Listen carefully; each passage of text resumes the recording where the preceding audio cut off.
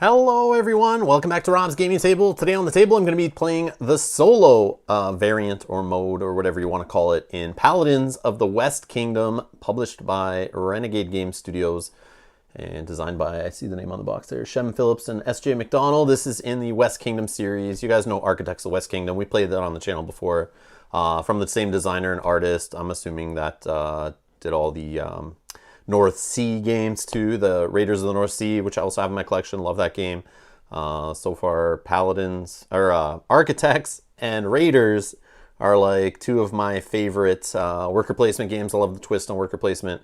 This has a whole bunch of worker placement, but it notches up the difficulty, notches up the rules, notches up the complexity, I guess, from those games quite a bit, I guess. Lots of options, lots and lots of options. But I do want to give a warning. I have only played this 3 times, and I've only played it solo, and I don't do that well at it. I'm still trying to figure the game out. So I am totally open to you guys telling me moves that you'd recommend, some tips, some strategies. Try to help me beat this AI. I beat it once on easy. I tried it on normal and got my butt handed to me big time, but played it on easy twice and barely lost the first one when I was first playing the game. Then I tried it on normal thinking like, okay, I've kind of understand the game, I'll try it, I think I know what I'm doing. But man, the replayability, this is a game that rewards multiple playthroughs. It rewards you getting used to all the cards in the game, knowing what your odds are of things happening and where to go. And you have to make some educated guesses and a little bit of gambles on what you think will pay off later. Because you only have 7 rounds to get things done. And if things don't pop up that you expected to happen later, you may run out of rounds to get things completed. And it's kind of neat. All right, buckle your seatbelts. Backseat gaming, welcome. Yes, backseat game all day. I've already played it 3 times in the last 2 days. And I'm open for some suggestions, some strategies, some tips. Maybe things will work out a little differently in this.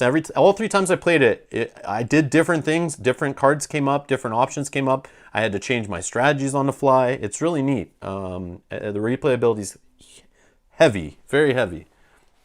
And I just want to, I haven't done this in a while, but I just want to show you guys something with this game. Let's see here. So this game came out in 2019, last year. And is already in the Board Game Geek top 100 overall games of all time.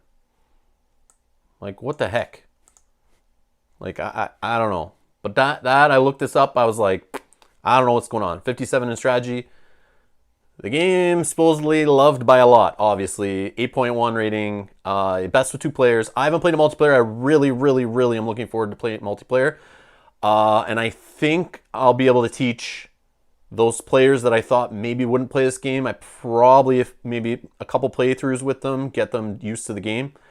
But yeah, it's not a game that like a light gamer, you'd have to like, first you have to like teach them the game, then you have to play through it probably a couple times before like light bulbs go off and you kind of figure things out. So there's a lot of little engines going on and stuff, but yeah. Well, hello everyone joining live, and we're going to get down to the board, and I'm going to try to explain this to those who are watching that don't know how to play Paladins of the West Kingdom. Again, this is just a solo mode. I'll be explaining how the solo mode works, how the game in general works. I might not go into too much detail on things until I'm actually doing them in the game, but we're doing a full playthrough here, all the way to the end, doing victory point totaling. As expected, we got some points salad going on here for sure. So main thing, this is a table hog. Second main thing, it's 4-player goes up to. Cool thing is you have your player board, which I'll bring this one up closer to the camera. This is just a spare one I have off to the side. But every other side has an AI that runs the solo mode. So I think in theory you could have a whole bunch of AI. And I don't think the rulebook really talks about this, but I don't see why you couldn't play like 2 humans versus like 2 AI and stuff. I guess you would need extra decks. But anyways, for some reason, on the opposite side of every single board is another AI. And I'm sure somebody on Board Game Geek figured out a way to like run more AI. I guess maybe you just need that deck. But I think that's it. But maybe it's kind of broken because then you need more of these. I don't know. Anyways, I just thought it was interesting. But we'll go over our side of the board here. There is a main board out on the table. We'll go through setup in a sec. But on your board, there's a lot going on here. And when I first saw this game, I was interested in it. I love worker placement. I want to play more complex worker placement games. I'm just slowly working my way up, finding more difficult ones. Eventually, we'll have Feast for Odin in the collection. That's my goal before I die. Or something as heavy as that. Or as many options as that. But this game has quite a bit. So it's a step up from what I'm used to. And this kind of scared me away from adding this to my collection earlier, that I would have no players to play it with. But then I saw like the solo ratings on it was pretty good. I know Mel can play this with me. I know I have a couple other players that I could teach this game and play. And I saw it was best with 2, and I was like, all right, I'm in. I love these games so far. They've all been hitters. And then when I saw the Board Game Geek ranking, I was like, okay, I got to take another look at this game. But there's a lot of options on here. A little overwhelming, maybe to some, but I'll break it down here. Up here, we have what is known as develop. We have this little bar. It gets covered up with these little green, and I'm not going to go into all the theme. I don't know the names of all the meeple colors and all that stuff. I don't care about theme in this game. But we'll talk about mechanisms here. We got these green little huts covering up this on the board. So as you uncover them, you'll gain extra workers. And this is a develop action. You have to put 2 workers on this space, and when they're like translucent like this, they're just like a white border with like a see-through background there. You pay 4 silver and you grab one of these green huts and you move it over here, and you make an action over here cheaper by covering a worker spot that, like for example, this one you normally have to place a green worker there. It has a dotted outline, square outline that you can cover up to negate that cost going forward. So developing makes actions on the right side of your board cheaper. So you have like a left side of the board we care about. This is for generating resources. This is for engine building. So that will make the actions you want to take over here, which we'll get to shortly, cheaper. Okay. Hunting, you get garrison, or you get how come I can never remember the name? Provisions. You get provisions. You get some sacks of food that you can get. So you can place 1 worker of any color on here, and there are multicolored workers in the game. I probably should show that. So I just have these off to the side. There are 6 different worker types. There's more white. They're like the lower end generic kind of worker. I forget what their name is. Laborers maybe. And then you have varying colors that they're linked to certain effects, kind of like you'll notice on the board certain effects. This one needs a red on the right. It'll always need a red. You can never cover up all 3 of these spots. So that needs a red, black, red, green, black, blue. No white there. And over here you see you need like a blue, green, red, and black. No specific white worker anywhere. But remember, you can always put any color in these little spots that are translucent there. So I have those off to the side. So, and as you can see, you even get just white workers here as you uncover from left to right all these spaces over here on the develop action. So the hunt we talked about, you get food. So you can cover it with any color worker here, a green here. If you take this action of hunt, so you can do 1 action on your turn, you take the hunt, you get 1 provision. If at that time you take the action, you put down 2 workers instead, and you can't come back later and put a second worker. You have to, if you do it in a round, you can do this action 1 time, unless you can clear off the spaces. And that's with a prey action. So if you put 1 worker down, you get 1 provision. You put 2 workers down at the same time taking the action, you get 3 provisions. 1 plus 2. Same thing with trade for silver. Okay, this is very standard, like iconography and symbols and all that stuff from the other games, like Architects of the West Kingdom. So it's like helped make it easier to kind of learn because of that. It's kind of neat. Recruit. This will help you earn a card, discard a card from the green deck, get an effect off of it, or gain a card from the green deck into your possession to help build your little engine. This is called the recruit. You need a red worker. This does not have a plus symbol, so you don't get to do both. And that will be from this deck with a green back, similar to other Garphill games or whatever. You will either discard these cards, they're multi-use. So actually, let's fill it up. We'll do some setup here. So they're little guys with jobs here. We got peddlers and pickpockets and watchmen and abbots and whatnot. So let's grab this guy, for example. So this guy, if you discard it, you just get the effect in the top right. So you'd get a white worker and a provision. If you like hire this guy and bring him into your possession, every time something happens, you get something. So it works towards an engine. Every time you gain a purple card, you get some silver. Okay, I'll explain all these in kind of detail as we take them. This one, every time you take an absolve action, you get some more silver from the tax. Okay, they all do something, and they have that same lightning bolt symbol where they can give you something right away if you take them into your possession. But if you're just discarding them, you just do the thing in the top right, and that's what the recruit action will get you. Okay, pray. You have to put a black worker here, and you spend 2 silver, and you can clear any one action. So I could clear the workers off a hut, I could clear the workers off develop, and take that action again in the same round. Conspire. This you could put any color worker and get a purple. Purple is a wild. Purple you can put on anywhere. But every time you take a purple worker, you have to take a suspicion card. You're being sneaky. The purples are actually called criminals. So you'll take a suspicion card, and they can do random things like give you nothing. And this will come up when we talk about inquisitions, how many of these you have. Okay, lots of nothings. I shuffled this, I swear. Whoa, nothing's all over the place. Let's just flip it over. You can get some silver from the tax.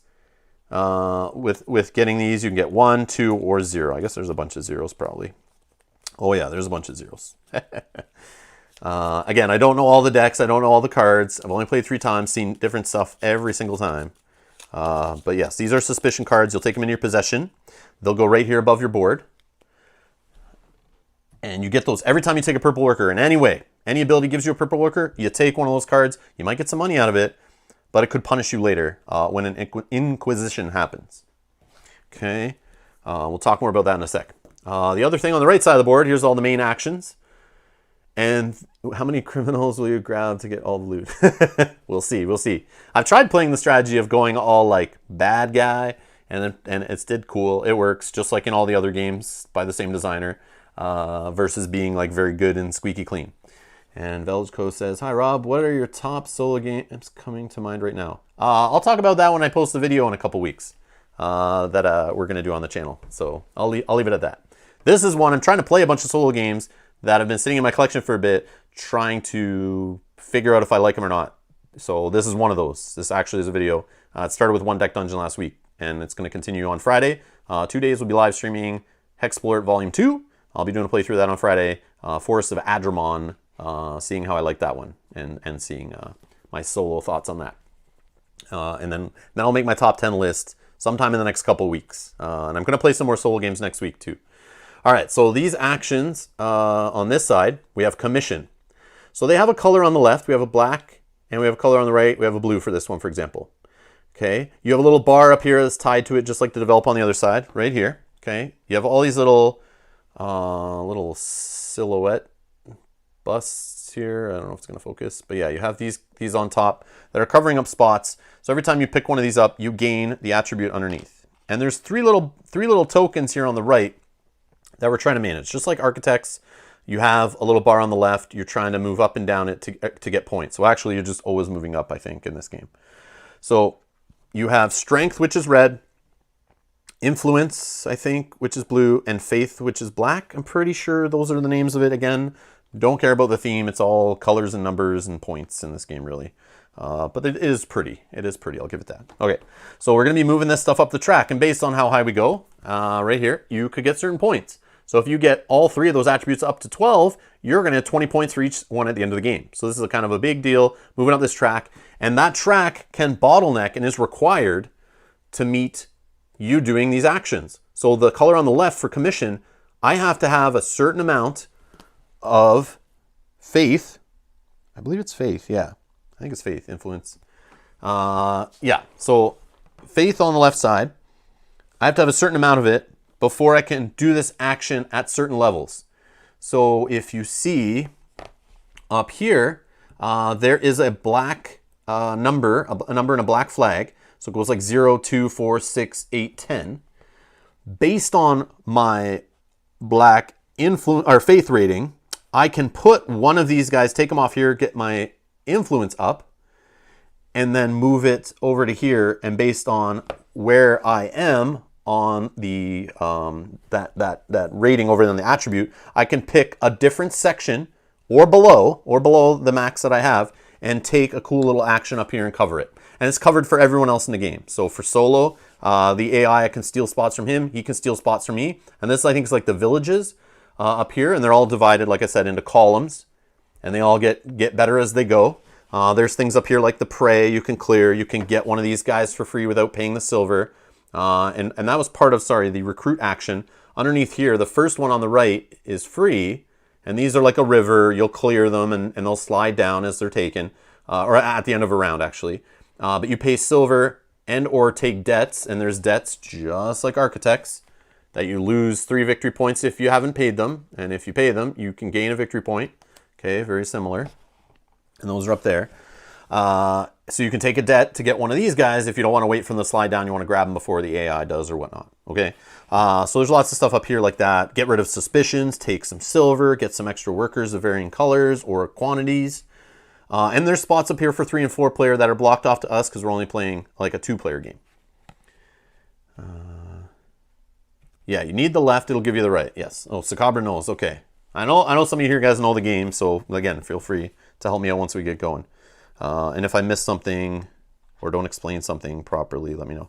You also need to pay provisions to take one of these workers or one of these little commission guys off of here. So for the first 3 spots, I have to spend 1 provision to put them, to take one and put it up here. Okay, and I have to have enough influence, so I can put them up in one of these 2 spots. I only need 0, or faith. But for 2, I can do any one here, these 4, or these 2. Okay, so you got to kind of watch these attributes and kind of keep them going up in parallel, or else you'll kind of get restricted on certain actions. So the other actions, so that to do that by default, I have to put a green worker, a worker of any color, and a black worker here. 3 workers just to get that guy off that board, and a provision. Like, it's expensive, but it's like any good engine building game. You can make it cheaper with that develop action. You can have a paladin that can give you effects, and there's other ways to buff your attributes temporarily for the round off paladins. I'll show you that stuff. Who knew there'd be paladins in the game? It's crazy. And if you eventually uncover all these spots, you can start getting up to earning 2, 5, or 9 victory points at the end of the game. That's another way to earn points. Similar action, almost identical, is the garrison action. That's on the right. You put little red huts on here. They cover up all these spots. But if you see, you need strength to be able to do it, and you're taking red little tokens. And the reason why they're black is so you check when you're going over here. It's nice game design. You check to see the black value. If you're taking a garrison off here, doing the garrison action, you actually put it the same way, but you're looking at the strength value and they're red. So you know. So it's a 1, 3, 5, 7, 9, 10. So based on that, I can look at a certain column based on my strength value on the left here. And you take those off and you gain the black. So you always gain something on the right side. You'll gain that attribute. So you need 1 attribute to get another one to move up. Okay, that's a garrison, almost the exact same. You're just covering spots up here, taking cool actions, and you need provisions to do it. It's just different attributes are involved and different colored workers to get it done. There's fortify in the middle here. This involves blue, any color, and a green. You have to keep an eye on your influence to bring up your strength. And it is influence, right?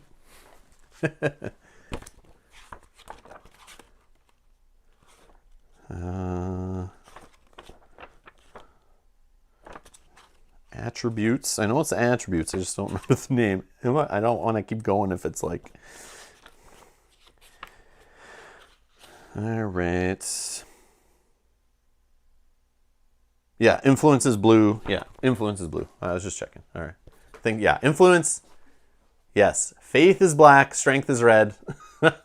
I'll just be talking like black, blue, and red as we go probably, but I'll try to remember the terminology where I can. So fortify. You take this action, then you look. So you're gonna worry about the blue, your blue track on the left, because up here there's increasing amounts required of influence needed to put a card above your mat.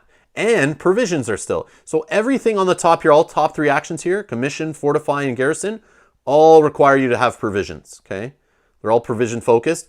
And you'll take a card randomly from this deck, and it'll always bump your strength.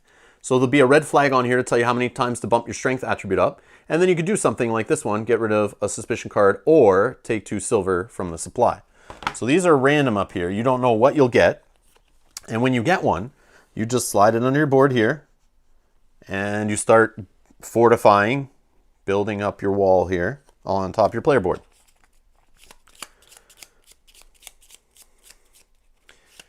Yeah, there's theme to the game. It explains it in the book, kind of, but it's like, it's just but it's beautiful. But yeah, it's like, I like the art and everything, but it's like you're just pushing workers around, getting points.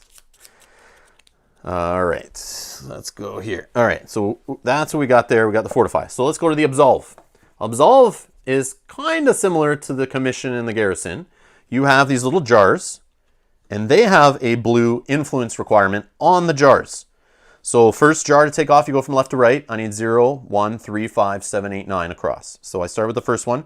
It also, instead of having provision requirements, it has silver requirements to take off. So for the first one, you need to spend 1 silver. For the next 3, you need to spend 2 silver. For the last 3, you need to spend 3 silver to take them off.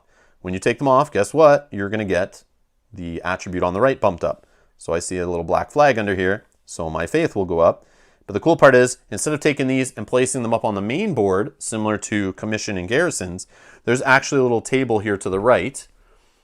And I will get to cover whatever I want here and take the action. So they're all the same kind of actions that are up on the main board. Plus, you get to get rid of a suspicion card every time you do it. So you could get rid of 2 suspicion cards if I covered that up. You can flip a debt. You can pray, clear off a space to do it again in the same round, get a couple of provisions, go up again on your influence or your faith, and you could gain a green guy to your party or whatever for free, no silver cost. And yeah, you could get a white worker. So those are things with Absolve that you can do. So it's going to cost you got to make sure you have enough based on the value on the one side of the jar. So look for your blue to get some more black. Okay, and a cool little bump to work with what you're trying to get done. That's Absolve. Then we have Attack. Attack's the only action that's not limited. So all these are limited. You can only do this 7 times. You only have 7 spots you can uncover. 7 spots here. 7 spots here. And Convert we'll talk about. Is that? Yeah, that's limited to by the amount of spots on the bottom of your board. Fortify, that's limited by the amount of spots at the top of your board. But Attack, you can do as many times as you want. Obviously, as you cover it up, you can only do it once per round unless you pray and clear off the workers.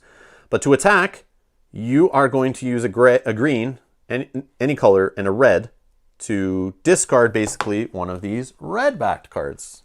Okay, so we'll just shuffle them quick. I'll set them up here. We'll take a look. So this is going to be another river of cards. It's going to be moving along as we go, and you can do multi-things to them. You can discard them or hire them, basically. So attack them or convert them.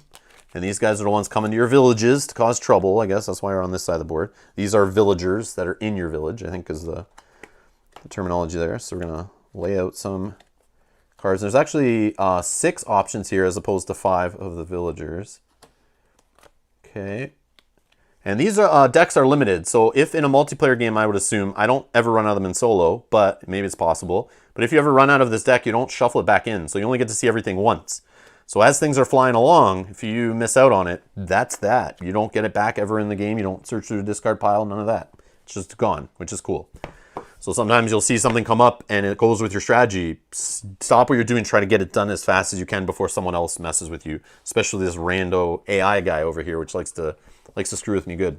So for example, these are the, I don't know, the guys that are raiding your villages. I don't know what they're called, I forget. But you can attack them. If you attack them, they just discard them, and you get a bump in the blue, the influence, and you get a worker, for example, on this guy. But you always go up on influence. There's always a blue flag on it, because on here, you check your red to do this action, and based on the strength value, the same red flag up here, you can go 1, 3, 5, 7, 9, 11. Okay, you can go that high up. But, just like Architects, you can get a little further in the track by spending silver. So for every single silver I spend, it doesn't go on the card or anything, but I just spend a silver, it'll bump me up 2 strength to my attribute. So I can go a little further up the track and grab something if I need to by spending some silver. So again, it's a theme along the bottom actions. They involve silver. Top actions involve provisions, food, okay? And hello, Hexy. I don't remember. I think it was in that order. Oh, yeah. Also on the card, this matters too. It's like a set collection game. So there are 3 different factions. There's a yellow, a green, and a blue. I think there's an even distribution of them. But as you kill them, you collect them to a little pile and keep them face down to track how many attacks you've done, because it will matter. I'm going to Get to that later. But as you attack them, you take them, and they become a little set collection. Then we'll go to convert, which is black to red. Okay, to convert is taking them into your service, basically. You convert them over to your side. There's an instant effect on some of them. And then they're like victory point endgame cards. Every game has that. Cards that are just you're focused on for endgame scoring. And when you take them, you may have to spend silver along the bottom here. And you tuck them underneath. And you then have an endgame scoring victory point condition thing you're trying to achieve. So you can have up to, what is it, 7 of them along the bottom here. So you can do the convert action 7 times, but as you go, they get increasingly more expensive, again, with silver. Bottom actions are silver. Okay, so these are like the main things you're trying to do to up your track over here on the left. And they're all kind of interlocking, because if you don't have enough of a certain attribute, you're not going to be able to do the action after a certain amount of turns. You need to do some other action to bump that attribute up. So it's this like little balance over here of like focusing on a few things, I think, and trying to keep the attributes up here going up together. Super neat. Fellowship says, I played Star Wars Outer Rim solo last night. Really nice AI implementation, in my opinion. I was actually looking at that game. I passed on it, as I didn't know if any players would really want to play it with me, but then I keep hearing it's like a good solo game. So that's something I'm interested in finding. I saw on Amazon they had a deal on it a while back, but I missed out. But maybe they'll have it again. And yeah, Hexy, I was talking about the iconography in this game matching the other games. I like that it's uniform throughout the same publisher's games or same designer's games. So it's easy to kind of like your past experience with the games help you in future experience, which is cool. All right. So that's the actions on the right side of the board. I think I covered everything on the player board, except for this big slot here, which we'll discuss Paladins in a sec. I want to save that. This is cool. So now you understand the actions on your board. The AI has a little different layout. He's doing the same actions. He's got spots. It's laid out a little differently because he has like AI that determines importance of things he'll do, actions he'll take. He has a little resource track here that will move a little token across to tell you which cards he'll take from the top of the board, which cards he would attack or try to convert based on where his position on the token is here. And as the token loops around, it's going to go up different attributes, whatever the lowest attribute is on the track. It's going to flip from an AI deck, and based if it can do that action, it'll do one of the actions on the board here. If it can't, it will try to do these actions from left to right: recruit, pray, trade, conspire, or rest. If it rests, that just ends its turn, and it has all these little reminders down here on how it works. There is like 5 to 7 pages of rules on how the AI works. There's some good solo aids on aid reference sheets, whatever, on Board Game Geek that some people made that look really nice to help you with this stuff. But it's pretty complex AI system. It's not simple, just have a deck and 1 page of adjustment rules. There's quite a bit here. But the cool part is everything is on the board and reminds you once you understand the action once. So based on the pray action, I need to clear the whole right side of the board, which is all those 6 main actions I talked about. If I can't clear them, they're already cleared, I need to gain a worker for the AI. And then always shuffle the brown AI deck here. That's what that means, for example. Or if it ever tries to get rid of a suspicion or a debt and it can't, it needs to get rid of a coin from the tax. So it's like, it all reminds you here what it can do. So it never gains silver provisions or any of that stuff. And if it tries to, it will move its token along this track for every spot it tries to get a resource. Okay, so I'll show you the AI in working fashion here so you guys can see it go, which will make more sense. So I'm not going to go into too much detail, but it's still doing all the same actions. It just has like all this cool little AI to it. And I think it's really neat once you get it down. And it runs pretty smooth, I think. All right, so this guy needs to get out of here. You're just a sample. All right, so more setup. Let's talk about our Paladins. So every player will get the same deck of Paladins, okay, at the table. He doesn't get a Paladin in solo. I just get the Paladin deck. I have put in, there's a promo pack that came in the box I got. I don't know, I bought it from a local store and it came with this little promo pack of Paladins. I put them in and I'm playing the variant. Normally you draw 3 Paladins. You choose to keep one for the turn and use it. Put one on the top of the deck, put one on the bottom of the deck. Okay, that's how it works every turn. But I am playing the variant where I've put all 4 of the promo Paladins in. They're pretty cool. I tried playing one game with them. They seem neat. And instead I'm going to draw 4 cards. I pick 1 to keep for the turn, 1 to put on the top of the deck, 1 to put on the bottom, and 1 to remove from the game. So that's how I'm going to play it here. So it'll be a little different as we go. So if you're watching, you're like, what the heck is this guy doing? He's drawing 4 cards like an idiot. That's what I'm doing. I'm playing a promo variant in the game, which came with, do I have the card here? I don't know where that card is. There's like a card that explains the promo stuff, but, oh, I see it. Whoa, Greg, thank you for subscribing. So it comes with this little card with the variants. So there's all these different variants to like shuffle in a certain amount, set up the deck ahead of time, blah, blah, blah. I just want to play on the fly, so I'm going to do this one. Put all 4 in and do what I said, basically. Okay, so that came in the game. There's also some promo of these guys that I just threw in, some heroes. Oh, here's one. There's these guys, I guess, that maybe aren't in the default game. I don't know.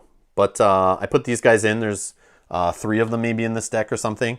So you may see a few different cards come out here that maybe aren't in the base game. I don't know. But it's what came in my game. I just threw them in, whatever. And same with this guy here. He has a little star on him. So this guy's a promo guy, Pickpocket. So there's like a handful of villagers that are promo too.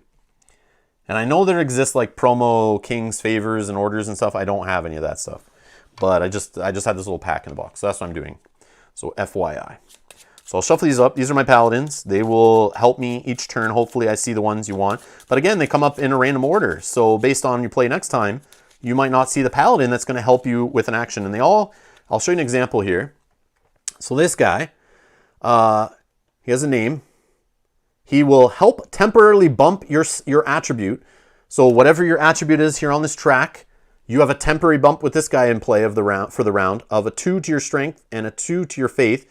And you also start the turn with 2 blue workers, and you have an ability. He'll help you cheat the cost on one of these actions on your board. So I think there's a Paladin for every single action that I went through there. Okay, so you try to pick the one you want for the round to help you out, give you the most benefits. This guy for trading gains 2 additional silver. So trading is this here, where you're just putting a couple workers here to gain some silver, or putting a single worker to gain 1 silver. This guy will help you get extra silver. But if I felt that I don't need this guy to start, maybe I need him next round, I put him on the top of the deck, I keep one of the other ones that I drew, that kind of thing.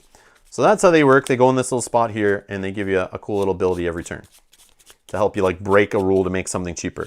So you got to try to like use and abuse them as best you can to get the best value out of those as you see them. And that's another thing. Repeat plays definitely help with these, and I'm still trying to figure it out, like which ones are the best to take early if you see them. What do you do if you don't see the ones that are good early? You got to like change up your strategy, make things work, which is really neat. But yeah, so that's there. All right, so let's go over these little mini decks here. So this one is the Tavern deck, okay? On the other side, it's going to determine which 4 workers a player will take on their turn. And it's like drafted, but against the AI, they don't take one. You see the amount of players plus 1. And you pick one. So I get to see 2, I pick 1, and that's it, basically. If there's wild workers, aka purple criminals on them, for every one you take, again, you'll get a suspicion. If the card I leave behind and don't choose out of the 2, let's say these 2 were there, if I took, say, this one, I would get 2 suspicion. Any purple workers I leave behind on the other card, the AI will get a suspicion for every purple I leave on the card that isn't taken. So that's different than, obviously, playing against players, against the humans.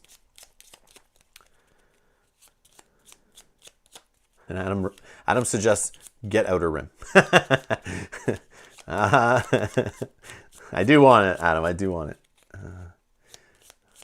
I liked every FFG Star Wars theme game I've tried before, so they usually put care into those games. All right. So that's the Tavern deck. Now, here's the little track up here of cards that I don't have out yet. These are known as the King's Order cards, I believe. These are the King's Favor cards. Okay, you're going to see 3 out of 6 of these. These are related to these 6 actions on this board.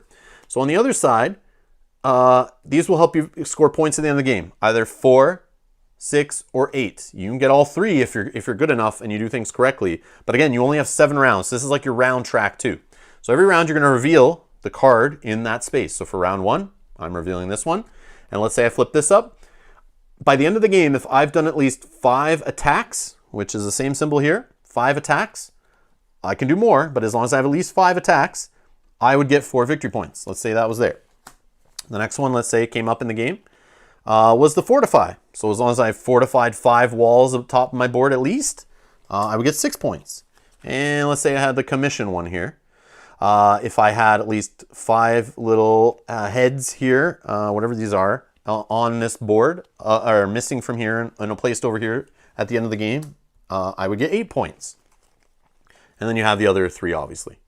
Okay, so these are tied to the 6 actions on the right side of the board. And every game they're different.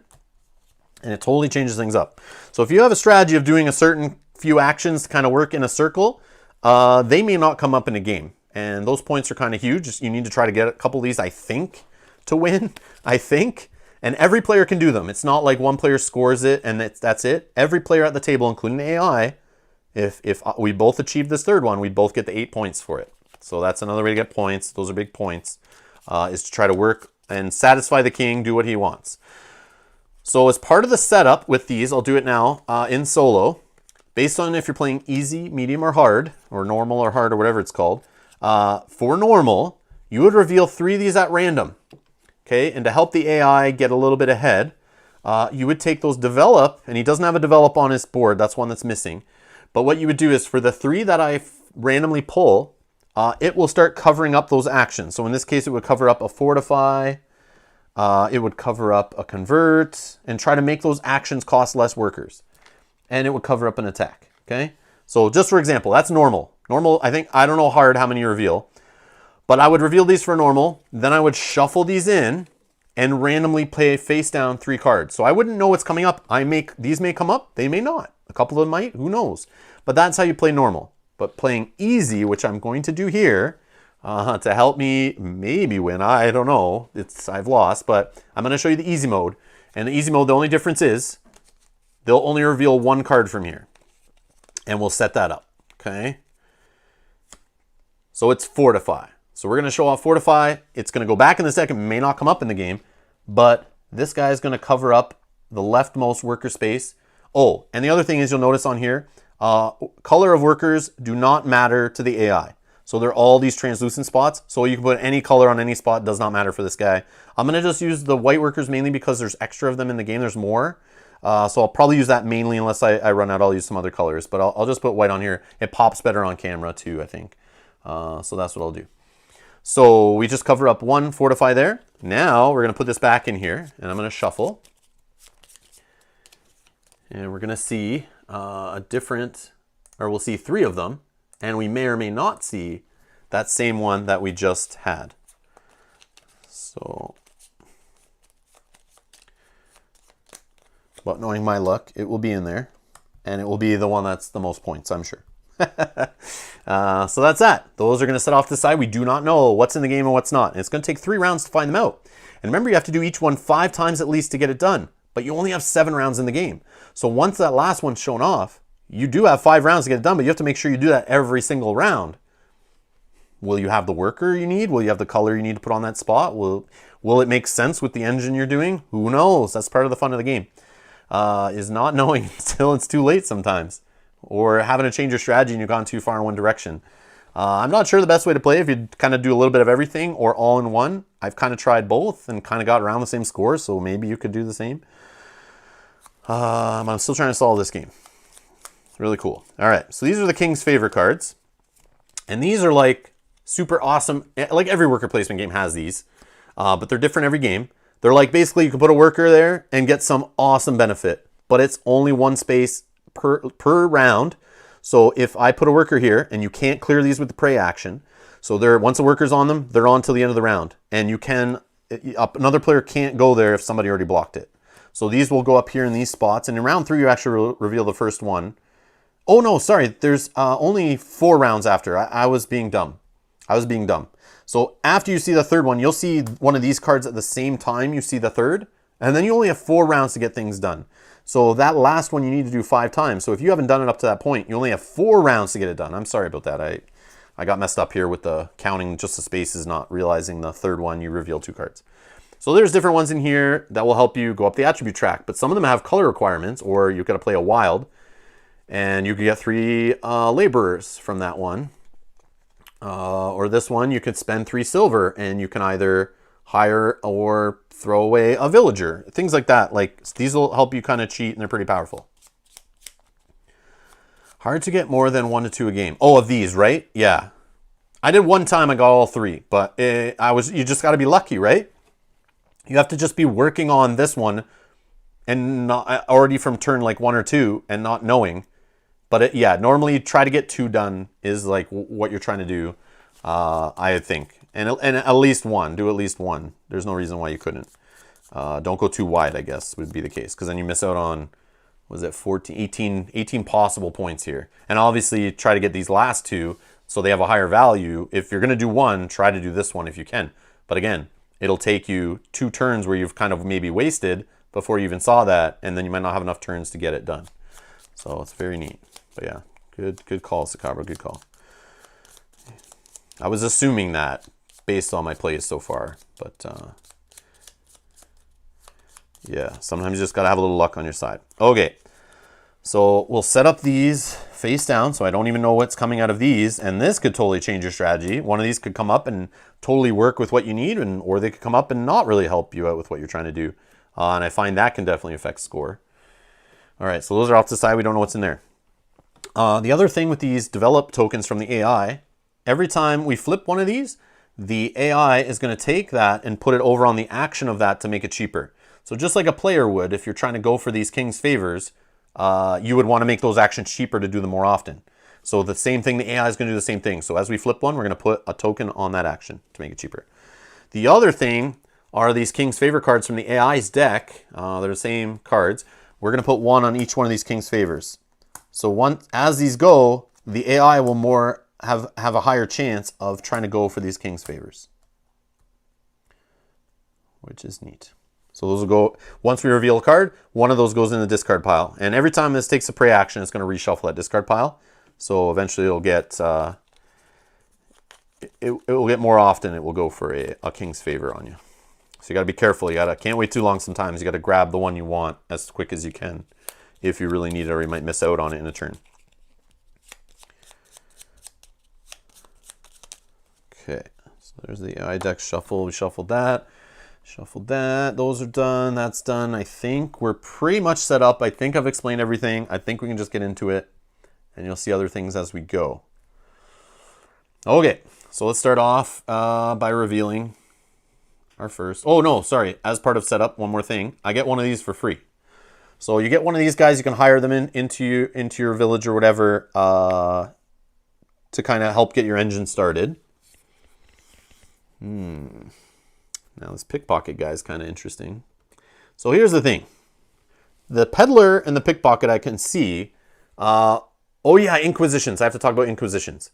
So they want you to have 2 or more suspicion cards when an Inquisition happens. And it's similar to the black market thing from Architects, if you guys know that. So there are, I should have set these up also, but I wanted to wait to remind me.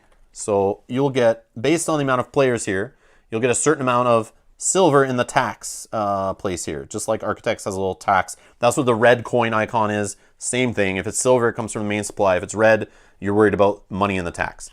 So it reminds you, if this ever goes empty, there's no money left here, no silver, you will do an Inquisition. It's kind of simple.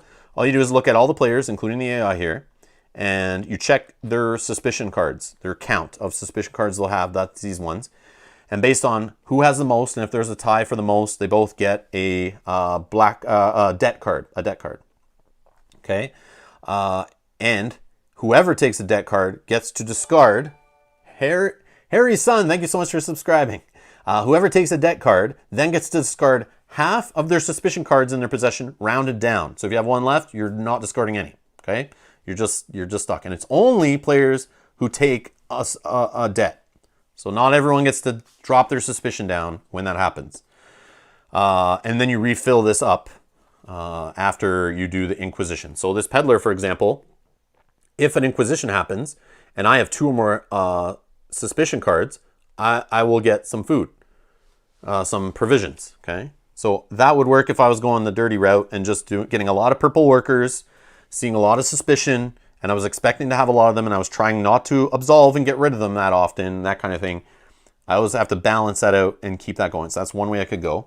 The pickpocket seems like he's aligned with that strategy. So for every suspicion card you take, you get an extra silver from the tax. And that will speed up the amount of inquisitions you'll have in the game. So those guys work very well together, I would assume. Then we have the abbot. So he's kind of the opposite side of things. He'll help you get rid of a suspicion when you get him, which right now wouldn't matter to me. But every time you absolve, you get taken money out of the tax. So that would trigger more inquisitions, which you would try to not have as many suspicions. So you're not taking debt cards and losing points in the game unless you have ways to pay them off. Then we have another peddler, and he works the same, except for he gives you money. So this is interesting. They're all here. These three guys would probably work well together to grab, but I can only grab one now. And can I take more than one on the turn? I don't even know right now. That's the thing. Like this guy may knock one away or you know, may discard one or two of them before I could even hire them. Oh yeah, that's the other thing. I start with 3 silver and 1 provision at the beginning of the game. I'll put that down here. That's what you have to work with. So right now I'm taking them for free. And this last guy, the Watchman, who's watching the Watchman? So this guy, he will, on the garrison action, every time you take a garrison action, you take a white worker. So if I plan to go garrisons, but maybe I don't. Maybe I take that guy now and I think I'm going heavy on garrisons, and then I find out the garrison's not under here. I probably would still go with it because I'm getting an extra worker every turn. But then I have to worry about my strength going up, so I have to pay attention to fortifying or converting then to get my strength going up to help keep the garrisons flowing, which will then help me bring up my faith. So then I'll probably want to be using the commission or the convert action. So the convert kind of would work with that little circle of actions there. But again, those 3 actions might not match up to these. So I don't know. That's the part of the game that I still don't get. And I'm trying to figure out like which path to go. And if you gamble, what do you do? And you can have victory points like they're not out right now. But there's certain guys here that'll give you victory points for the amount of these guys you take. The amount of villagers. So the more of those you have, you get victory points. All right. Tough choice already. Any recommendations in the chat for which way to go here from the start? I'm feeling like grabbing the pickpocket because he's a promo guy. He's rare. I know I'll get suspicion cards in the game because if you're stuck and you need a certain color worker, best way to do it is conspire. Get a criminal, a purple worker who's a wild and can go on any space.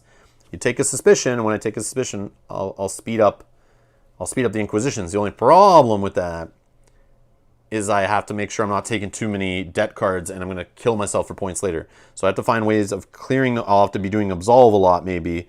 Or if I can find, there's conspirators maybe is one of the villagers in here that I've had before that actually clears away a suspicion card before you do the check to take a blackmail card, which is pretty cool. So any Paladins veterans in the chat that... or anyone who's played it at least once and knows anything, wants to suggest a card that I should take to start here from the villagers, to start my little engine that hopefully I will build, let me know. Let me know. And we can just have some fun with it. Okay. Why is this? Sorry guys, I'm just... Okay, looks okay. All right, so I think I'm just gonna go pickpocket.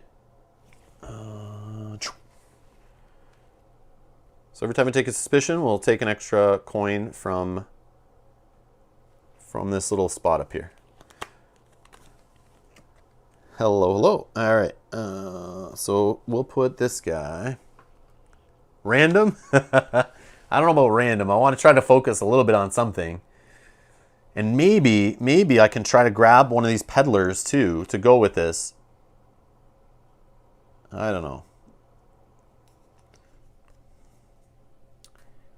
Yeah, we'll just go that route. All right, so we'll take a pickpocket. We'll throw him down here. We'll try to remember his ability. Okay. And then we slide over and we fill in. And we got the debt collector. Okay. So this guy, every time you pay off a debt, you get a green worker. So that could go with that theme.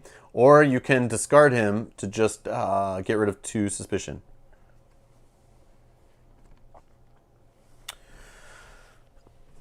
All right, so that's it. We taken it. We're all set up here. So let's reveal our first favor. Okay, convert.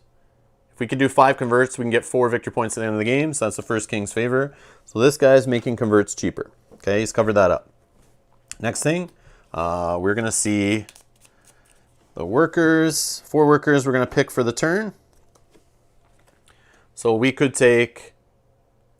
we're not going to do it yet. We're going to see our paladin first. But you could take 2 black, a blue, and a red, or 2 blue, a purple, and a green. Okay, that's our options this round. So now we're going to draw 4 paladins. Okay, and we're gonna discuss here. This is where you start, like right away. It's like heavy choices to be made. All right. So first we got that Oten guy. So trading gains you 2 additional silver. That's good to get our money going at the beginning. That might not be a bad choice. And look, he gives you blue workers and helps out with your strength and your faith. So blue workers, again, goes with the trade. So obviously the guy's going to help me with trading. He gives me the workers that are going to help me get that done, which is kind of cool. The next one is Roland, and he'll give you a red and a white and bump your strength up by 4 temporarily for the round. And if you recruit, it costs you no silver. So that's recruit over here. So that's discarding a card from up here or hiring a villager like we just did. Normally would cost silver or a debt. So I'd still have to take a debt over here, but I could choose a silver option. Or sorry, I wouldn't take anything because I would choose a silver and not have to pay it. Which is this guy Roland. So he could help us get somebody from up there. If we really want to grab a couple guys this turn, that is super helpful. That could be a way to start. The next is Samson here. Gives you a white, a green, a temporary bump to your influence and your strength by 2 for the round. And developing costs 2 fewer silver. This is a guy I usually start out taking because I really like to get a whole bunch of these off here to make these actions cheaper as fast as possible. So he's a good starting one. I think we got really good starting ones here. I think, but again, I don't know. Then we got this guy. I'm not going to try to say the name, but a green, a red, 3 buff to your strength, 1 buff to your faith. And when you're attacking, you earn 2 silver. So for attacking these guys and discarding them for their abilities up here, taking the attack action, we can earn silver doing that. So actually, all 3 of these guys help us out in the money department. I think that's pretty good early, I think. All right. Oh, Funshine looks like he joined us late after I explained how I'm doing the variant of drawing 4. We're going to remove 1 from the game, put 1 on the top, 1 on the bottom, and take 1 for the turn. I knew that would happen. It's a problem with live streaming. I explained at the beginning, but those who join later, like, I knew somebody would be like, what the heck are you doing, Rob? No worries, Funshine, no worries. It's okay, it's okay. I even said, too, I'm like, I'm going to explain this now, but I'm sure somebody will see later and be like, what the hell is he doing? But anyways, I'm playing with that promo variant, so we're going to take, I don't know. What do you guys recommend? Any recommendations? Should we make attacking, earn us silver, trading, gaining 2 additional silver, recruiting, costing no silver, or developing, costing 2 fewer silver? And we see the colors up here too. So if some of these work towards that strategy, also you know them at this point, and we can take them after we get... So you start with 6 workers, so you get 2 off of the card, and you get 4 off of one of these. I don't know, part of me wants to go crazy with the whole scheme card thing and try to get a couple of these peddlers, but Scobra's saying the developing, okay, that's what I would normally go with, but again, my points aren't always the highest, so it could be a bad strategy. Okay, so we'll go with developing. We'll go with Samson. Okay, and now these guys, I have to remove 1 from the game. I think I'm going to throw away the attacking one, but I could be wrong. Trading.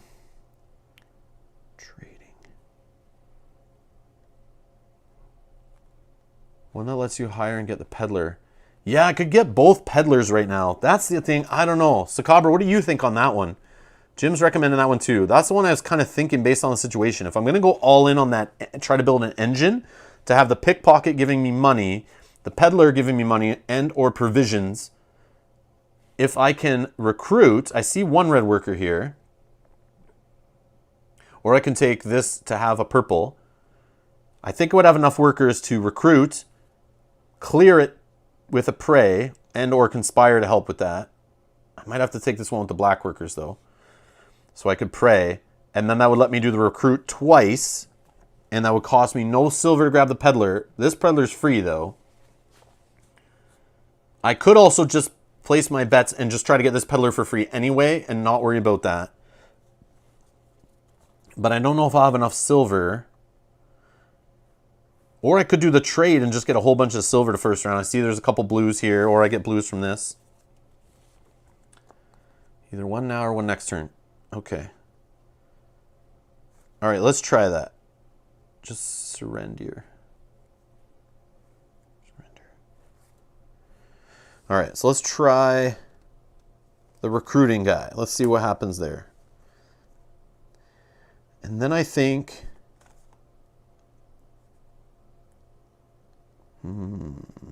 yeah, let's go recruiting guy. Developing on top. We'll get the attacking guy removed from the game. And we'll do the trading guy, gains 2 additional silver. I don't know, he's a good starter too. We'll put him on the bottom. We'll see. We'll see. Okay. So we get a red and a white worker. Okay. And then up here, what do we want to take? And also the AI gets 1 worker, round plus 3 workers. So it starts with 4 on the first round. So this is the AI's workers he has to work with. And don't let that fool you. He can turn in a little engine going right away where he's just, workers are flying out and it's like endless. It gets nuts sometimes, but it's funny. All right, so up here, so we're thinking about recruiting. Might try to do it twice. So maybe having a red worker would help us not. But we but we could take the purple worker here because we kind of want suspicion. Because that suspicion could generate us money here. And we also get an additional off of this.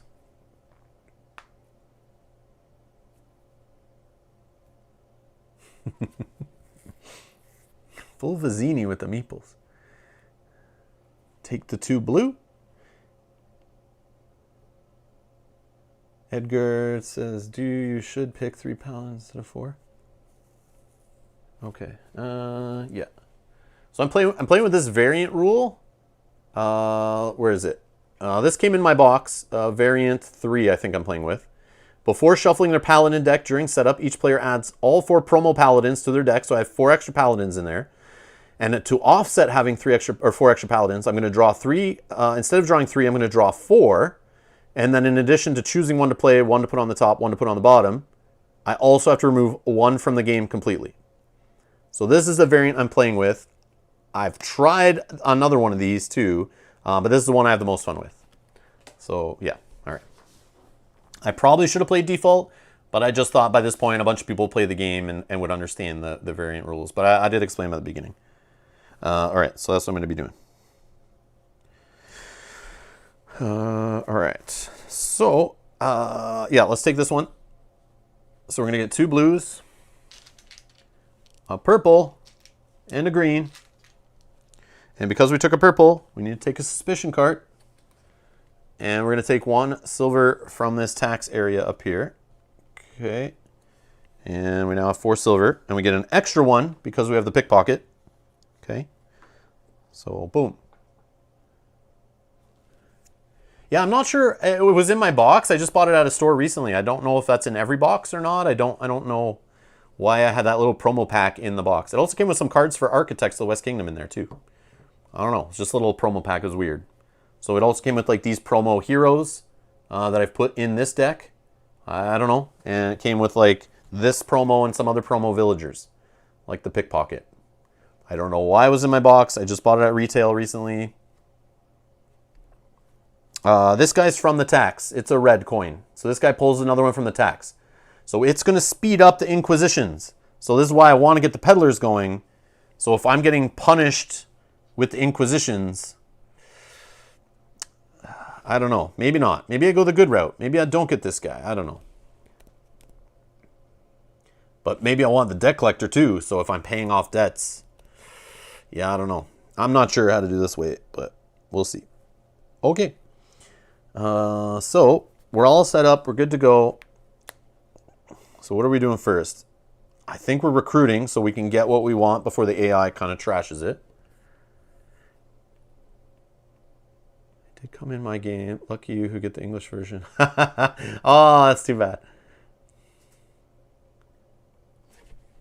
Yeah, sorry, I have to zoom out. This game is a table hog. It's hard to fit all in the shot. I tried zooming in, but it doesn't give me lots of room around the outside where I'm like adding cards and stuff. So there's only 2-player setup, and it takes up like a large space. I'm not looking forward to trying to fit 4 players on the table, but I'm sure it's possible.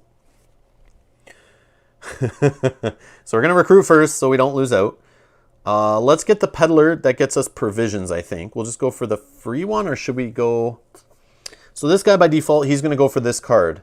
If his token, he has this little token on here that says he wants to go for this card first, he'll discard that card. But if it's not there, he'll start moving to the right and so on. And every time he goes to gain a resource, this will move along this track and he'll go for different cards. So I feel like this is the last card they would go for, so I probably should go for something on the left side.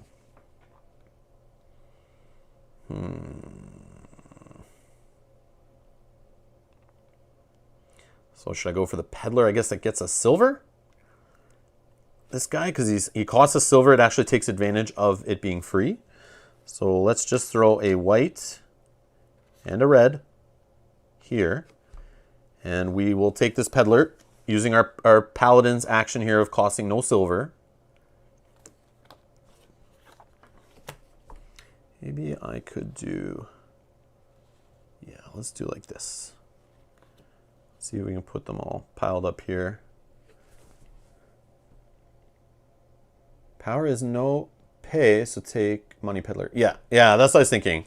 But also, like I learned to Cabra with the AI, you gotta watch out, because like, if I want that deck collector, I should probably take him first, just based on where the AI is, because it will be gone before you know it. So I don't know if like the deck collector would be more powerful with this combo, like because if I can do this action twice this round, I can get 2 of them. Or I can just pray and hope that they just move along, but this peddler will be gone. In solo, you discard the 2 right are gone from the game, and then you slide down. Same with these, the left 2 in solo. Normally it's only the 1 in normal games.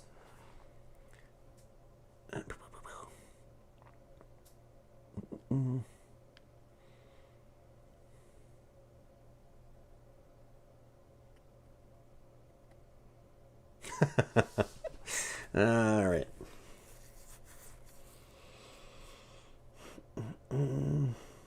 Okay, so now the AI, we're done all that action, right? We did everything we need. All right, so let's do this one. So this is the first action. He's going to pray. But because it's the first action, and he's going to put a pray here, there's no actions to clear off on the right side of the board. So because of that, it's going to get an extra worker. And then we're going to shuffle up this deck. And since we only drew 1 card, I'm just going to do a quick shuffle here, and hopefully the prey doesn't go back on top. But okay, AI done. Back over to our board. All right, what are we doing with our workers? We got 4 left. We could clear this off. We have enough to develop. I feel like I just want to have a turn building until I wait for some more information here. I don't know if that's a good play or not. Convert, I don't ever want to put 3 workers over here to do an action ever. I just never want to do that in this game. I don't think I ever have. So I'm not going to start now. So we need to develop first to make some of these cheaper. So like I'm gonna slow play it and try that strategy out. I don't know if that's right or not, but all right. So I think what we'll do is pray and try to recruit the other peddler maybe, because he'll be gone if we don't get him this round. He's gone. My favorite guys to take from here are the I think they're scouts or something. Basically, they bump up these attributes every time an Inquisition happens and you don't have any schemes. So they kind of go against the peddler. So like I only have 1 peddler. It's fine if we don't kind of go that route still, but I think I should just go all in on the peddler and just go for the next one. So let's start trying to get there before that peddler's gone, or this guy gets rid of him. So let's do the prey action using a wild. So we're going to spend 2 silver, and we'll clear off the recruit. Okay, and that's our action. Done. AI is going to try to do the rightmost king's order. So we look up here to the king's order. He's going to try to do the convert. He has 2 workers, so he will plop them there. And let's see if he can fully do the convert. If not, we'll have to do different stuff. Hey, Heather. Hey, John. Let's see. No red to get him with use. Yeah, we'll do a conspire to try to take that action again. We'll see. All right. I may have done it wrong. I do that. All right. So we'll try to convert. Let's see if we can convert. So we have the worker requirement. I'm just placing them there for now to show this. But if I can't do this action, they'll do the leftmost action up here. So converting is looking at this track here. I need to look based on this token here. I'm going to look at the leftmost one. So this one. Okay. Do I have enough of the influence to convert this guy? And is he there? Yes, he is. So this is going to go under here. And the strength, because this guy has this instant effect here with the lightning bolt of going up on the strength, that's what's going to happen. Okay. Also, the order of these tokens matter, the way they stack and leapfrog each other. So I set them up in a specific order. Strength on top, faith in the middle, influence on the bottom, I believe, is the setup. All right, so at the end of the game, for every 4 influence, or no, every 4 faith, sorry, it will gain a victory point. That's what that says there. Okay. Done. All right. Back to this side of the board. And if we're trying to get more, if we're trying to play the evil guy and get more of these suspicion cards, how are we going to do that? More with conspires. So let's take the conspire action. I don't know who to keep. I think we'll use a blue to do it. So we'll conspire. We put this here. It'll give us a purple worker. So we turn him into a criminal. And because of that, we take this one here, which gives us another silver from the tax area there. We get an additional one because of the pickpocket every time we take a suspicion. So we have our 2 suspicion now we need for the peddler. 1 coin here left before an inquisition. Done. Now over to the AI. Another king's order. So he looks to see, okay, let's do the rightmost king's order. It's this one, convert again. I look over here, oh, it's blocked, can't do it. So then it goes up to this track here, and so it shows a little X in a line here. If you can't do this order, follow up here, go to the leftmost spot, we're going to recruit. And this is the trouble. So he is going to recruit this leftmost card here. So it's this one. And he will just discard it. Always discards. He never hires any of them. He always just discards them, being a jerk. But he does get this ability in the top right. So it would get rid of 2 suspicion. The AI doesn't have any suspicion. So for every suspicion it doesn't have, you will get rid of a tax from up here. So 1 goes away, and you do them kind of in order. So that will start an inquisition right away. So we discarded 1. We need to discard another one once it refills after. So now we do an inquisition. We check our stacks, 0 to 2. Okay? So I obviously am getting a debt card because I'm the player with the most suspicion. Okay, so let's just throw that here. Next, because I got it, I had 2 of them when the inquisition happens. I get 2 silver from the supply. Let's remember the peddler. I think that happens before. That happens before I take the debt card. So now after taking the debt card, I discard half rounded down, and you just go for the top one, and that goes into a discard pile, which will eventually shuffle back in if we run out. Okay? That's an inquisition. Now we refill the tax based on our player count of 1. We're going to put 5 coins back up here. And then remember, he was trying to take 2 suspicion cards, or get rid of 2, but didn't have 2. So now we'll take a second one discarded from here because the AI is being a jerk. Okay. That was done. Okay, so now us.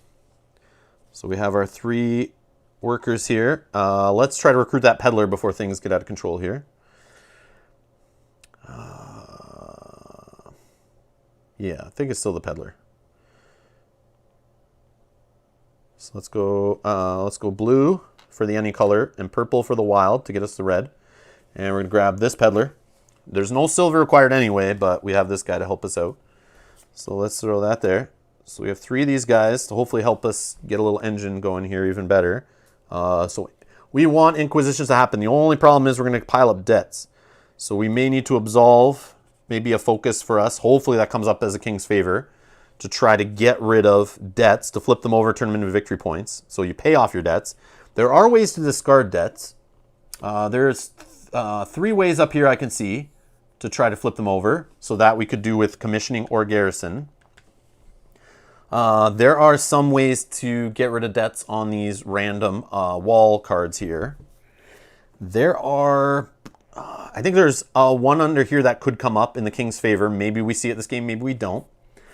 This guy, for example, we could get rid of a debt, just throw it away by discarding this guy if we took that action. The recruit action by just putting 1 worker in the left.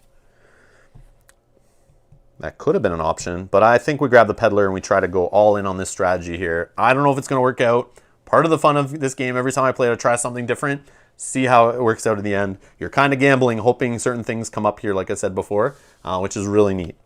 So let's find out if it pays off. It's part of the fun. All right, so that is that. We recruited. Now the AI, he wants to commission. Let's check if he can do that.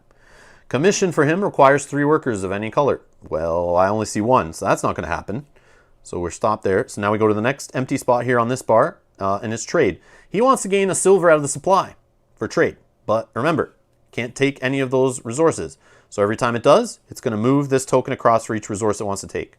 So now he's focused on the second card in here, and the second card up here, and the second king's favor if he draws that card later. So that's how that works. So he's done, he's out of workers. Over to me, I still have 1 worker left. You could pass and hold up to 3 workers to carry over to the next round. The AI can't do that. The AI will start over again with round plus 3 workers every round. So should I spend this green? Should I save this green?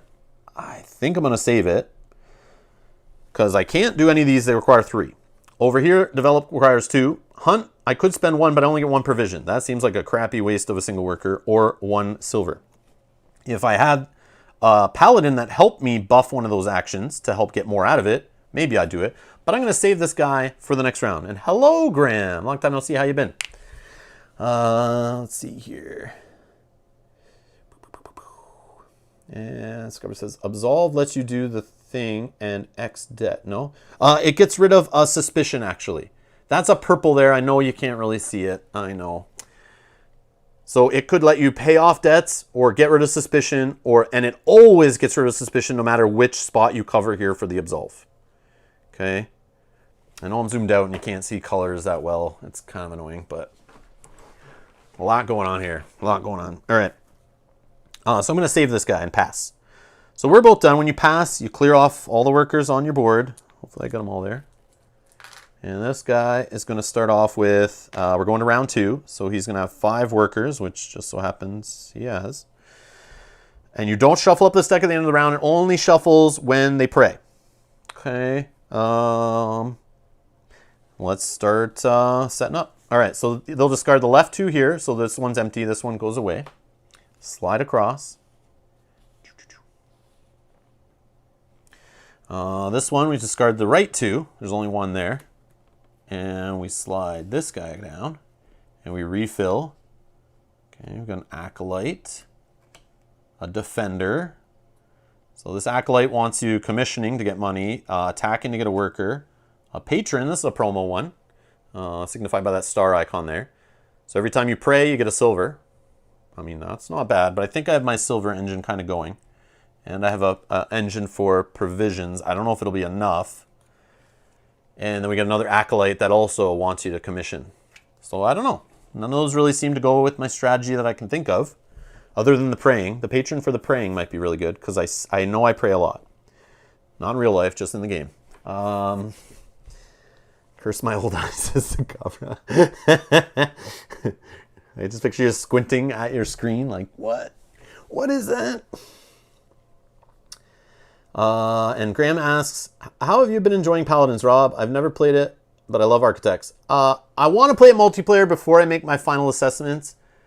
It seems fun, but it's definitely more complex. It's not too confusing. Like, everything kind of makes sense once you know what's going on. But it definitely, like, I can teach Architects super quick. And I even have my 10-year-old daughter playing that game and loving it.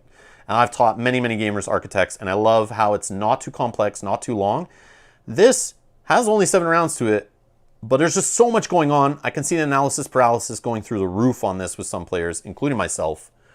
And it says best with 2 on Board Game Geek, so I don't know. But I want to play it multiplayer a few times. I think that's where it'll shine, for me at least.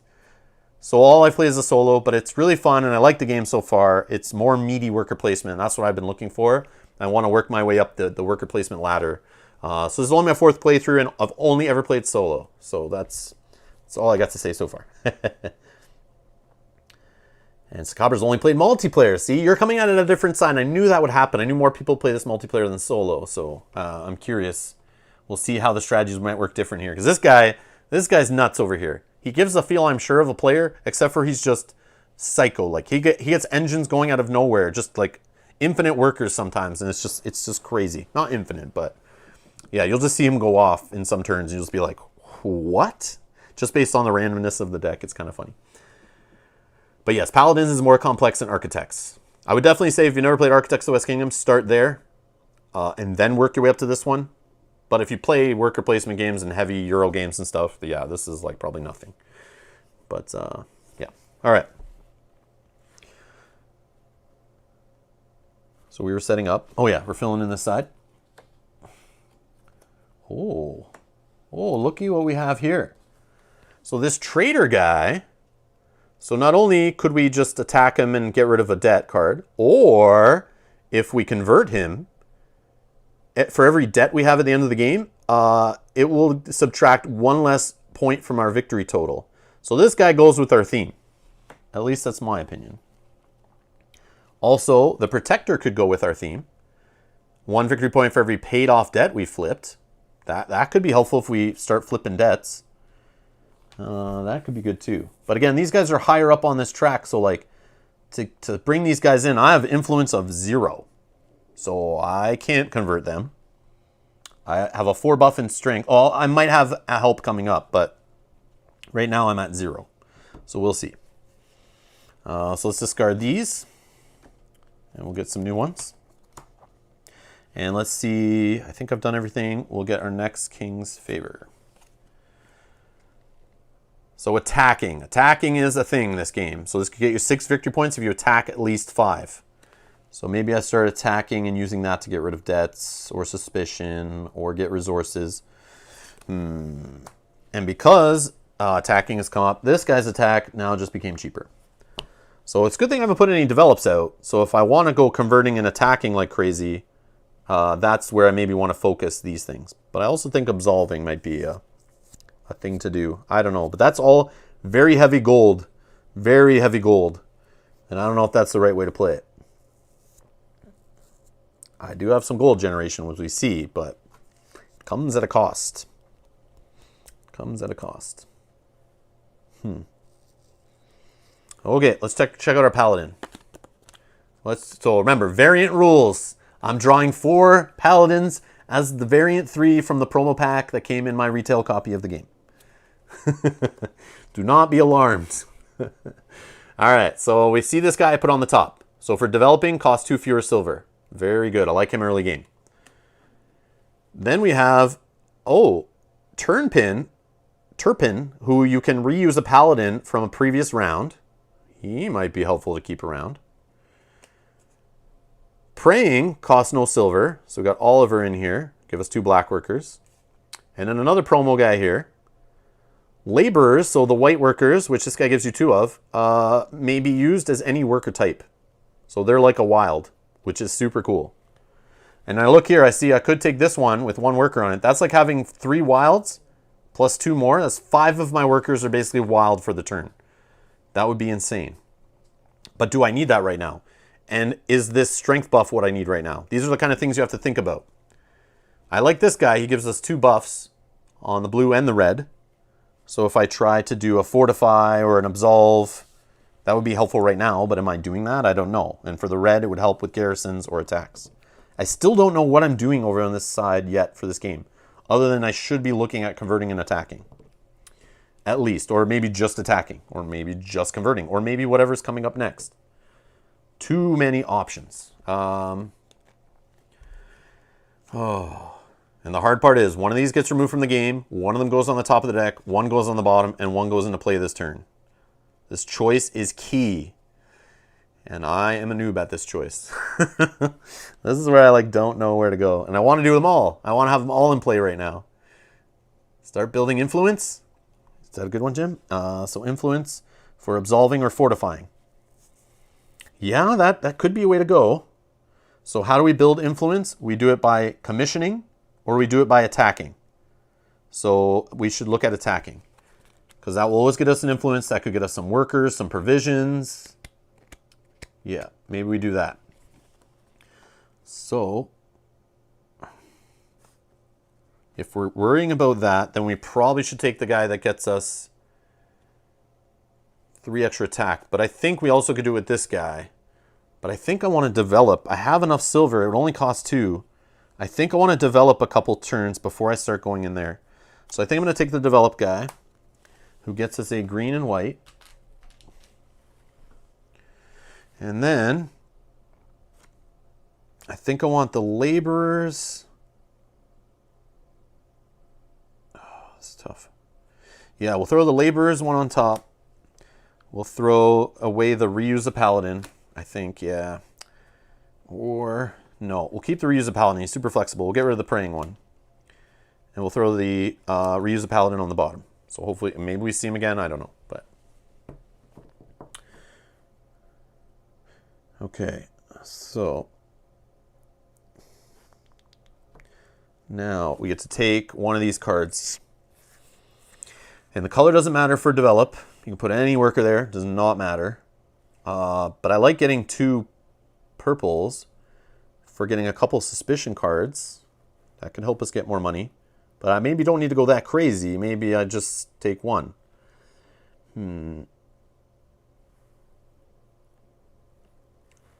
No, let's go crazy. Do we? Do we though?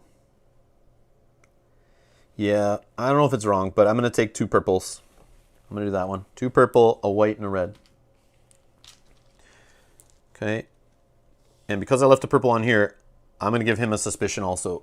But he pays off debts, no problem, which is annoying. So I take 1. Ooh, we get 2. 2 plus 1 extra from our pickpocket. So maybe this was too greedy. So there's 1 left there. Then I get another suspicion because I had another purple worker with nothing on it. But we get another one because of the pickpocket. That will start an inquisition. Well, surprise, surprise. I do have 2 or more suspicions. So I'm going to get 2 more provisions. Okay, 2 more provisions. And I get 2 more silver. This might be too much silver.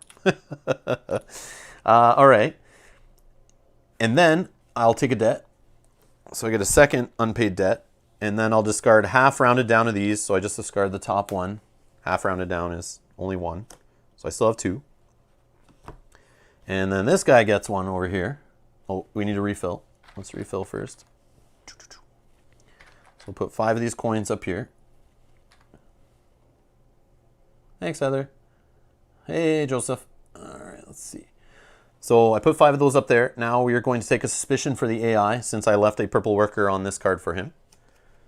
And he gets a blank one. Okay.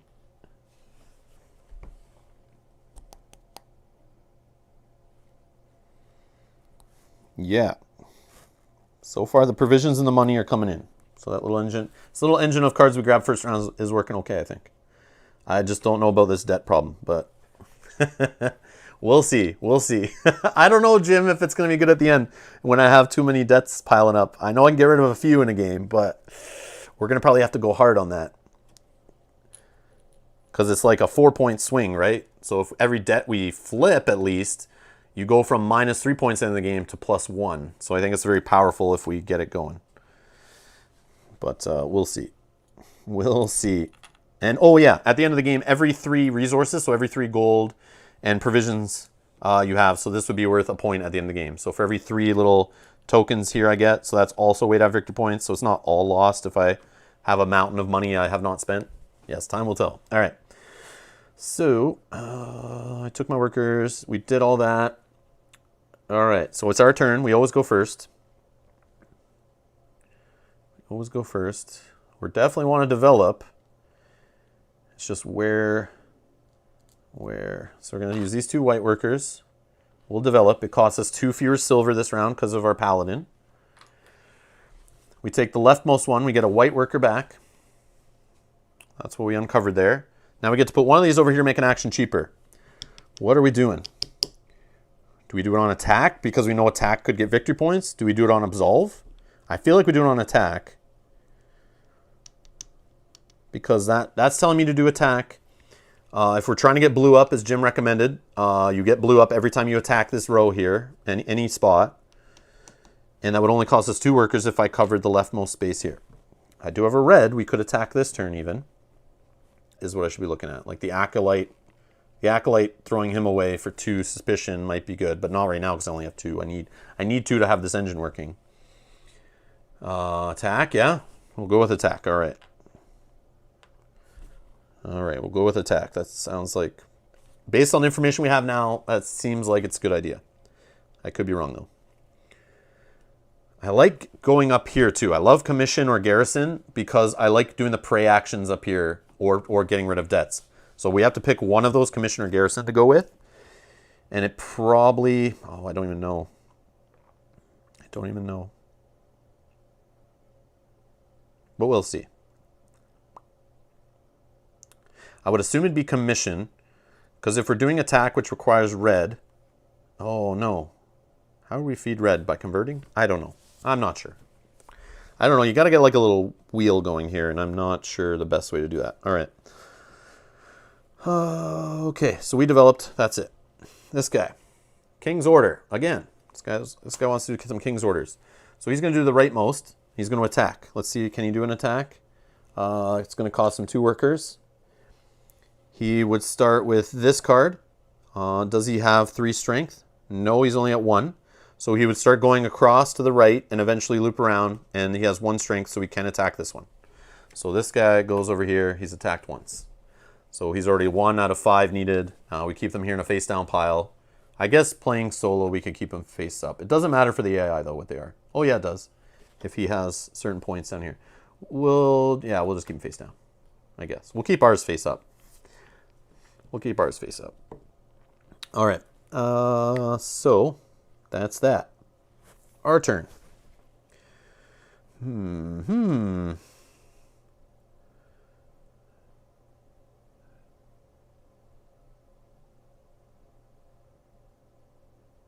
Let's... I figure if we're making money more, we stay on the bottom of the board maybe. And maybe I do convert after the next develop. So I'm thinking of praying right now. But who do we want to convert, if anybody? Maybe the Protector, but we can't get up that high, right? Yeah, we don't have enough influence. We only have a buff here on strength. So I feel like we attack. But we don't need to convert this turn. But we could develop again. So I'm thinking of praying, then developing. I'm just looking to see if there's something we need to grab before it's gone. Because with the AI, like, he'll get rid of cards here and up here super quick. And, like, if you're not paying attention, the one you want could be gone. I think we'll just have to wait for some of these to slide down the row a bit more if they're still there. So part of me wants to just pray, clear off the develop, and develop again. And I could just put it in attack. But I want to do develop twice this turn because we're getting a discount on it. So I'm just going to go that route. Let's use a purple. And we're going to spend 2 silver. And we will pray. Clear these away. Okay, done. AI. Fortify. So he has enough workers to cover this spot, but let's check to see.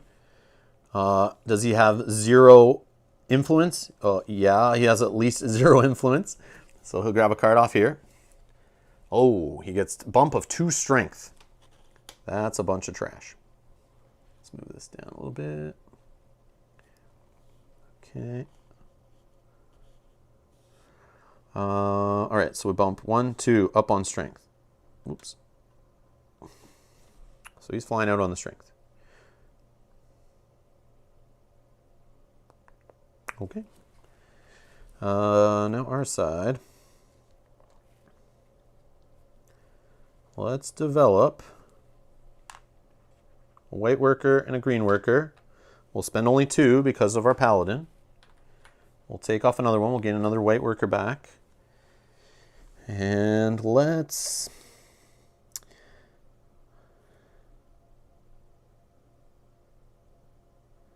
I don't know. I could make attack cheaper. I feel like that's what I do.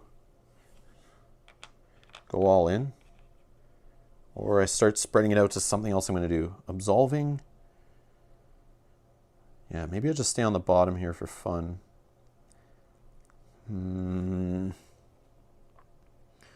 If that's absolved, that would be amazing. But I'm not going to bet on that yet. I'll throw it over here on convert, I think.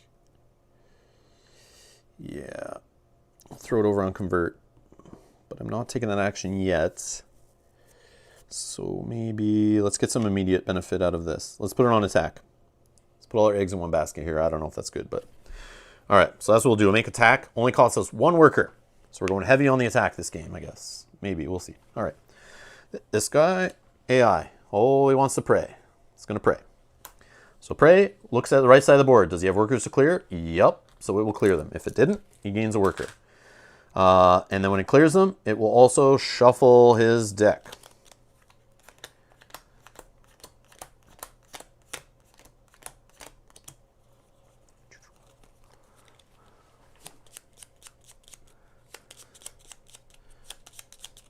All right, shuffled. Oh, sorry, a worker should have went in the pray spot. That was the first step I should have done. So he prayed. Done. All his workers are there. Back to us. We still have 4 workers left. So now what? Attack. We know he's not going to do anything, so we can kind of like take a breather and kind of do things in our own order. Now attacking, I have 3 total strength to it, so I could just attack this guy. And this warrior would get us 1 up on the blue track and 2 provisions. Do I need provisions? I don't think so, if I'm not doing these top actions at all. But then if commission, garrison, or fortify flip up, I might. I might. Yeah, we'll see. We'll see. I want to attack this guy to get the 2 bump on my blue bar, but... yeah, let's just attack. So we'll attack this one. Our blue goes up 1. And we get 2 provisions. So we now have 5 provisions. So we got some resources built up early game. I think that's good. Help us out later when things get more expensive, maybe. Oh, I don't know. And then we can stop worrying about the left side of the board and really focus on the right side. So this will go here face... Actually, we'll keep them face up here, just so you guys can see what types.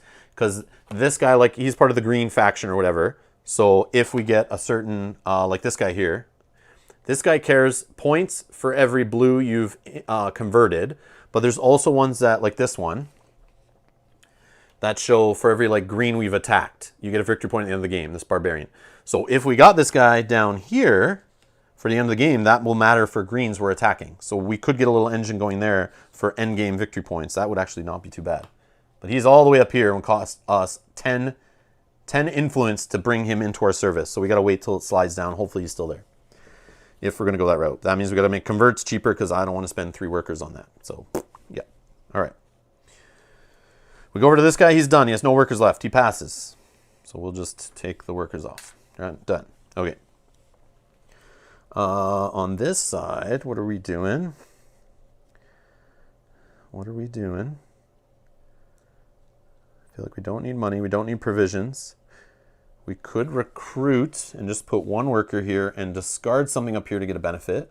Oh, we could get the prey off this guy. It would cost us 3 silver and we can clear the develop and do it again. Yeah. That's expensive, though. Is there another sneaky way to pray again? I don't think so. I have to spend 3 workers here to pray. I have silver. I feel like silver will not be a problem during the game.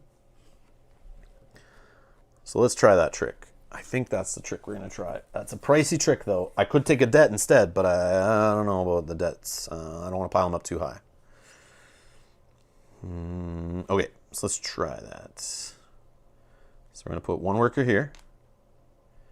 And we'll spend 3 silver to knock this left guy away. 1, 2, 3.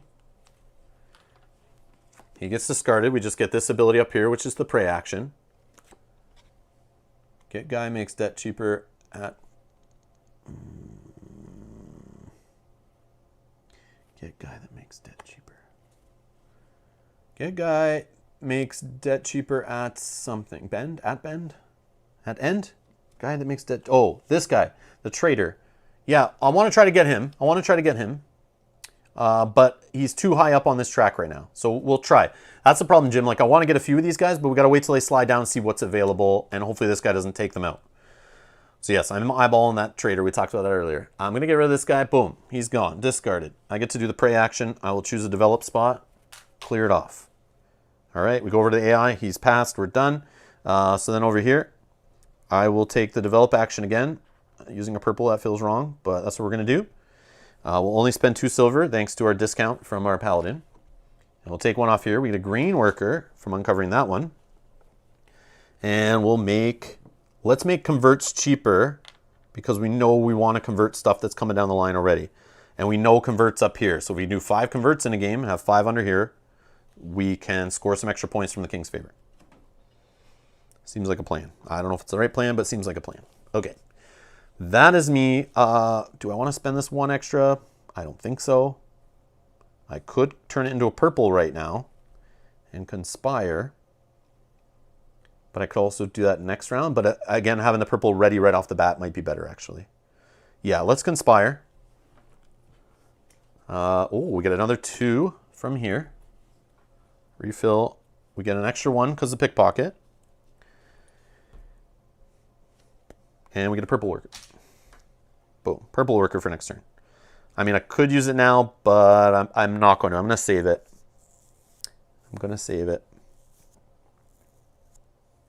All right. So there's nothing to clear here from the left 2. We're going to slide them down. Refill. Oh, look at the thief here. If you bring her into your service at the end of the game, 1 victory point for every suspicion card. Okay, I assume I'll have 2 or 3 at the end of the game. That would be my assumption, if not more. Okay.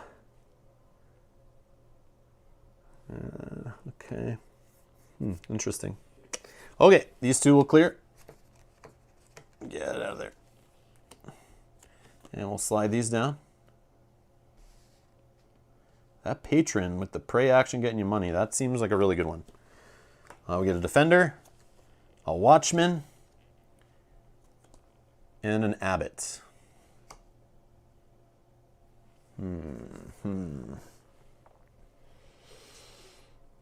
All right, so these go away. We'll get 2 new ones. And we'll see round 3 King's Favor. Yeah, I want too many of them too, I know. Oh yes, it's Absolve. All right, perfect. That's what we were thinking of doing. So that's good. I think that's good for us. Based on our strategy. I mean, so would Commission or Garrison. We could go that route, but Absolve might be good. It might be too much silver requirement for doing these bottom 3, though. That's the only problem.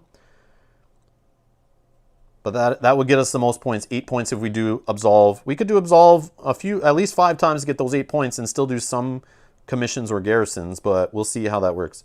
So this guy is going to cover 1 space on the Absolve. Okay, so he'd only cost him 2 to do that. Now, because it's round 3, we uncover our first King's Favor. This will go into the AI's discard pile. So right now he has no chance in his deck right now of grabbing this spot, but as it shuffles after a prey, it could get it. So the first King's Favor is throw a purple worker on to move up 1 attribute of your choice. I like that one. That one's cool. Get you out of a bind if you need something to move up a little bit and you're having trouble getting it going over here. You just throw a purple worker in there and move it up a spot. All right, oh, I have a purple worker. All right, so now that we've seen that, let's look at our Paladins. Sorry, we're gonna look at 4 variant rules. We're gonna look at 4. We have promos in here. So we have the one that says converting costs no silver, but we haven't converted any yet. So if we just converted 1 this turn, it would be free anyway. And maybe 2 would cost 1 silver. I don't feel like that's the guy we need right now, unless we really wanted our black or white bumped up here on the attribute track temporarily. Another promo guy, all actions cost 1 less silver. That seems helpful later in the game. But it could be helpful right now if we had a little bit of money. But yeah, that could be helpful right now. Our first absolve costs 1 silver. We can make that 0. Oh yeah, I forgot to clear off all my workers. Get off my board. And this guy's good. All right. Bumps up our black. That could help us convert higher. This guy helps get us a 3 temporary on our black, which is at 0 right now. That could help us influence up to the 2nd spot here, but doesn't get us here. So we need to get an influence if we take this guy, but also this guy could help with the converting, but I don't think that's what we want right now. So we could make all actions cost 1 less silver. We could, hunting gains 2 additional provisions, but we're not focused on provisions. This guy's the guy I think I'm removing. And then we have the laborers guy we left on the top, that all workers are kind of wild. But I'm saving this when I want to go heavy on attacking. This can help us. I mean, which we could do. We can get our blue track up twice if we attack this first guy, but we don't need the buff really, because we're already at 0. So if we want to attack further up the chain, that would be helpful. But I do love the wild workers. This guy's a later game. So we said we're going to toss the hunting guy. I don't think that goes with our strategy. We have a way to get provisions. We're not going to be doing the hunt action, I don't think, anymore for the rest of the game. As we're not really focused on these top row actions. We may do them a few times, but they're not helping us with the king's favor. So I feel like we kind of like don't worry about provisions too much. I don't think we're taking the laborers, maybe using worker type for the strength buff yet. I feel like we take one of the black influence buffs because we really want to get this trader. And we need 4 influence to convert him. So we would need to bring up our influence 1 more, which we can do from this card. If we grab that first, we go up 1 black to 1, and then we get a temporary buff off here. So converting costs no silver, I don't care about right now. I think I take the all actions cost, and this guy gets us a black worker too. So all actions cost 1 less silver, I guess. And then we'll put the laborers. I'm going to put the laborers on the bottom, and I'm going to keep this guy converting cost no silver on the top, because I feel like we may need that converting bump, and we may go heavy on the converting next turn too, based on what comes up. I feel like I want this one that's 1 extra victory point per every suspicion. That could be worth 2 or 3 victory points at the end of the game. Not the greatest. Not the greatest. But also this protector. Yeah, maybe we can get both these guys this turn. We'll see. We'll see what we can get done. We'll see what we can get done. All right. So we got our paladin. Now what do we want to take up here? 2 purple? I think 2 purple. Yep, I think more suspicion for the lulls. Yep, let's do it. Let's go heavy. Heavy on the purples. Get some more debts. Why not? I don't know. I don't know. All right. 2 purple workers. Oh, I didn't take my black and white from this guy. 1 black, 1 white, 2 purple, a red, and a green. Okay. We take 2 suspicion. Do them in order, 1 at a time. So 1, 2. We're owed 1 from the pickpocket, but we have to stop right now because that's what we hit. Oh, no, actually, I think we take the extra from the supply at this point. Yeah, because it's part of this. It has to happen before we do the debts. Yeah, I think that's how that works. Okay. So we have 2 or more suspicion cards. So we're getting 2 provisions. And we're getting 2 more silver from the supply. Okay, lots of money. Now, we definitely get, we are the highest, so we'll get a debt card. We'll discard, we'll round down half, we'll discard 2. So So we're back down to 2. And then we fill that back up. 1, 2, 3, 4, 5. Now I have to take another suspicion because I only took 1 and I took 2 purples. So we got this guy. We got 2, 1 for the pickpocket and 1 for on the card. And we didn't leave a purple for him, so he doesn't take another suspicion. That's fine. No worry, Hans. We're doing fine. No worries.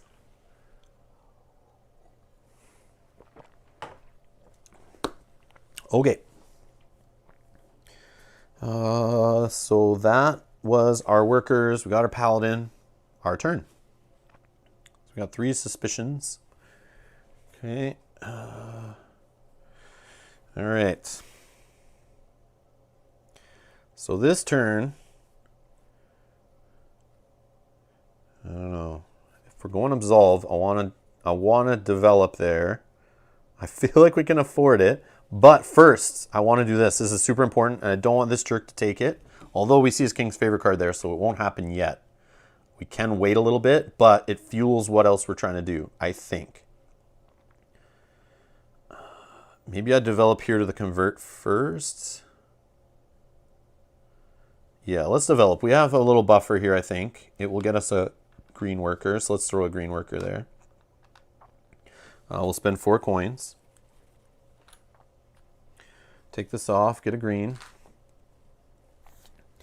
We could cover the convert, but I also want to start covering the absolve actually too. But we might convert twice this turn.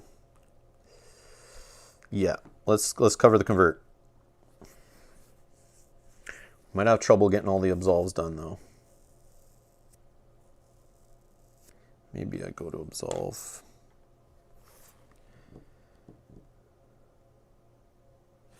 That covers a black. This gets us a blue if we do one more. We're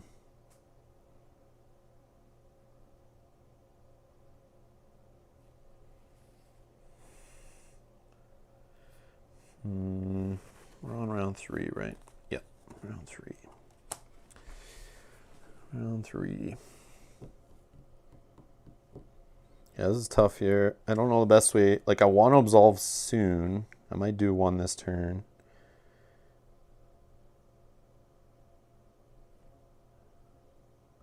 Converts and absolves. Yeah, let's just throw it on absolve. We'll try to do 1 this round to make that kind of worth it. But I could put it on convert, but I might not do that more than once this round too. So I don't know which way to do it. I also could develop again. And then just cover absolve after.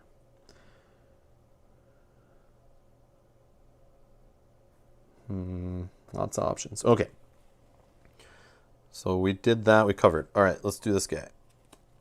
He's going to attack. Oops, we need his workers. So it's round 3. Plus 3 is 6 workers. 6 workers. Okay. So what did we say? Attack costs 2.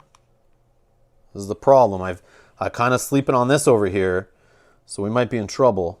But he's attacking this one. Oh, that's too bad. Let's see. Does he have enough strength? Yep. He's at 3 strength. So he's attacking the second card in. So the one where we could have gained points off paying off debts. That would have been nice. That would have been nice. Yeah, that's the problem. When you sleep on this over here for a minute, it's like too late. I should have probably went for this one first. Action, just converted and took it. But this is what happens, and I sleep on the AI all the time, and it will screw you. All right, so that's that. Attack, done. Oh, yeah. Oh, did we forget the benefit before? Yeah, we did. We forgot the benefit on this other attack. I'm so sorry. I forgot that earlier. So what we're going to do right now, we're going to give him, I think I forgot this before because this guy's still sitting on 0. So we'll give him a blue. And he would have lost the suspicion. And although that suspicion probably happened after the fact, but we'll just do that for now. Try to correct it as best we can. And should have an additional worker. So I did miss something on the AI. I forgot to give them that benefits, I'm pretty sure. Because it's still at 0 blue. So, whoops. Now, on this one, up again another blue, and gains another worker. Uh-oh. And gets a provision, and that will just move this across. So now he's lined up at this spot, so that's kind of scary. Okay. So 2 attacks done for the AI. Back to our turn. Let's not dilly-dally too much. So we're going to put this up here, and we're going to bump up our Faith 1. Okay. Faith is at 1. All right, over to the AI. Commission. So it has enough workers, but let's see if it has... yeah, there's empty spots, so it's good. So it's going to go up another blue. And we're going to check the black. It's at 0, so it can only go in this first column. And then it has an order of operations here of which spot it's trying to grab if there's multiple spots, and it will grab the leftmost of that spot. So first thing, it's looking to cover this spot here. And it will grab any worker at no cost, discard it. So we're going to discard the defender according to where his resource thing is. And we'll take 2 from the tax. And based on that, we will just discard 2. And we'll move 1, 2 on the resource track because it doesn't collect money. Okay. So now it's targeting this, this card on here. And it's targeting this card here based on this. All right. So, wow. All right, I think we corrected that best we could. All right, back to our turn. Back to our turn. We want to get that guy. We want to get the trader as fast as possible here. So let's just throw down... Let's throw down a green and a black in this spot. And converting this guy, because we have 1 plus 3 temporary for the round off our Paladin. So we can grab this guy who's in the 4 spot up here. And we'll right away get some strength for this. So we're at 1 on everything. And at the end of the game, every debt will have 1 less negative point on it. So now the pressure of getting rid of debts is not as strong, but it's still there, obviously. Okay, so we've done our first convert. Okay, over to this guy. King's Order, rightmost. So he wants to absolve. Let's see. Absolving, cost 2 workers. Yep. And the first jar has a 0 on it. So does he have 0 at least influence? Yeah, you betcha. Flip that over to show it's been done. Now, it wants to go up 1 on the black track, or 1 attribute of faith. Wants to discard a suspicion. There's none there. So instead, it will just toss a coin away from here. And then it's going to try to flip a debt, but it has none. Then it'll try to get rid of another suspicion. Oh yeah, sorry, we got to right away do the Inquisition. So let's do that. So we're like right here. So Inquisition. I have 2 or more, so I'm going to get 2 provisions, 2 silver. Okay, so it took the last coin. So you got to stop and do it right away. Then we'll I took a debt. Did I take a debt? No, I didn't take a debt. And then I discard half rounded down. We refill 1, 2, 3, 4, and 5 coins. Now this guy will continue along this path. He wants to flip a debt, doesn't have one. Wants to discard another suspicion, doesn't have one. So he'll toss another coin away from here. Boom. All right, back to us. We have 3 workers left. 1 red, 2 purple. 1 red, 2 purple. We can attack here to get our blue up twice. That seems like a good play. We need to attack anyway, so let's do it. Yep. Is that the right play? We could attack, pray, attack again. Or we can absolve to help us. No. No, let's do it. Yeah, let's do the attack. Let's just go. Our strength is 1, so we can attack and only this guy. So let's do it. Let's attack the hero. That's all we need, right? I could spend silver to get up further on the track, but I don't think so. I like this guy's got a bump up 2 blues, so like why not? All right, so we attack this guy. And we go 1, 2 on the blue. Okay, that's good. Over to this guy. He's got 1 worker left, so he's going to keep going. Fortify. Okay. But doesn't have 2 workers. So can't take the fortify action. So instead, it's going to fill in this leftmost space here and recruit this guy. Discard and go up 1 on the red track. So strength is juicy there for this guy. And whoops. Oh, man. Knocking stuff around. All right. Beauty. Beauty, beauty. Okay. Now, our turn. 2 workers left. Can pray and attack again. I don't think we want to recruit. But we could turn 1 worker into 2, but that would cost us silver. I could just take the absolve action, which I probably should start doing if I want to try to get it done 5 times. Yeah, absolve. That would help us get the black up. Yeah, let's absolve.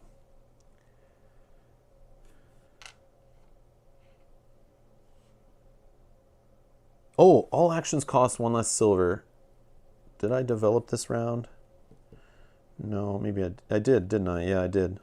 So I think I should have 1 silver. This guy reduces silver cost by 1. So I probably accidentally spent an extra silver on that. The convert, I didn't spend any silver on. Absolve, I can save a silver right now. The attack, I didn't use silver. Yeah, let's just do this one. So we'll absolve. So that'll cost us 1 less silver.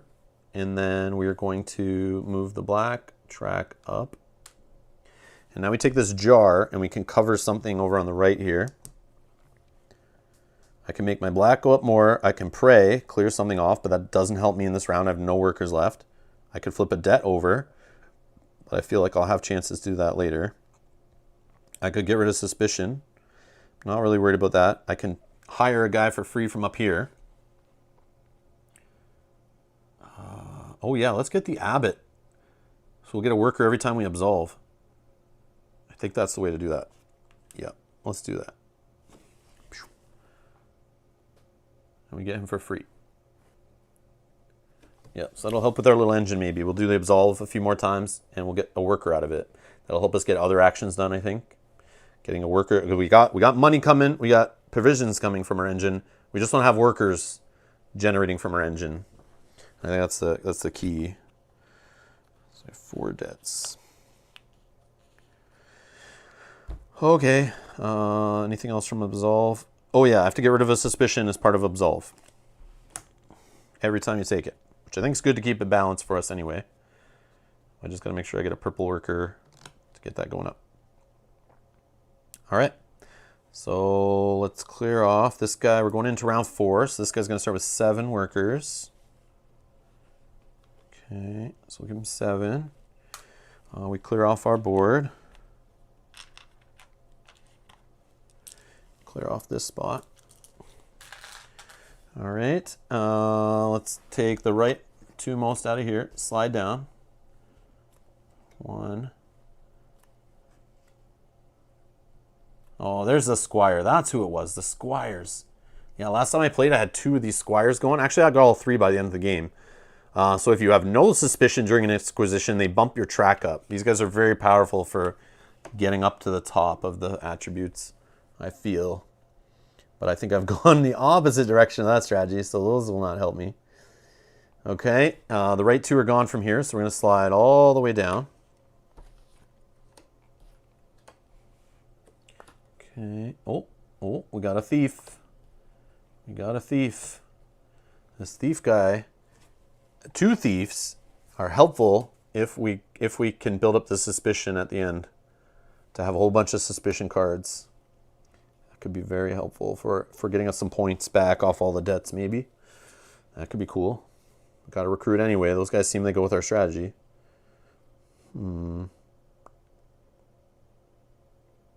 That's cool. All right, these go away. Let's get 2 new ones. And now I'll reveal round 4's King's Favor. So this goes to this guy's discard pile. So for a green worker plus 3 silver, you can either discard a villager or hire one.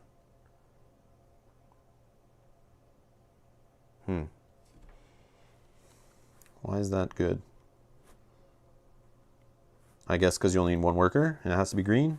Here to hire, you would need 2 workers, so it just discounts your worker. Because 3 would only cost you up here as a 3, so paying 3 silver for like one of these ones is not that great, but it is saving you a worker, I guess.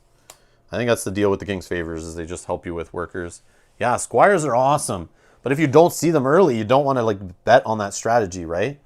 Or I guess you just stay away from the criminal side of things and not get this kind of cards and then just hope to see a squire later or something, but yeah, doesn't work for me now, so I have to kind of ignore it. But I could discard him to get a purple worker if I'm desperate for some suspicion. All right, I'm just gonna take a break for 2 minutes. I'll be right back.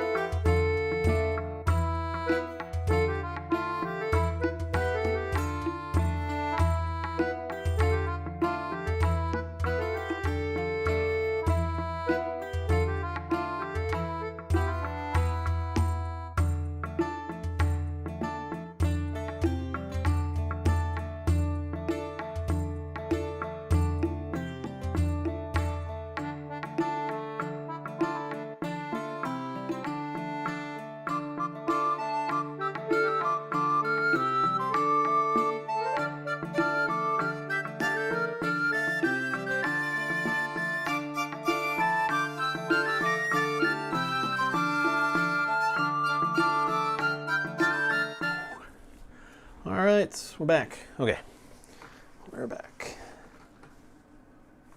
Okay, so now Paladin, I think, is what we need to do. So let's see, we got our converting guy from last round.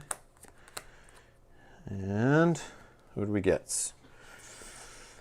So we got Ivan here, who... Oh, Rory, thank you so much. Thank you for becoming a $10 patron. Thank you so much. I appreciate it. I appreciate it. You're awesome. Too kind. Too kind. Way too kind. All right.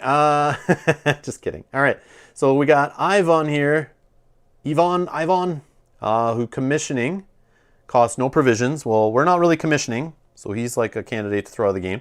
But if we needed a green or black worker and or needed these stats temporarily bumped, that could be helpful. We got another promo one here. Huon for 2 reds, 3 bump to our blues. When gaining suspicion, also gain 1 provision. But I'm not using... I feel like I should have gone commission, fortify, or garrison anyway. Like, I'm kind of focusing on all 3 of these, and I probably shouldn't have done that. I probably should have gone commission or garrison because I have provisions that are just doing nothing. And this would help with that, but again, we don't need this guy. So unless we need a 3 bump to our blue and 2 red guys, that might work. Garrisons cost no provisions. Again, I don't care about saving money on provisions, but those stat bumps might be nice. So converting costs no silver. That seems like the play. That's what I put on the top, because I feel like we wanted to convert, and we do want to convert 2 of these guys, I think, this round. That might be nice. A red will also help us with attacking. That we have the black 3 bump to help us. I don't know if we can get up to 6. We're at 2. And this guy gives us a 3. That would be 5. We could do the same thing. Go up black with this. Or go up a black by absolving.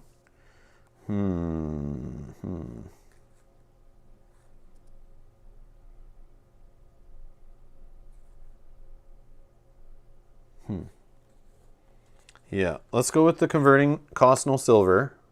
I feel we'll keep going that route. Now, which one of these guys are removed from the game? I feel like the when gaining suspicion or garrisons cost no provisions. I don't know. See, the thing that this guy gives you a 3-1. This guy only gives you a 3. 2 reds versus red and blue. We need blue, red, and blacks. I feel like we'll get rid of the gaining suspicion one. Or no, we'll get rid of the commissions cost no provisions. Yeah. Let's get rid of that.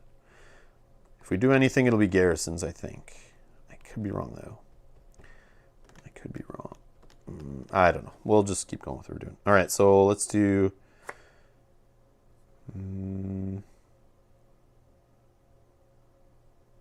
let's just put this guy on the top, this one on the bottom, and carry on. All right, so we get a black and a red. And now up here, did I reveal? I revealed this, right? What round are we on? We're round 4, yeah, I revealed that already. Okay. So based on that, we could get 2 suspicion from 2 purple workers here. I think we go that route. Keep going. It seems to be working so far. We'll find out at the end of the game how it's not working, though. Hey, Rory! I just saw your thing pop. Thank you for upping and modifying your Patreon amount to 10. You're amazing. Thank you so much. Yeah, we just saw it pop up. I guess you weren't here when that happened. But thank you so much for increasing your patron pledge. That's sweet. All right, you got this one on your get list. It's going good. I don't know till the end of the game how good it's going or not. I feel like it's probably not, but we'll find out. We're doing a strategy. We just went based on the guys we got at the beginning. We're doing like kind of a criminal thing, kind of being the bad guy, as most of these Garphill, Renegade Game Studio games go. The West Kingdom slash... with this expansion for better gameplay, it's a sandbox game, super fun. It's the best game I've ever seen and play and great stream. Thank you for the kind words. Space themed games, really, I don't have many in my collection. And the one I'm kind of eyeballing is Gaia Project, is the next kind of space themed game based on John B., who is one of our viewers, he likes a lot of the same games I like, so when he recommended that, I kind of bumped it high on the list. But again, the space theme stuff, and I never really get attracted to that space theme, but I do like, I guess it's still kind of, it's basically the Warhammer theme I kind of like a lot, like Warhammer 40K. That's kind of like as far as space as I usually go, or Star Wars. That's like as far as space as I go, but generic space, don't really care. But yeah, Gaia Project is the next space game that I'm thinking of kind of trying to track down or acquiring, but Zaya Legends of a Drift System. I've heard of it, but I don't know anything about it. But I'll look into it. Thank you. I appreciate that. Yeah, it looks crazy. Oh, it has a campaign and legacy. Oh, I did not know that. All right, I'm going to look into that, Emmanuel. I'll look into it with Mel, and we'll see if it like fits our channel and is something I'm interested in. And if so, I'll track it down. If I don't care, you won't see it. If it doesn't wow me, I'm not going to bother with it. Too many good games, too little time. All right. So we take our 2 purples, and we take a red and a blue, and that's going to get us 2 suspicion. So we do 1 at a time. Oh, another 2, which we get a 3rd off our pickpocket. Look at this money. Holy crap. This is nuts. I've done this one time where I got lots of money, but this is like insane. All right, so that's that. And then we'll take another one for our 2nd purple worker we took. And we take the last one, plus 1 from the supply for the pickpocket. And now we have an Inquisition. So our 5th debt card, that's crazy talk. We'll discard one of these. Oh yeah, sorry, I forgot to do the whole provisions and peddler stuff. So even more money. 2 more provisions. I wonder if the amount of resources I'll have at the end of the game will counteract some of this debt also. Maybe we can find another trader. That would be cool. I don't know if there's even more than one trader in the game, but that would be cool. Graham says, I heard good things about Gaia. Forbidden Stars is great for... Yeah, I have Forbidden Stars. I love that game. I want to get that out on the table and on the channel at some point soon. That's a big one that Mel and I want to show her that game after we played War of the Ring and Star Wars Rebellion. I think I could get her playing that game 2-player, and we could have some fun with it on the channel. I have played it 4-player, I've played it 3-player. I've never played it 2-player, though. But I have played Forbidden Stars a few times. I just haven't played it in the last couple of years. But yeah, it's out of print, which is kind of why I haven't really rushed to get it on the channel, because nobody can really get a hold of it, so I feel kind of bad showing off a game that like you're never going to see again, probably. But yeah, it's an awesome game. I agree, Graham. It's an awesome game. Yeah, you'll see it. Mel and I will play through that on the channel at some point, I'm assuming this year. If not, we'll do it 3-player or 4-player probably. I want to try that too. But I do love it. It's an awesome game. Hopefully FFG takes it and like reskins it with something else. I think would be kind of cool too, but we'll see. All right. So we got our workers. We took our suspicion. We got our debt. We need to fill the tax with 5 more coins. 5 more coins. And I didn't leave a purple on here, so he doesn't get a suspicion card. Which is kind of my strategy, if you guys noticed. I've been trying to do it, because it's something usually I try to give this guy suspicion. But what I've learned in my first 3 playthroughs is I give him suspicion cards, he gets debt, but then can easily convert them and get extra points off them. And not only when he's taking suspicion, he will gain coins from here and throw them away. And every one he gains, he moves this track around and starts getting extra points up the attribute track, which leads to me losing by lots of points. But if I don't give him that chance of getting resources, this thing doesn't move as much. This is my strategy here. I'm trying. I don't know if it's going to work out, but this is what I'm thinking in my head. The less purple workers I leave here, the less chance of him gaining resources. I kind of wanted him to get some, so it speeds up taking from here. But every time he pulls up the icon to get rid of suspicion and doesn't have any, that leads to him removing a coin from here, but not gaining it, just removing it. So this track doesn't move and get him extra attributes. So that's my theory. This is what I'm going with here. That's why I'm going heavy on this, but this might counteract all of that and maybe hurt me more if I can't start converting some of these. Or at least, I don't know. Yeah. Or, yeah. I think we got to start flipping some of these over because we only have 3 turns left after this. That's my theory. Roy says, so I've heard really good things about this game. Is it a good game solo, Rob? I've only played solo, Rory. This is my fourth game ever. And I only started playing it 2 days ago and learning it. And I've played this is my 4th time solo. I've never played it multiplayer, but I really want to play it multiplayer because the AI is like nuts. Like, and I've even looked online and it's generally hard. Even on easy and medium, it's a challenge. While I'm trying to wrap my mind around this game and all the crazy options, this guy over here is just like a crazy random points getter over here. Like playing on medium, I got crushed. And I went online and people are like, have a lot of trouble until you can like really understand this game and hope to have a little luck on your side. But it is really cool. It's really meaty. There's a lot to it, a lot of options. It's not complex rules wise. It's just like very wide in the amount of options you have. Like it's crazy. All right. So, but I do like it so far. I do like it.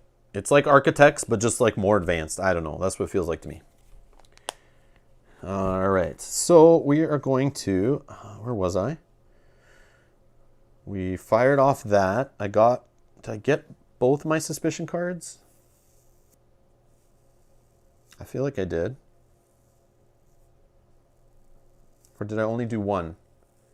I might have only done one.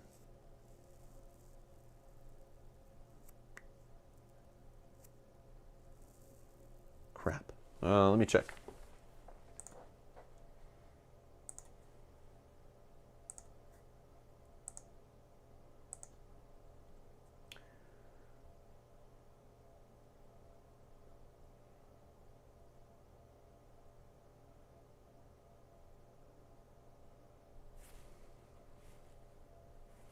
Yeah, I took the provision, I took the silver.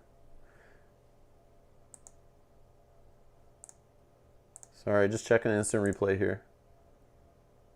I discarded. No, I did take both. I did take both, I think. Yeah, I did take both. Yeah, I did. Okay, perfect. Perfect, yeah, because it was this single one that I took and then I had to discard it. Yeah, I took this one and that one.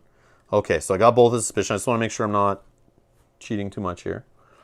My cheating levels are a little lower today, but those still will happen, I'm sure. Unintentional. Okay, so that is us taking our workers, and now it's our turn.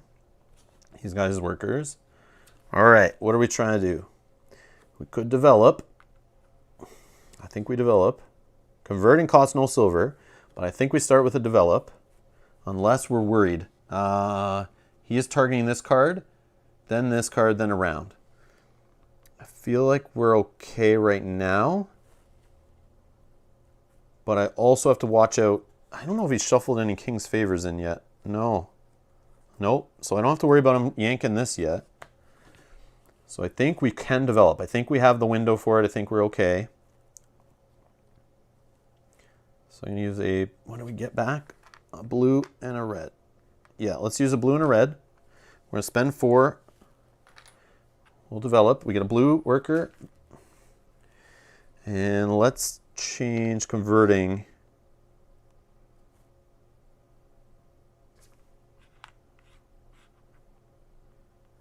Yeah, let's do converting. Okay, make it cheaper. All right, then the AI. Absolve. Okay, wants to absolve. So 2 workers. He definitely has enough influence to flip this over. He'll go up 1 on the black. Try to get rid of a suspicion. There's not one there, so it will discard. Then it tries to flip a debt, which it doesn't have. And then it tries to get rid of another suspicion. But it doesn't have one, so it'll just toss a coin away. Not gain it, just toss it away. All right, that's that. Okay, over to us.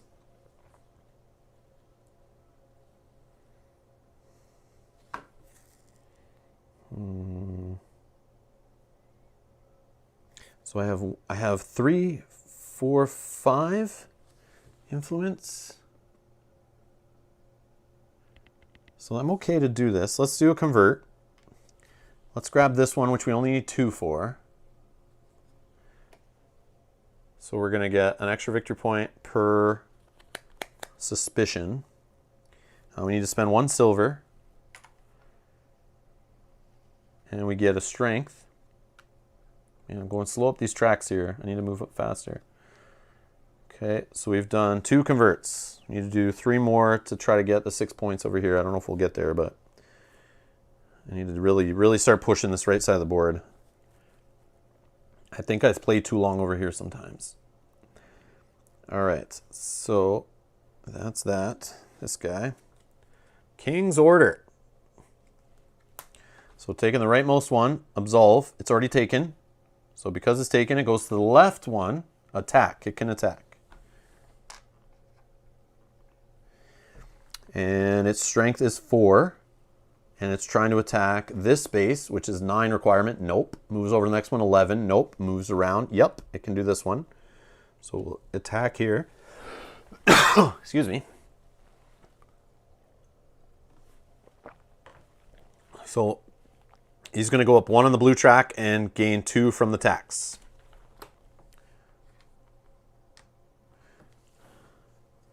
And because it takes 2 from the tax, it will go around 1 and then 2. And because it went around, it's now, we're going to see this for the first time here, it's going to go up on its lowest attribute. And if it's a tie, if they're in a stack, it takes the one on the top and moves that one up. So we had faith below, so we're fine. But so that's what happens every time he wraps around here. This is why we want to slow this as much as possible if you can. Sometimes you can't. It just goes wild. I think messing with this is important against the AI because it stops them from getting things done here. And even messing with this track, something I kind of neglected in my first playthrough that he crushed me. All right. Now, I think we attack, but we only have 2. So we can attack. We need 5 to attack this turn, which kind of sucks.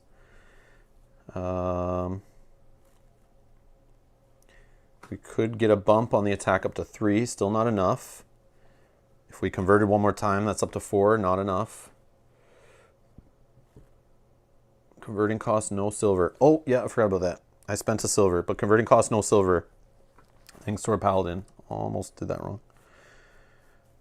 All right, so let's attack, I guess. No, we can't. I just said that. Duh. Yeah, so it sucks that he got that card, because that's the only thing I can really attack right now. So what else can we do? Absolve? Let's absolve. Let's absolve. And then we can convert again. No, let's go up here. Because we need to bump up our black once. Our faith needs to go up. So it's at 3. And it's temporarily at 6, actually. So that'll help us get this other thief. That's what we're going to try to do. So let's let the AI go. Get rid of debt. Yeah, I'm going to do absolve next. I think. Or convert. So this guy's going to convert. Uh-oh. Uh-oh. So converting. Costs 2 workers. Let's see if it can convert. So he's sitting at 3. And he's going to go for this card. It's not there. Moves this one. So he actually can't convert. So we take those workers back. That's how I do it, at least. Normally you check the whole path. But for video, I figure, like, let's put him there, see if it can do it. So it can. It needs 4 to convert the next one there. So because it can't convert, it will just put a worker up here on recruit. And knock this card away. And get a worker back. And gain a provision, which will move this over right 1. Which, uh-oh. Uh-oh. It's getting closer to this. Okay, so that is discarded. Our turn. So let's absolve the red and the blue. We have at least 1. We're going to go over here. I should probably pray, though. Oh, absolve costs us 2 silver. Yeah, let's pay the 2 silver. We go up 1 on this track to 4. And I kind of want to pray to uncover convert. Because it costs us no silver. I'm going to do that. I'm going to pray. So we uncover convert. And we get rid of a suspicion. Which is kind of working against the whole thief thing, but we'll see.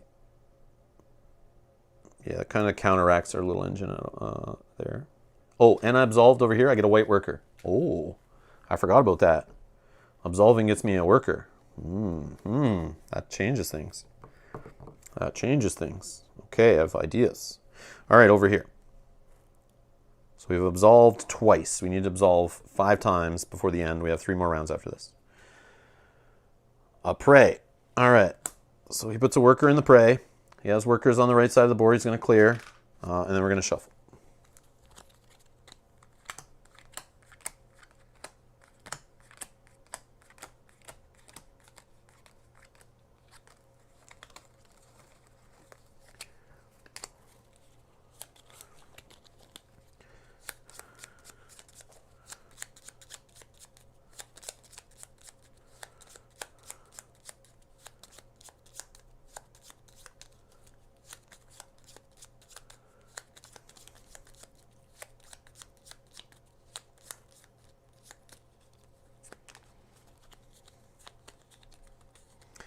All right, our turn.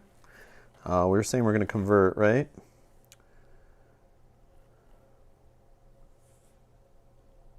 Absolve every turn now. Yeah. Yeah.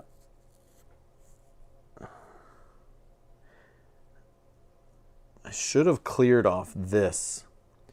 I should have cleared off this actually instead of the convert, I think. Yeah, let's say we did that. So we had a black worker here, right? I think that's what I should have done. Because I forgot I get a white worker from this. So that changes it. Yeah, I thought I would only have 1 worker. So if I absolve and I clear this instead, I think that's what we do. And then, oh, what do we get though? A blue? That might be fine. Because we can still conspire.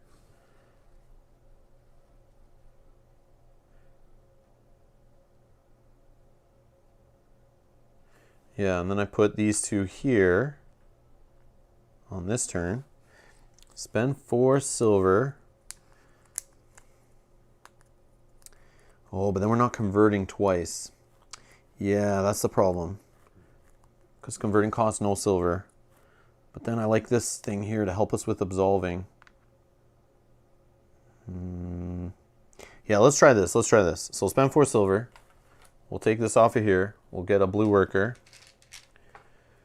We'll then make absolving cheaper, which just puts this little barn there. We'll get rid of that. All right. I don't know if that's the best route. All right, let's see. King's order. So he wants to absolve, which he can't, I think. He's at 4 on the blue, which he needs 3. Flips this over. Goes up on the black. Tries to flip a debt, doesn't have it. Oh, sorry. Tries to get rid of a suspicion. This goes away. Then we trigger.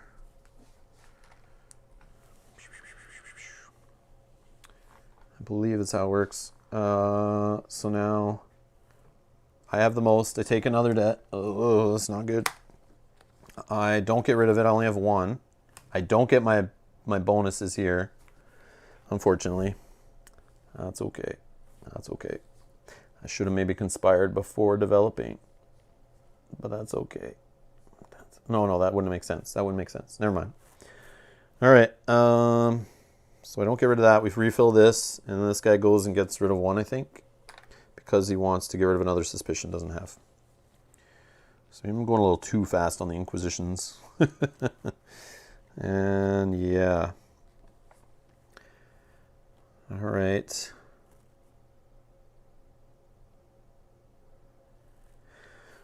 He's done 3 absolves. Nice. Okay.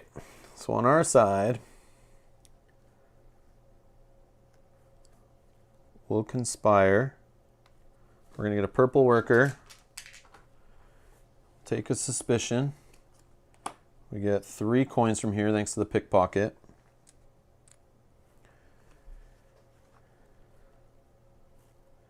I still can't attack. Praying will do nothing. Yeah, I'll just save a worker to go forward. I'll just save a worker for the next round. And we're going into round 5. So this guy needs 8 workers for the next round.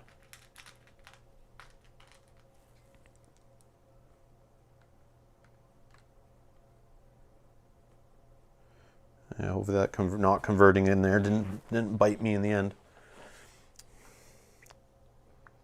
Okay. All right, so 8 workers there. Let's, we don't need to discard here. Let's slide them down. Oh, let's get rid of this one up here.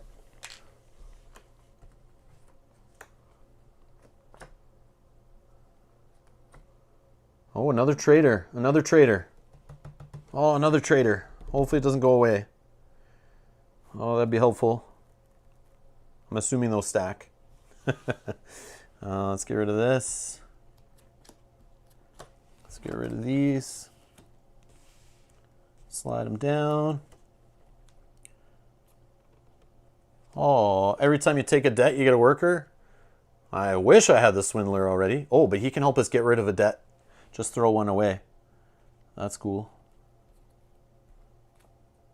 And another squire helping move up your blue track if you get rid of your... Oh, there's another peddler. Oh, another peddler could help us get us workers every time an inquisition happens. That could be nice. I wish I saw that earlier too. But that's okay. That's okay. All right, let's reveal this one. King's favorite of the discard. And this one, for any color worker, you can get 2 provisions and take a gold from the tax. But we don't really need to speed that up anymore, I don't think. So we don't need to use that one. But this guy will probably use that one at some point. All right. Paladin time. So we're using the variant rule of drawing 4 because I have promos in here and tossing 1 out of the game. FYI. Absolving costs no silver. That could be helpful because we're talking about absolving every round going forward. That will help us move up if we're low on the blue track over here. But we'll see. We also need to get our attack up, which that helps us. That helps us get our attack up. But we also would like an influence or a bump on faith maybe. But we're going to absolve to help us out with that. All right. Let's see here. Fortifying costs no provisions. Don't care. Conspiring earns 2 silver. Don't need silver. Don't care. Absolving costs no silver. Oh, we're already back around. Oh, sorry. When gaining suspicion, also gain a provision. Don't care. Don't care. So let's get rid of the fortifying thing. We don't care about that. Absolving costs no silver. Maybe we do absolving twice this round to help us get the convert. We don't need the convert up to get the thief though, but we want the convert up to get the traitor. Is it possible to get up to 10 this round? 1, 2, 3. We're at 4. This guy doesn't even give us a bump in it. What the heck? 4, 5, 6, 7. Nope, still not enough. We might have to wait for that traitor to slide down. Hopefully it doesn't get attacked or discarded by the AI. But I think we want to try to grab this thief. Maybe. I don't know if that's a good play. Thieves don't seem like it's worth it, but we want to try to get... maybe the converts we're not too worried about. Because there's only 4 extra victory points here. That's the one I think we care about the least. I think we need to work on attack, get the attack going, because that'll be worth 6 points. If we can get 3 more attacks by the end of the game. But the absolves, we need to get 3 more absolves done. So if we can do 1 absolve, 1 attack, and even 1 convert, all in these last 3 rounds, we could get all these done. But we also get rid of debts. So I kind of want to do some commission and garrison maybe to help get rid of some debts. That's another play I want to try. Could fortify, but it's a gamble if you get rid of debt out of there. There's only a couple cards, I think. Absolve, convert, attack. Yeah. All right. So let's just take...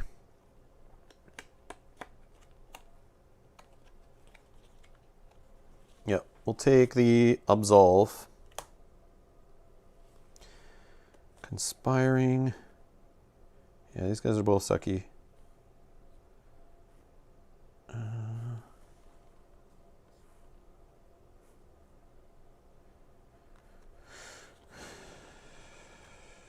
We'll just do the gaining a provision guy on top. Conspiring earns 2 silver on the bottom. I don't know. No, let's do the other way around because I need silver more than provisions. I don't know about color workers. All right, blue and a black. Now, he's going to get a suspicion no matter what, which I think is okay.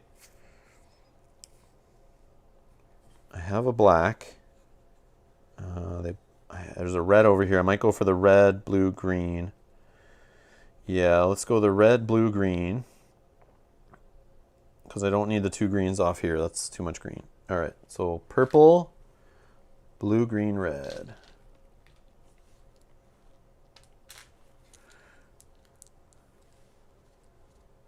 We carried over 1 from last time. So I gain a suspicion. Blank. But I do get a coin thanks to the pickpocket. Which triggers off the whole debt problem here. So I do get the gold though from the peddlers this time. Because I have 2 cards and 2 provisions. That's all done. Okay, we'll discard this one. And did I take the debt? I don't think I took the debt yet. Yeah, that's crazy. 7 debts. Woo! 7 debts. Is it possible? Can we just kill some debt? We know we can do 2 off absolves. And maybe up here we could do 2 if we're lucky. Maybe 3, but 2. We can get rid of 1 with the swindler, which might be helpful. This trader is like super important. Super important, I think. Oh my god. It's gonna drive me nuts trying to get that. Okay, so that was from me just taking workers. This guy gets a suspicion because I left a purple behind. And then we're gonna put 5 more money up top. Okay. Jim, should I get rid of debt? This is crazy. This is crazy. I've never seen it this high, and now I'm scared. Okay, this is fun. All right, this is fun. Let's see how bad our score will be. All right, so our turn.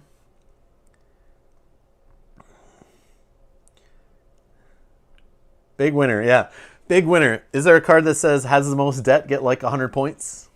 I need to find that one. Is that in the game? I don't know. I saw there's a promo King's Favor though for if you can pay off 5 debts in the game. That's one of the King's Favors. I kind of want to get a hold of that one because that sounds fun. It's fine. Only -2 right now. Yeah. If I can get it only -1, then I would feel a lot better. I'd feel a lot better. All right. Man, these are so low over here. So low. So low, I get it. All right. Let's absolve, I guess. But like that doesn't affect him. I need to get. Let's try to get this thief maybe.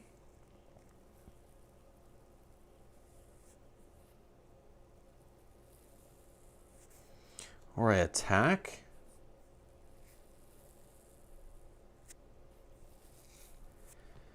I can attack. I should attack now. I think. Yeah. Because I don't want him to stop me from attacking this turn. So I'm going to start with attack. I know I could have paid silver and gone right up the line. I probably should have done that. Probably should have done that. Last time when I was thinking I couldn't attack, I had 100 silver here. I totally forgot. Oh my god, I feel so dumb. I totally forgot about the spend money to move up this thing. Whoopsie. Can you tell I have like never attack when I play? Until today. All right, so red worker. Let's attack. We have a strength of 1 from our paladin, 2 from our bar here. So 3 total. We can attack up to these 2. But yeah, let's just attack the first one. She will get us a purple worker. Why not? We don't have to spend anything for it. So we'll go up a blue and purple worker, which leads to more suspicion, because why not? We get 1 from here, 1 from the pickpocket. Okay. So at least we got an attack done this round. So that's covered. This guy, let's see what he's going to do to mess with us. Absolve. He's only at 4 on this track. He needs to be on 5, so he can't absolve. Okay, no absolve for the AI, so he's just going to take a worker and put it in the recruit. And unfortunately, because of where he is, maybe we should have done this action first. I totally missed that. But we just lost a chance to get rid of a debt. Boom. And because he doesn't have a debt to get rid of, it will just take a coin away from here and speed up another debt card coming my way. So that was a big misplay. I should have focused on that because I should have realized where it was here. I was too concerned on the trader line here. I should have paid attention to that and got that first. That was dumb. Yep. I could have easily done that. That was bad. Bad plays on my part. Bad plays. Okay. All right.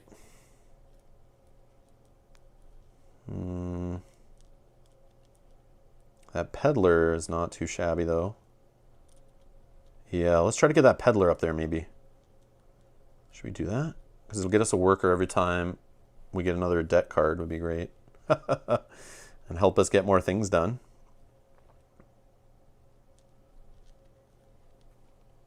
I know there's guys in here that give you points for how many of these guys you have for every 2, I think, which would have been nice, but we don't have those. I don't see that. All right. Also, do I grab something up here before it's gone? I think I do. Let's get our... do we do a strength? No, I think... So these are going to shuffle down 2, assuming she's still there. If this is gone, it will all slide down. 1, 2. She'll only cost 6. And I'm at 4. I'm going to go up another 1 here. Yeah, I might be able to grab her next. So I might have enough.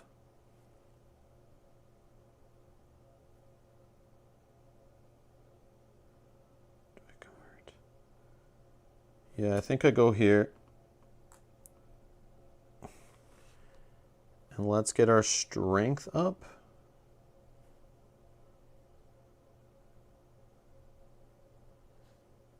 Yeah, let's just bump our strength. Nice and easy. Okay, next. King's Favor. Yeah, see? So King's Favor, it's looking for the third one in. 1, 2, 3, so we'll go here. And it's going to gain 2 provisions and a money from here. So it will try to do 3. So there's 2 there. So we do an Inquisition. I have 2 things, so I'll get 2 money, 2 provisions. Okay, whoops. 2 provisions. I gain a debt. And then I will toss away one of these. This is so bad.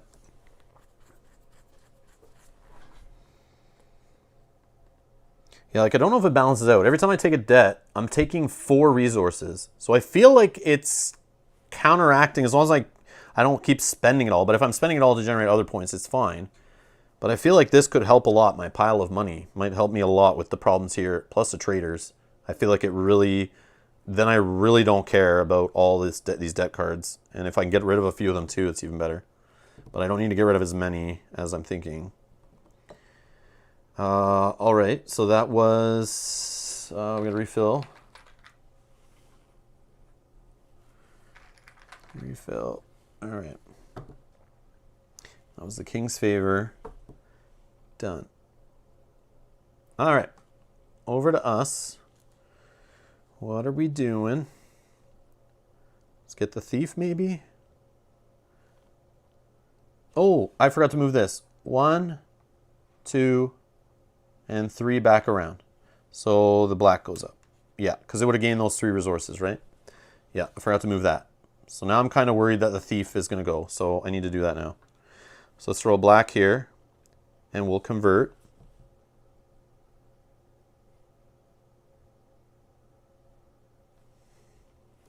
And it costs us 2 silver. And we'll slide this guy under here. So for every suspicion, we get another victory point. I don't know. It's something. It's something.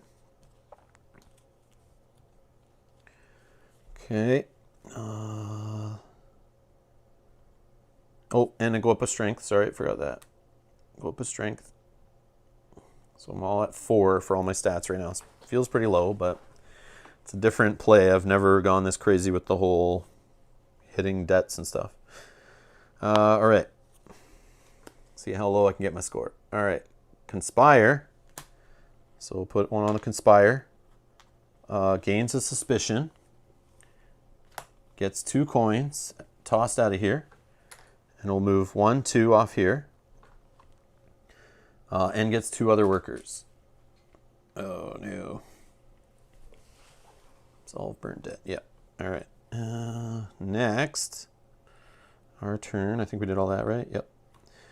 So our turn, we're going to absolve.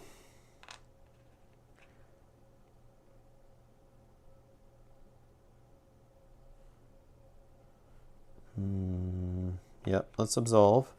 It costs us no silver. I have at least 3. And let's... I have 4. I have a bonus here too. Let's actually... yeah, let's clear off. We'll do the prey action actually. Clear this one off. All right. I want to absolve again this turn while it's cheap. Okay. And I get rid of a suspicion. All right, over here. Attack. It can fit 2 in there, but he's on 4 strength, so he can't actually attack. So he doesn't attack, he just goes to the prey, which has nothing to clear over here. So he gets a worker instead, and we shuffle. So we're seeing, we're seeing the AI start to get a little worker engine going here. And this happens some rounds where the AI will just like pump out workers every time and just kind of seems like it'll go endless, but we'll see. We'll see. It does it a little less on easy mode, but on normal difficulty, when there's more of the develop little green things on the right side of the board, it just goes like really fast. Because it'll like plop 1 worker down, do a whole bunch of stuff, get more workers, and then do it again, and then pray, clear it all off, do it again, get more workers. Like it's crazy, but it's not really doing it yet, but that's good though. That's good. All right, that's the prey. Now, what's under here? Red and a black. All right, so we're gonna absolve again. Costs us no silver. Oh, do we have? Yeah, we have 3 bump from our paladin plus 4. We're up to 7, so we can do another one. Let's do it on a debt payment. Although, yeah, let's do it on a debt payment. As much as I don't want to, I want to put it and get my black attribute, my faith, going up actually. But oh, I forgot to move it. Did I forget to move it twice? Probably. 4. I did it once from that. Did I do it twice from that? Shoot. Oh well. So it'll go up once there. Yeah, I feel like I didn't bump that up last time I did the absolve this turn. Shoot. So I can check that. See where I was at the start of the round.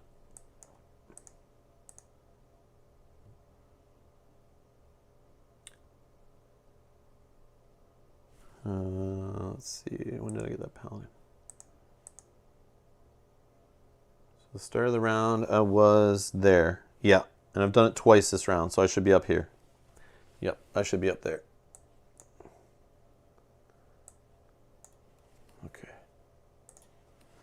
Okay. Okay. Yeah, so I should have moved up. I forgot to move that up. So we'll flip a debt. Okay, let's put this, I don't know, over here, I guess. Okay. As much as I'd like to move up, and then we get rid of a suspicion. I don't know. Build and absolve to uncover those victory points. Build and absolve.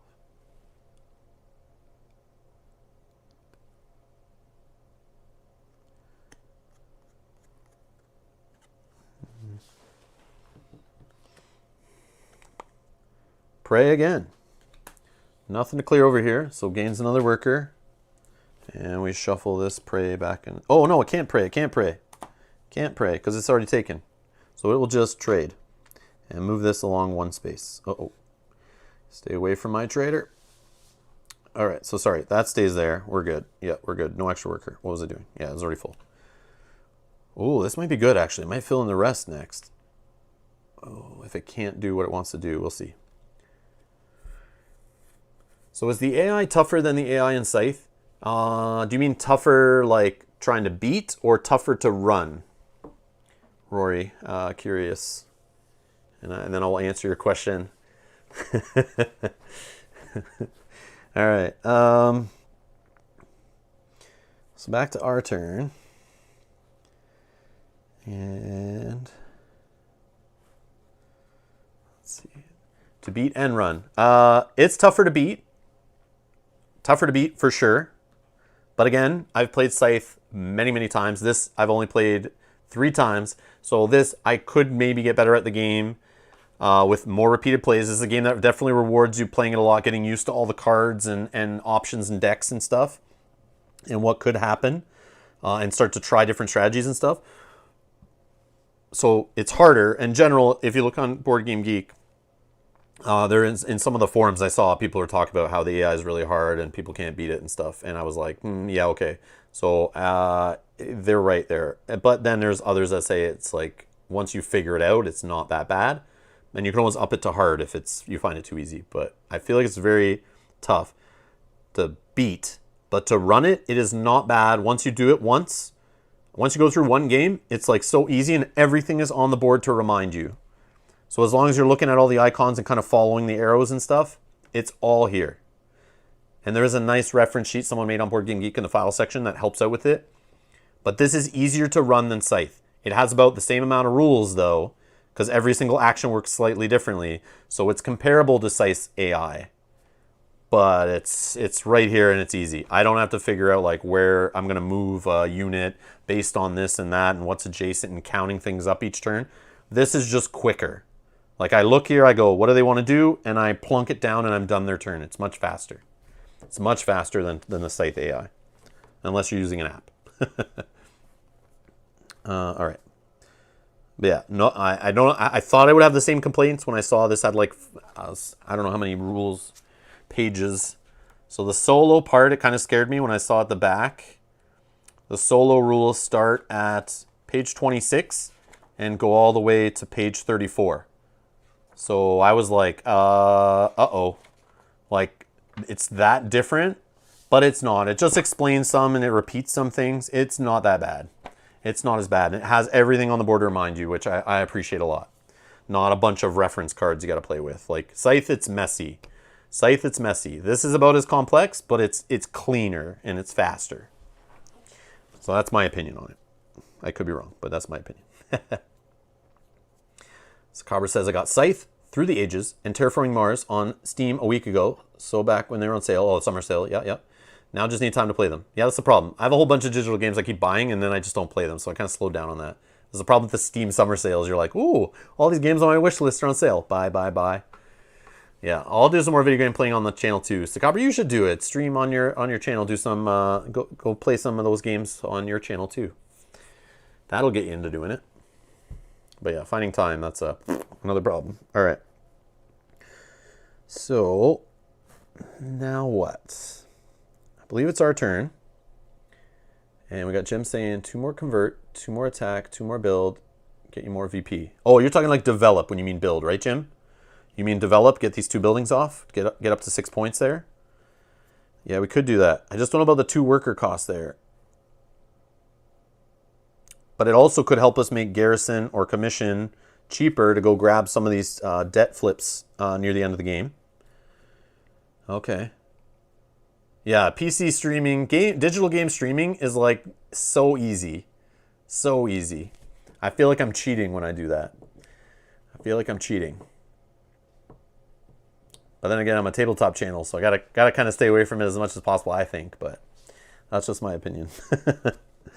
But yeah, tabletop streaming is way more complex than sharing your screen to the internet on a PC. That is for sure. That is for sure. All right. Let's see.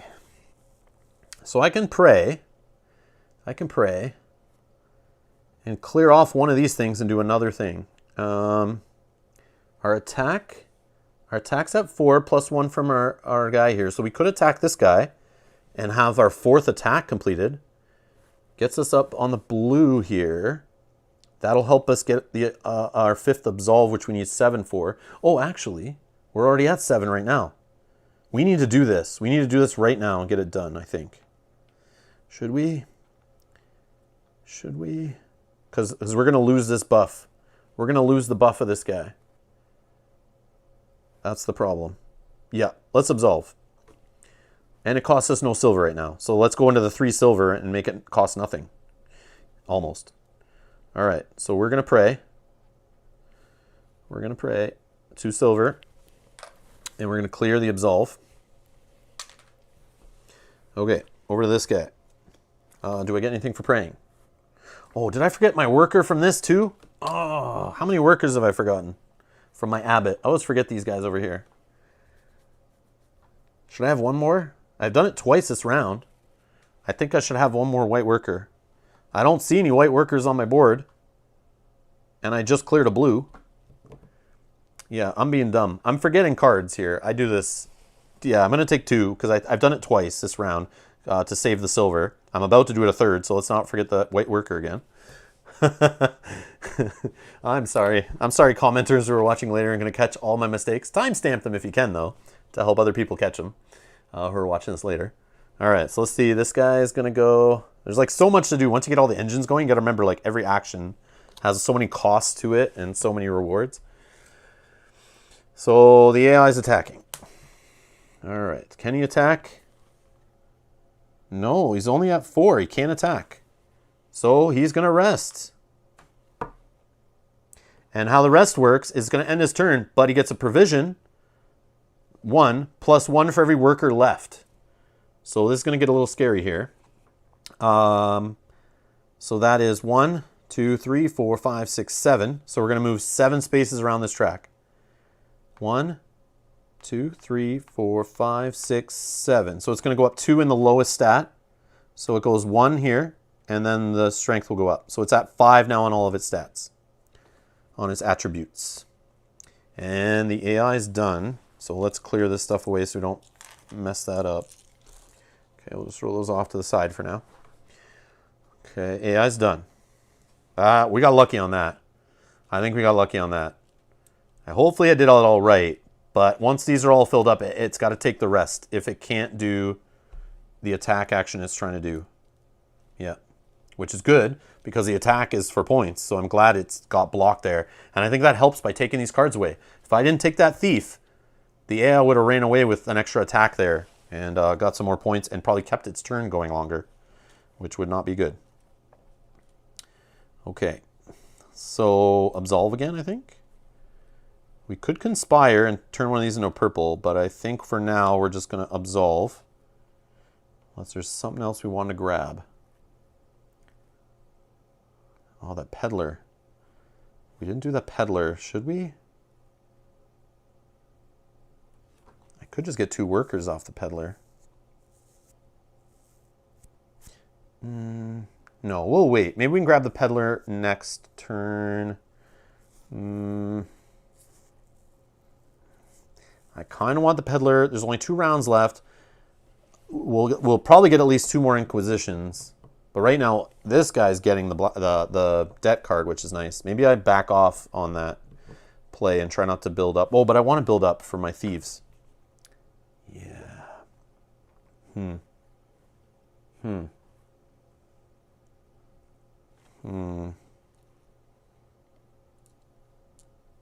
would have to conspire, which I think is fine. Yep. We don't have to worry about him doing anything. So we could just wait. The peddler's going to slide all the way down to free next turn. But the problem is, when I pick workers at the start of the turn, I could get suspicion, this guy could get suspicion, clear this out, and we have an inquisition right away. And I would like to get that worker ASAP. I don't need to absolve right now, but I could do it to get a worker or flip. Yeah. Yeah, let's just do the absolve, but so we don't forget, because we want to take advantage of this. So many options in this game. You can get an analysis paralysis city with this game. But, yeah, like I said, rewards repeat plays, though. Definitely feels better every time you play. It's like you get a more understanding and get a grasp of it better. All right, so we will absolve. So we go up another one on here. We get a white worker. Let's not forget. We're going to get a victory point at the end of the game now. Let's do a... I could take a white worker right now. But again, I might not absolve anymore. So flipping a debt is probably worth more points than a single worker. Maybe not, though. Maybe not. Workers equal more actions. So we'll flip another debt. Okay, so we've achieved the absolve. We get the 8 points for the king's favor, at least. At least. And we get rid of a suspicion, but we don't have. Ah, I should have conspired first. Damn you, Jim. Yeah, we're going to say I conspired first. Yeah, because I should have had that suspicion. So, purple worker. So I would have turned a white worker we had before, no purple. We get this. Take one of these. 2 of these, actually, pickpocket. And then I would have placed a purple here. And then do the absolve. And then I would get rid of a suspicion. Order matters. This is why I was trying to do the absolve first. Or the conspire first. Thought of that. All right, then forgot as I was trying to think through my logic.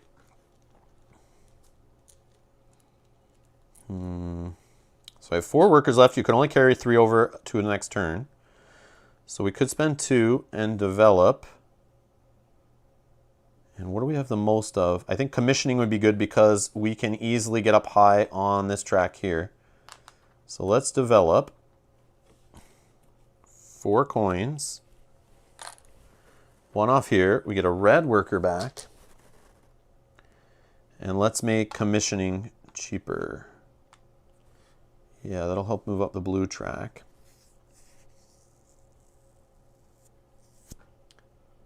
Yeah, develop is good. Yep, we're developing. All right. Now, I could take the commission action right now. And that could help us. We definitely could pay off another debt. We could pray and clear off a spot and do another action down here. Yeah, let's commission. Let's commission. And we'll save our red worker and just do another attack, I think. Do we have enough? Yes, we have enough to do another attack. And that could get our attacks almost finished. We'll be at 4. All right, we're going to commission. Take this off. Go up a blue.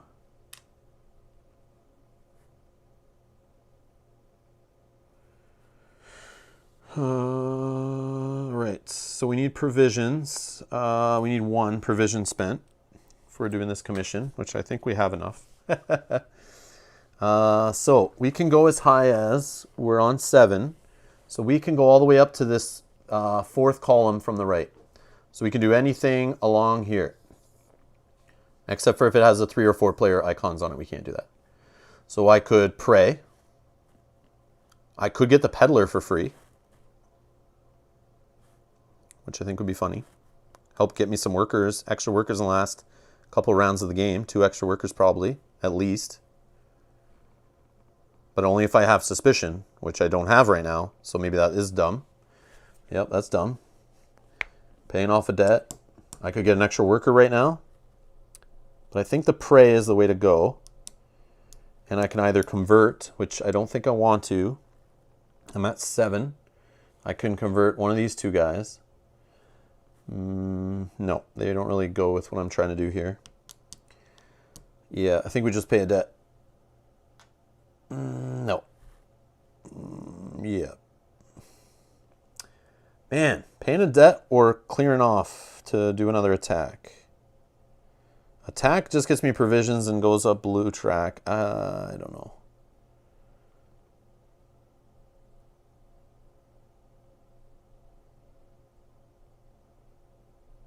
I mean, I could hold the worker for the next turn.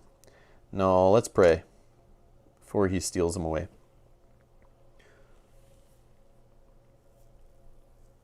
Yeah, let's pray. Unless it's more important. No. No, let's pray. Then we'll attack. And we could spend gold to move up. So we can get this guy. Or we can go up higher. Oh. We can get another purple worker. Yeah, let's spend 1 silver. We'll go up to the next guy. Yeah. And you know what this will do, actually? Attacking is really good right now because it'll make the trader slide down further. No, I don't think that matters too much. Actually, it might be scary because it puts it closer to this guy's marker. But we'll do it as like our first action.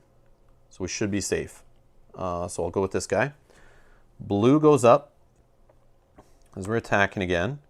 And we get a purple worker, which leads to a suspicion, which leads to us getting 2 money, 1 from the supply, 1 from the tax, thanks to the pickpocket. Attack goes here. We have to do an inquisition.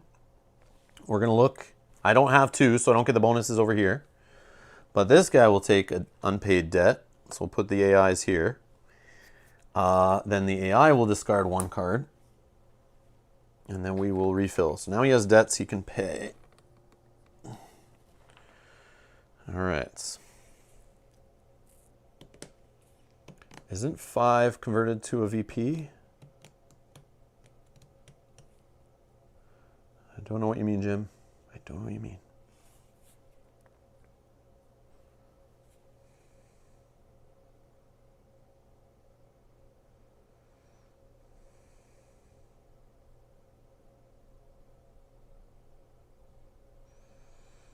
Okay.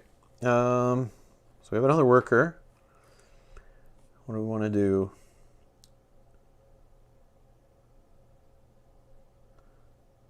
Oh, I can still get the peddler that way.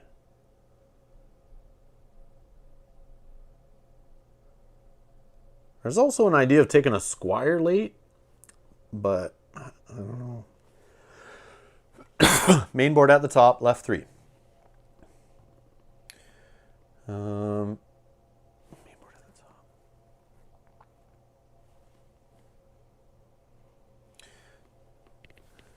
Left 3. I don't know if you mean on this side of the board or this side of the board, but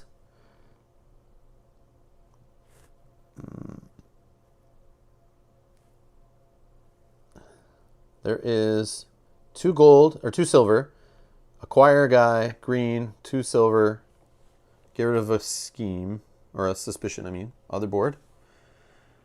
Left 3.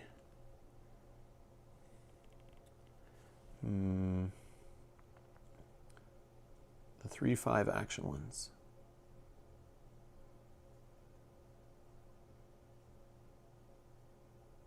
Oh, this is absolve. Absolve, attack, and convert. And attack is 1.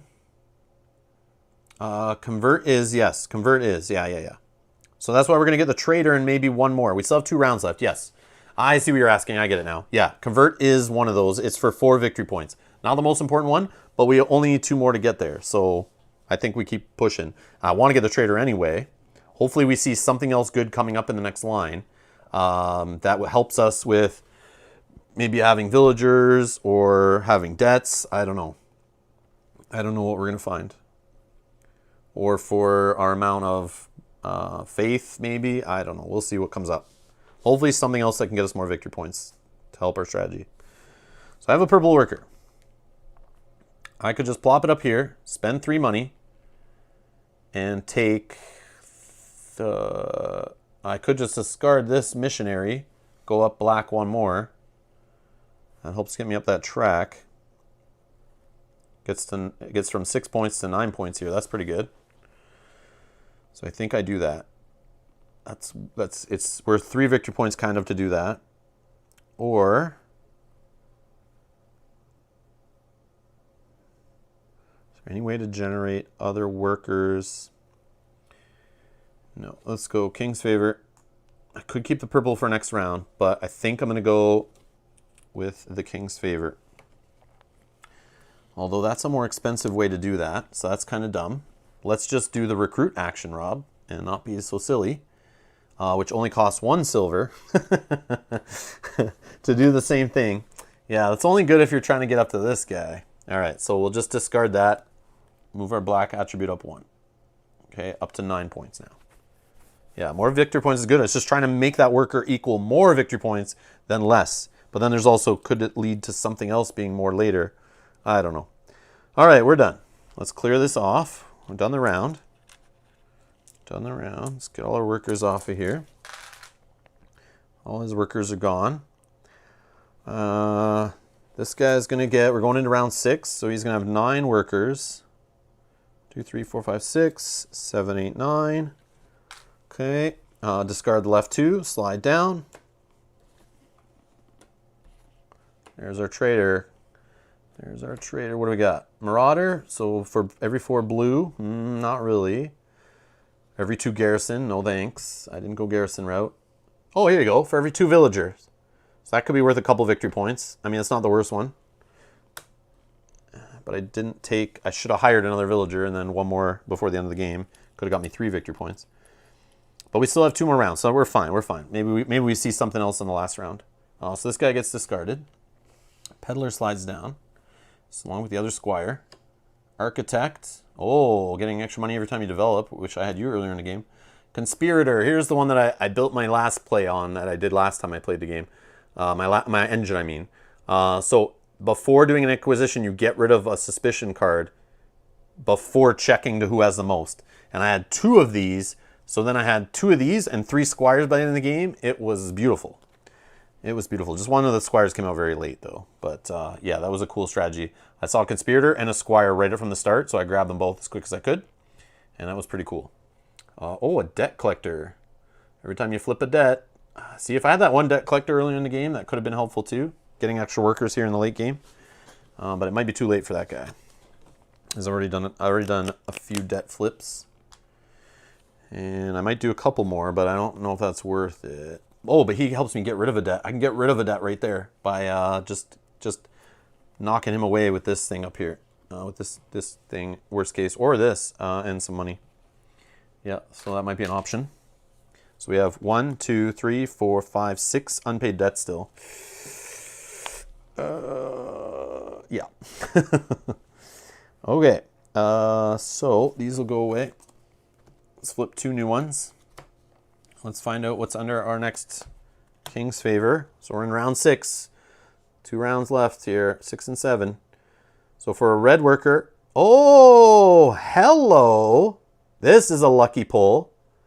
So for a red worker, 1 silver, I can flip a debt or get rid of 2 suspicion. I am a lucky guy that came up in this game. I have never had that come up in any game I've ever played. And that is awesome. Wow. And I went with this strategy. That's cool. That is cool. Lucky, lucky guy. So we can breathe now, Jim. We can breathe. There's a way to flip debts at least this round and next round. We get to do 2 off there, but that's huge to add more debt flipping to the game. I know I can only do it 2 whole times, but Sakabra, that is huge. Like, I can do 2 more up, maybe 3 more up here, if possible. I can toss one away with the debt collector, and 2 more from this. If I can get all that done, that would be, what I say, 5? So that's like almost all of it. I know I'll take more. I'll get more debts. But that'll help kind of put the fire out a little bit. Like, help dampen it down. Other than that, I'm not building walls ever, so that's the other random way to get debt gone. I don't see any way to get rid of it over here. We still need to get the trader, I think, though, because I don't think I'll be able to get all of that done. So the trader's like gonna help out, and I could just ignore it, but if I have a spare red left, I could do that. We'll see. We'll see. All right. All right. Let's go to our paladins. 1, 2, 3, 4. So we're playing a variant. I look at 4, toss 1 out of the game. Conspiring earns 2 silver. Don't care that much. What do we need bumped up over here? Strength is kind of low, but we only need to attack once more. But we're only at 4 on the strength track, so we can only attack the first 2. And this guy's lined up to get rid of one of them probably. We also need to make sure we get the trader, which we need a black. But we see there's black and purple. Black on this side, purple on this side. So I think we're okay. The laborers being a wild, I think, is very powerful for the end of the game. I feel like I want to save that one. Reuse a paladin from a previous round.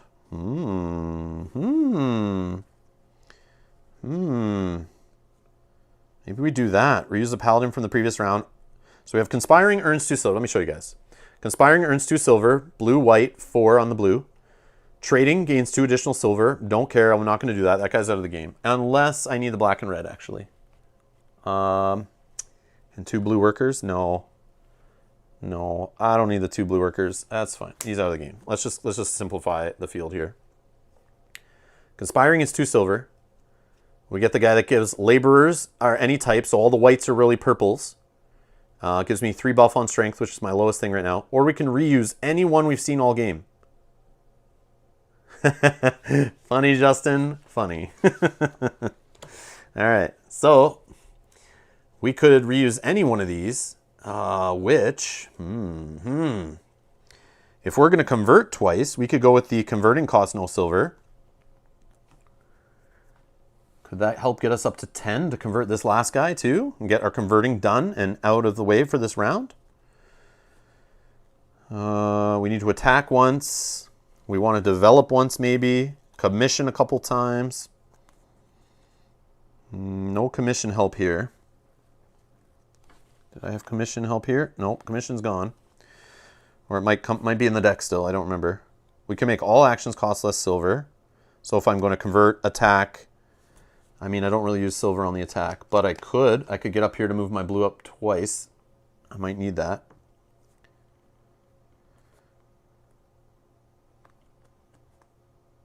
Black and white.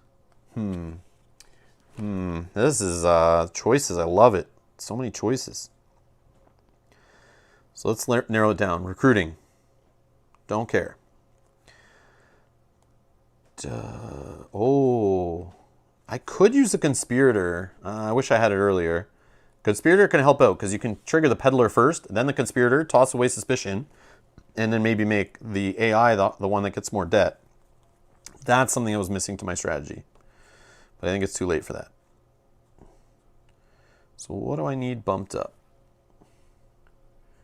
I have 8 here. If I take one that gives me a temporary bump on black, I can get the hunter. So I think I just take this guy that gives me a black and a red again. So I'm going to, just to keep track of turns, I'm going to put this guy in here and just put this guy on top. Then I'll put the wild guy on the top, conspiring earns 2 silver on the bottom. And I think the last round I'll use the guy that lets me use laborers as anything I want, as wild purples, which would be cool. All right, so this gets me a black and a red. Black and a red worker. But also the conspirator does go against my trying to get to more suspicion. All right, so speaking of suspicion, let's get this one to take...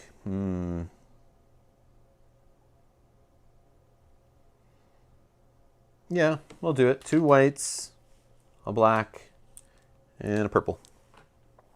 I take the purple, gets me a suspicion card, gets me 3 money because of the pickpocket. Okay, perfect. Done. This guy's got his workers, and I think it's our turn. I think I start by just going here so that I don't lose that spot. Oh, but the trader is more important, actually. Trader is more important. It helps get more victory points back in my corner than flipping 1 debt card does. So let's not lose sight of the prize. Let's put this black worker on convert. And I definitely have 4 on the black. So we're going to convert this one. It costs me no silver, thanks to this guy. I go up 1 in the strength on here for the instant effect. 1 in the strength. And at the end of the game, every debt has 1 less negative point. So 2 traders and 2 thieves. Can you tell the type of game I'm playing today? I love it. This is awesome. All right, let's see. Hello, Vinyl. And yes, this has a solo variant. It has like 8 pages in the rule book for the solo variant. Almost half the rule book's solo variant.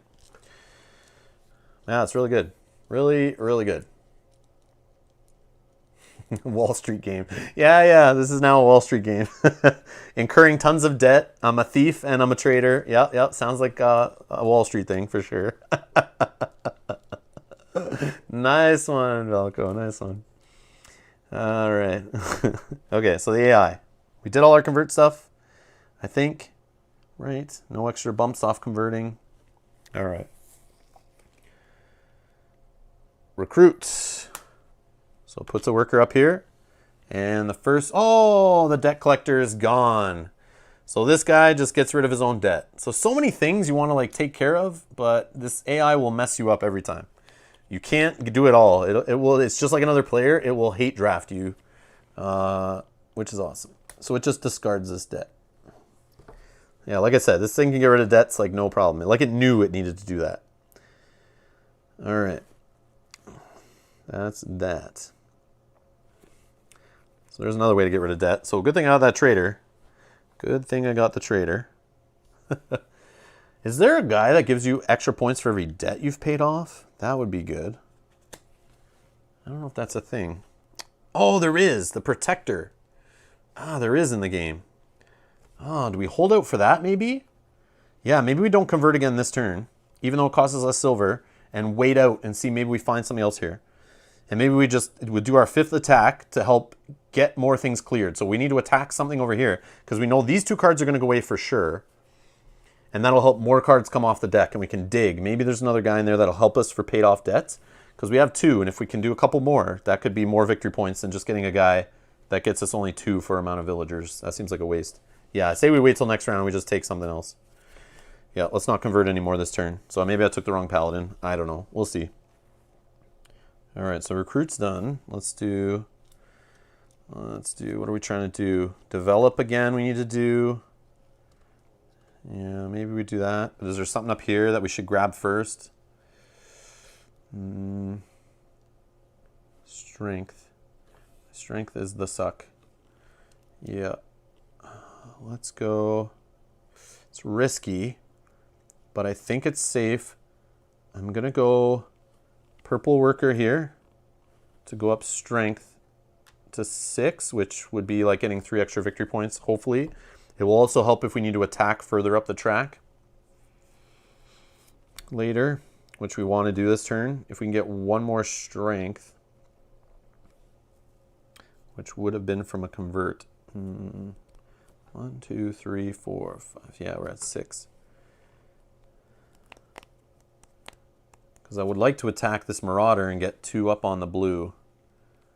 But I don't know how I'm going to do that. I don't think Fortify is the right way to do it. How do I get a strength?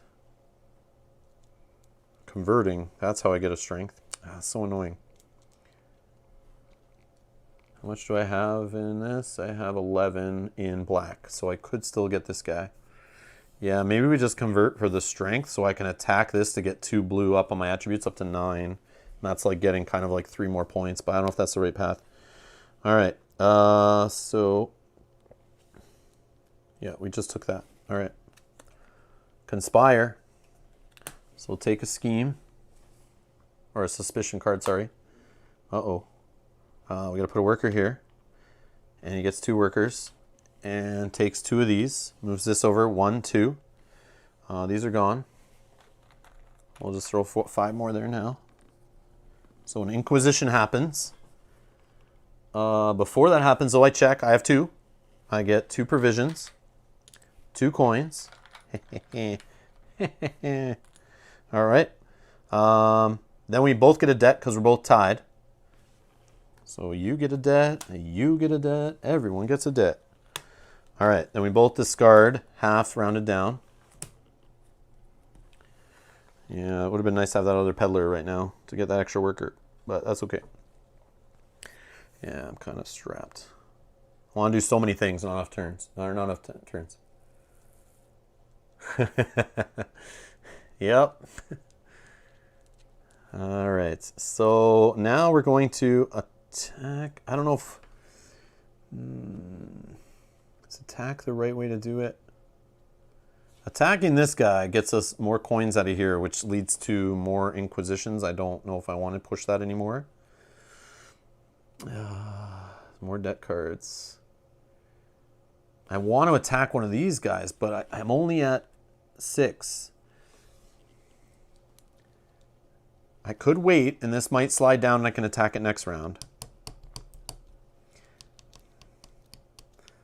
want to make it count. I want to make it count. We need to develop, though. Develop will get us a black worker. Or I could convert. I could pray. So I'd have to conspire first.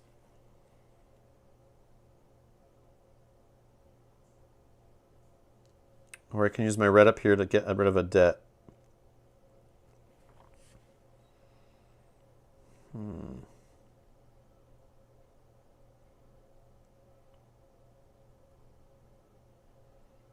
Maybe I convert. If I convert, I get my strength up. I can maybe also attack. Do I have enough workers for all this? I also want to pay off this debt, though. That's another thing. But right now, debts are only -1 point. So that flips it to a +1 point. Convert, attack, debt. Yeah. All right, so we're going to conspire. which gets us a purple. This is risky. Risky. Purple and a suspicion. We get 2, thanks to our pickpocket. Okay, over this guy. Garrison. Which is 3 needed. That's good. He's using up 3 workers. He'll take this off. He has, he gets a black.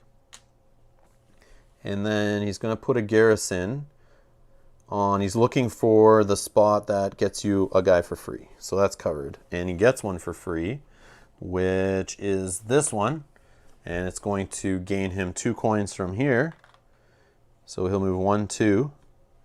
And this goes away. All right. He's moving along this track here.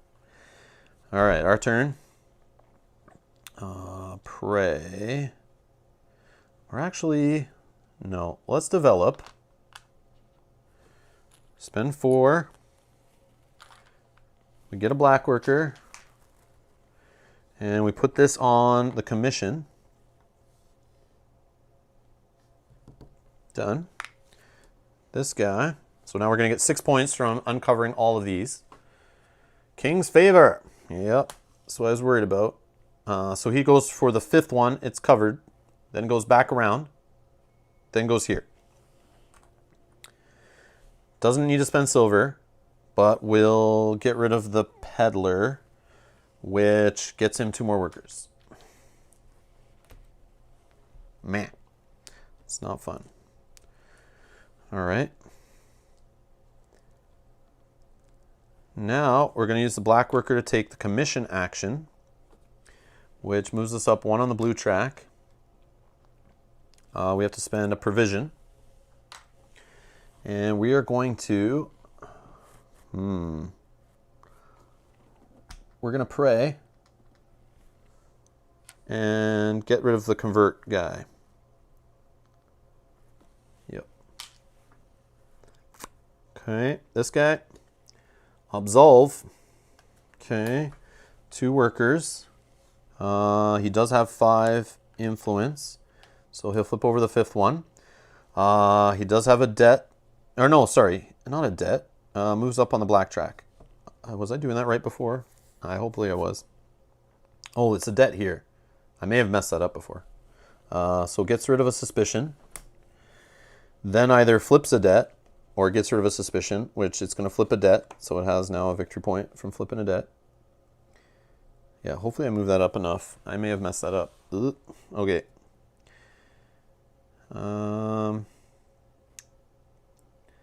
Our turn. Yeah, analysis paralysis. This game has so many options, Vinyl. You can easily get into analysis paralysis for sure. It's part of the fun though. If you like just sitting there the whole time trying to think it through, like, yeah, it's that kind of game, solo-wise. But I think that's why it's rated best as 2 on Board Game Geek, because it has that, it's prone to that. So playing like 4-player might take a while to get back around to your turn. All right, so we're gonna convert.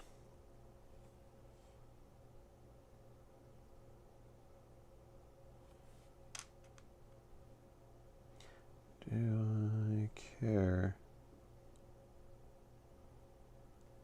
No, you know what we're gonna do first, actually? We're gonna do this. And we're gonna flip a debt. Gonna flip a debt. For a silver. Spend a silver, flip a debt. Because I think he might grab that one. Whoops, this is the wrong side. All right. King's order. Starting from the rightmost side, he's trying to absolve. It's already done. So then he goes to attack, which he will get done. He's trying to attack this one. Doesn't have enough strength. Doesn't have enough strength. Wraps around, attacks this guy. So he will go up 1 on the blue and get 2 provisions. Goes around, moves up the red, which is his lowest, and has now 4 attacks under his belt.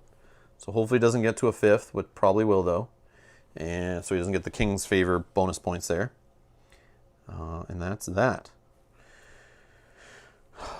So we're not high enough on the attack track to hit where I want to hit yet. We'll wait for next round. But we're going to convert. And this convert doesn't cost us any silver. And we're going to convert this guy, which we have enough to get thanks to our bump from this, which gets us a strength. Oh, that gets us the strength we need. Oh, maybe I should have attacked, not done that. That's fine, that's fine. Yeah, that was my original plan, was see analysis paralysis, get all thrown off. So I could have converted, bumped my strength, had that red worker left, and then attacked for this guy to bump my blue for 2. But hopefully that one's still there next turn, and I'll be able to grab it quick. So we bumped our strength up, and now we'll get a victory point at the end of the game for every 2 villagers. So it's just 2 victory points, nothing great. But we've hit our 5 converts, which gets us 4 extra victory points from doing the first King's Favor. So we're actually one attack action away from getting all 3 King's Favors. I've never done that before, but that's pretty cool. I maybe did one time, but this is pretty neat.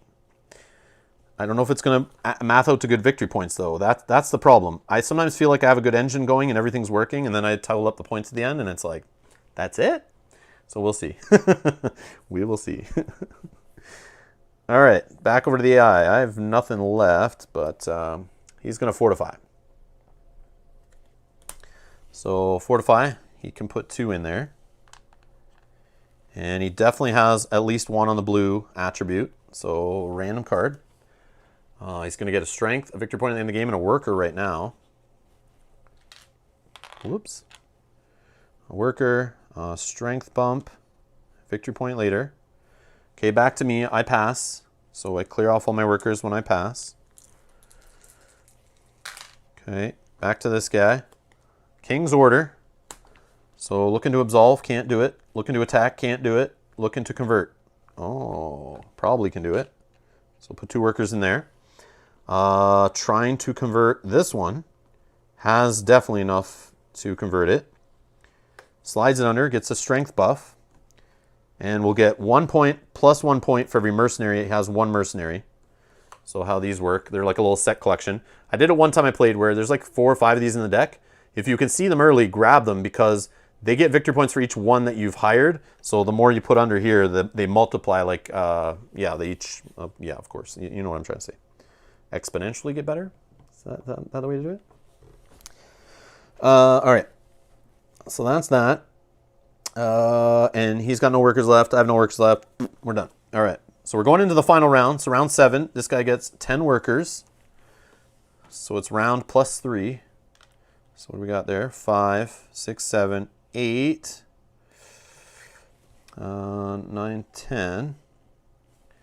Okay, get rid of these. All the other ones are gone. Yep. All right, these go away. This guy goes away. Slide Conspirator down. Defender. Helping out attacks. Another Squire. So we've seen all the Squires. Missionary helps with converting, getting you money. And an Overseer. Every time you take a villager, get some provisions. Okay, we'll get 2 more of these out here. No purples. No purples. Interesting. Interesting. Over here, these guys slide down. There's none to discard. Come on. Show me another guy can convert. That's really good. Show me another one. Barbarian. Nope. Lookout. Nope. Hunter. No, nothing really great here.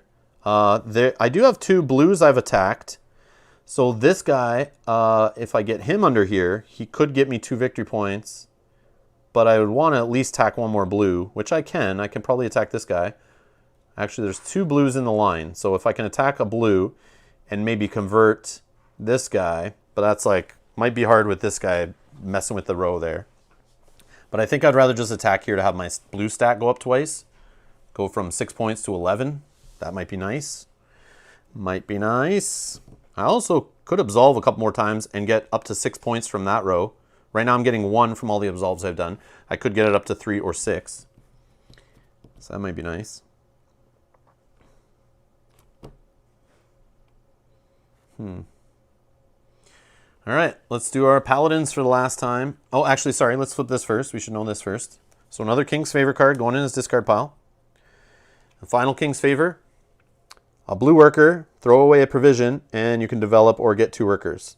That might be a way if I have a blue to turn it into 2 workers in this last round to get that going. But I've already developed my whole row, so that's kind of pointless for me. But, I mean, I can get a worker out of it, which I got provisions.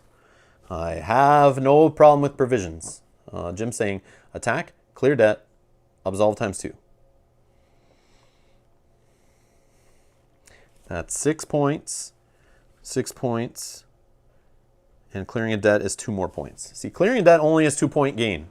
So it's not the hottest thing right now. I don't think it's the hottest thing.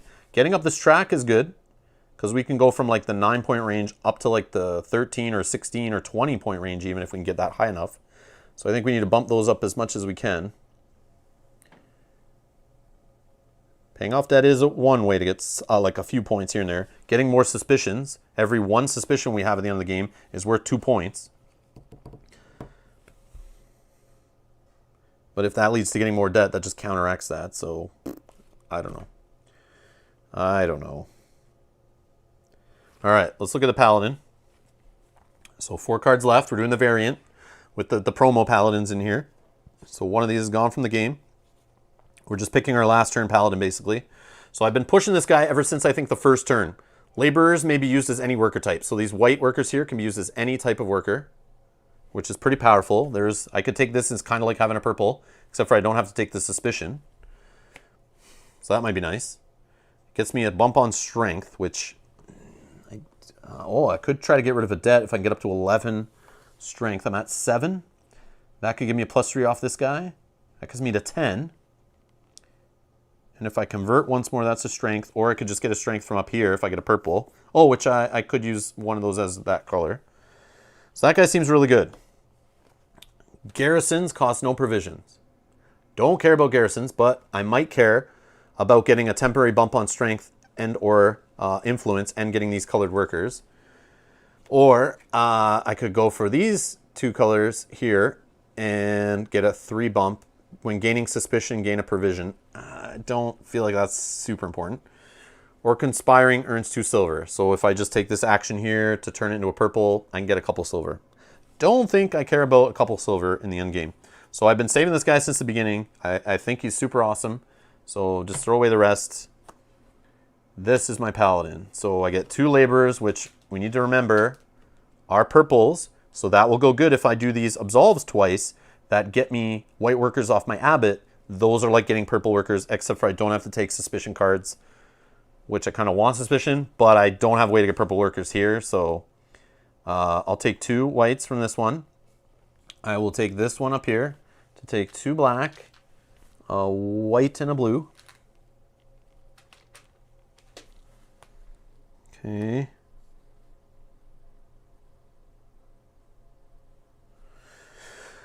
Okay. So we need to attack. That's 100% needs to happen, but we have a strength buff of up to 10. So we can attack all the way up to this guy, so any one of these. So I do not feel like the AI can screw us there. And we have 2 options that can bump our blue attribute up twice. We have one that gets us an extra worker, and gets rid of a debt. So there's lots of good options here, not a priority.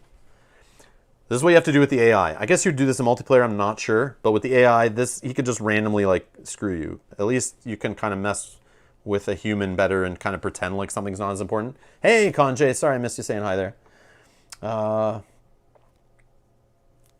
That's the way I like my games. 10 weeks working through games. Oh, and hey, Heather. The game's going okay. We'll see. One last round here. We'll find out how it actually is really going. I haven't played enough to know like if I'm doing well or not, really. So it's kind of fun to see how it turns out. I'm kind of playing like a blindish. And this is like a totally different strategy than I've done. It's kind of neat. And this guy's doing different things than normal too, than I'm used to. All right. So attack we've talked about. Convert. This maybe by the end of the game's worth 2 victory points. Don't care about converting that. But would bump our strength up, which would help us with the attacking, getting to all the options, which could get rid of a debt. That might be nice. What's better? Getting rid of a debt saves us 2 points, but it also goes up a blue. So that's technically like getting 5 points, but any of them do that. So black, getting rid of a debt's 2 points. Or if I take a one that gets me up 2 blues, that's like taking, oh, just an extra 2 points. Both roughly the same. Both roughly the same. And it just gets rid of the debt, not flip the debt. So no extra points there. Oh, okay. Absolve. We clear these, gets us white workers, kind of feeds into the fuel of being, they're wild this turn because of our paladin, so that's good. And it gives more points off the absolve. But the absolve costs 3 silver for each of those 2 absolves we do. Commissions. Commissions up here. Is there one to pray still? Yep, there's a pray we can still do to help clear and redo stuff. There's also pray down here. I like to keep a couple prays open here in the last turn to help clear off actions to do them twice. And we're going to need that if we want to do this absolve twice. But other than that, I don't know what other action I'd want to do twice. Just probably that. So I might not need to do a commission. But that would bring our blue up. Yeah, lots of thoughts, lots of options. Okay, so first things first. I say we just absolve. Unless, hold on. Actually, King's Favors. That's probably the most important thing, I think. Because I don't feel... All these guys get us workers up here. Almost every single one of these guys discarding gets the workers. I don't need any to add to my engine. Don't care. But getting workers in the top row... Like, I could get 2 workers for the price of 1 kind of from that. That could be helpful here in the last round. It's probably the way you should be playing. I've done that play before where I literally ended the game and had like 7 workers I couldn't do anything with. Because I played this strategy of trying to get as many... I went for all the actions that got you like extra workers and just try to like see if that helped get more points. Didn't really do that good. I went too crazy in that direction. But let's see. King's Favors. Those are probably the keys. So let's think. This one, bumping up a stat, that's great. But our strength's going to go up anyway from doing one of these attacks. Our blue will go up. Oh no, sorry. Attack will move up the blue. A commission will move up the red. So maybe we just bump up the red by this way. But no, but maybe I don't care about this now. I don't think I need to bump it. We'll see. We'll leave it. He's not going to go for that right now. He'll go for this or to the right. I could turn 1 worker into 2. That could be a thing. For a provision. Yeah, let's do that. Let's do that. This might be wrong, but I'm going to do that. Another worker could turn into other actions we might be able to do. So we'll spend a provision, and we'll get a black and a red. Yeah, sometimes you just got to like look through all the options first and to see which is the priority. Which is the fun with solo. You don't have to worry about the other player being like, hurry up, hurry up. All right. King's Order. He's going to try to get more victor points here. So he's looking at absolves. Does he have 5 absolves yet? Nope, he needs 1 more. So he's going to go for that one. If he already had 5, he would have achieved that King's Order. He would go to the next one. That's how AI works. He's trying to be kind of smart like a player. Try to get as many of these as he can. All right. Oh, but he only has 6 on the blue. Get out of here. You can't do it. You need 7 on this jar here. That's 7. No soup for you. All right. So no absolve. So next he wants to go for the attack. He doesn't have 5 attacks achieved yet. So he's going to do the attack. He can definitely do the attack. There's a full row of attacks up here. And it'll target this one. So it goes up on the blue. Now he has enough to absolve. If that happens again, he has enough to do it. If we get another King's Order absolve here. Gets another worker. And gets a provision, which will move this 1. And that's it. Yeah. So boom. He's now got his 5 attacks. So he's achieved this one, but doesn't have enough converts. Didn't achieve that and doesn't have enough absolves yet. So we're doing okay there. I believe it, Vinyl. I believe it. Okay. So that is that. We did that King's Order card all resolved, I believe. Yep. All right. Back to us. All right.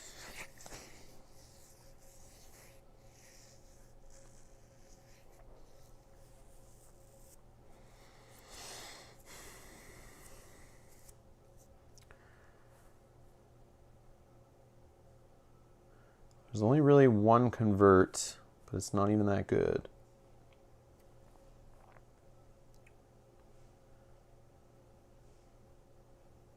All right, let's try to double attack, actually, I think. Let's try to double attack. All right, so let's think this through. I need red. So this blue, how do I get up to, I'm at 7, 10 attack. So I could bump up my attack by converting. That could lead to 2 points, a strength buff. Or I just go here for a worker. No, let's throw a guy underneath. No, but that's not the one. I want to actually attack this one. Yeah, this doesn't help. Converting's kind of dumb. Actually, this one will lead to points. Oh, it's double strength bump. Look at this guy. I didn't even notice. This guy has 2 strengths. So does this guy. I never even noticed they even had those. I had just learned something new. All right. So we're going to go to convert. And we are going to convert. We have 2 blues. So we're going to convert this guy that gets us victory points for every blue we've attacked in the game. So it's worth 2 extra points, whatever. We'll throw that in there. We get 2 strength bump. 1, 2. I wish I noticed that was a thing before.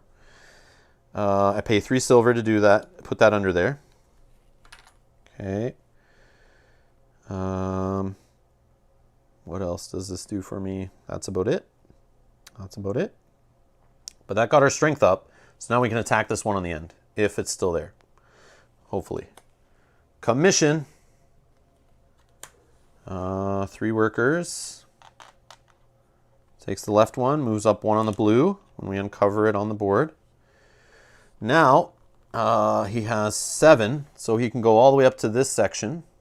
First, he's looking for the green, get a villager. There is none available. Next, he's trying to cover the debt. So I just lost a chance of getting rid of a debt there. Okay with that. Okay with that. All right, so covered up. Has no debt to get rid of. Oh, actually, it won't do it because it has no debt to get rid of. Sorry, that's already done. So next, it actually goes to the prey. There is no prey available. Next goes to 2 worker generation, which is this one, and gets 2 more workers, which sucks, but yeah. No shortage of workers over here. All right. Okay, so now we can attack here before it's gone. Yeah, let's attack here. Oh yeah, I could have spent silver to get up there. I always worry that I'm not, but I guess I want to bump this track anyway. Paying silver is not as good as bumping up another attribute to get victory points, right? So we'll attack here. Sorry, this goes up, blue goes up to 9 victory points. 8 on the track. We get rid of a debt, we just destroy it. It just goes back to the discard pile. And boom. I could attack, that could be more victory points. No. No, I think this is fine. All right, over to this guy. King's favor. He's in the middle here. So 1, 2, 3, right here. Goes here. Wants to take 3 resources. 1, 2, 3. Bumps up his black one because this is lowest. He takes 1 from here. Okay. Causes an inquisition. I'll just throw the coins over there so I don't forget. Inquisition. I have 2. So I will get 2 provisions and 2 coins off my peddlers that we have from the beginning of the game. Okay, those are fired off. Now I take another debt. So as I get rid of them, I get more. I knew that would happen. I get rid of one of these. See, I could have absolved there earlier and got rid of those, so I wouldn't have taken that debt. But I do get resources. I don't know. I feel like it evens out because I take a debt that's negative, actually only -1, and I get 4 resources, which equals at least a point. So for every 3 resources I have, gold or provisions, I get 1 victory point at the end of the game. So it's kind of like softening the blow, I guess. Yeah, I don't know. Could get another suspicion card. That would be worth 2 points because of my thieves. We'll see. We'll see. All right. So now he's over here. This game's AI reminds me of the Coin series games AI or Labyrinth, The War on Terrasol. Final, not sure what either of those games are. But maybe someone in the chat does. Okay. Absolve?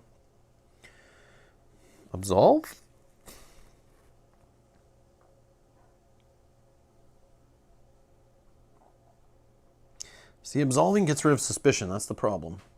Maybe I do it first. Yeah. Let's just put a white there because remember they're wild this turn. And we'll spend 3 silver. We do have 8s here. Oh yeah, we need another blue somehow. I go up on the black. Let's just cover. Actually, a white worker might be good. Could a white worker help me get more done? Probably. So we're going to absolve again anyway. Yeah, let's take a white worker. Let's cover that spot up. Get rid of a suspicion. That's part of that. Okay, so let's evaluate. So we have our converts definitely covered. We have our attacks definitely covered. We have our absolves covered. Now if we get this last absolve, that's another, instead of 3 victory points, it'd be 6. If we can bump up our tracks here, that'd be good. Oh, we can get our blue up this way. Commission, which could help us flip a debt. Or actually could help us pray for less money. All right, AI. Oh yeah, we gotta be careful the AI doesn't start covering those spots up there too. King's Favor. So he's going for the first one. Oh, that hurts. That one I like, but it's okay. And it will bump up the leftmost, which is black. That's how it decides there. So he's getting up high on the tracks now, which is a normal thing. Usually they're like, man, I played the medium AI and it was like all the way up on every single one up to the top. You gotta like keep them in check, man, or they'll just go crazy. All right, let's commission. And I guess we'll clear off absolve. Commission, we got to pay a provision. We get a blue, bump up to 11. Let's put this on the prey, which we have 9, so we can go all the way over to here. We'll do a prey, which will uncover the absolve. So we can do it again. AI. Oh, when I absolved, I should have got a white worker. Almost forgot. Almost forgot. Almost forgot. Almost forgot. Village Co says, BGG Paladin says, playtime 90 to 120 minutes. Impossible, right? No. When I place, well, I don't know if more players. 4-player, no. But when I played solo by myself, it took me like 2 hours to play solo or less in my first of my 3 games. But obviously when I'm playing on a live stream, explaining everything out loud, chatting with the chat and that kind of stuff, it's going to take longer.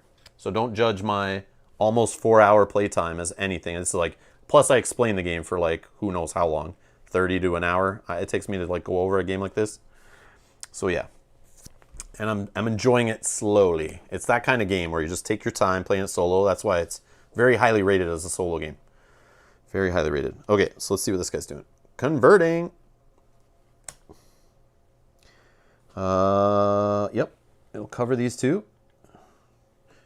And it wants to convert the first one, which it will. That's kind of sucky, but that's okay.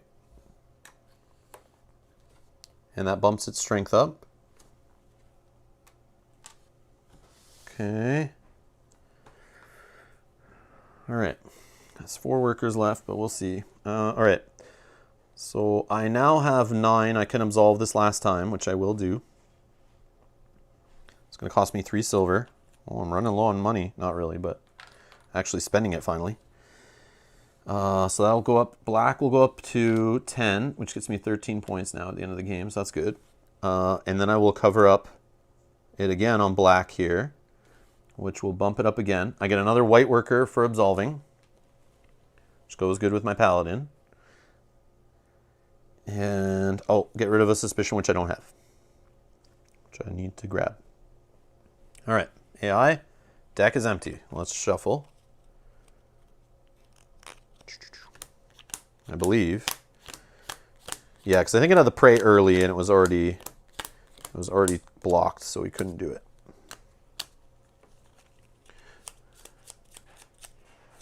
But no, you definitely can play this game in 90 to 20 minutes, 90 to 120 minutes if you know what you're doing, for sure.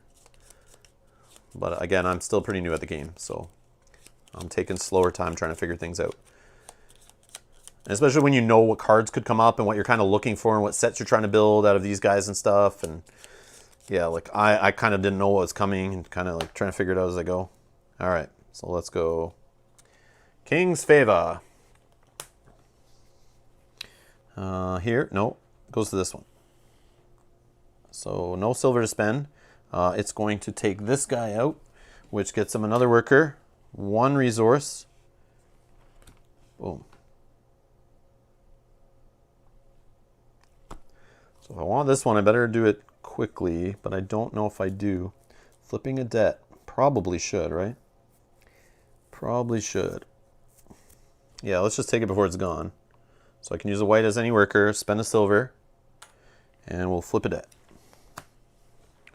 Only 5 left. Only 5 left. All right, this guy's going to go. Recruit. Put a worker up here. This one. It's going to get 2 more workers. Got.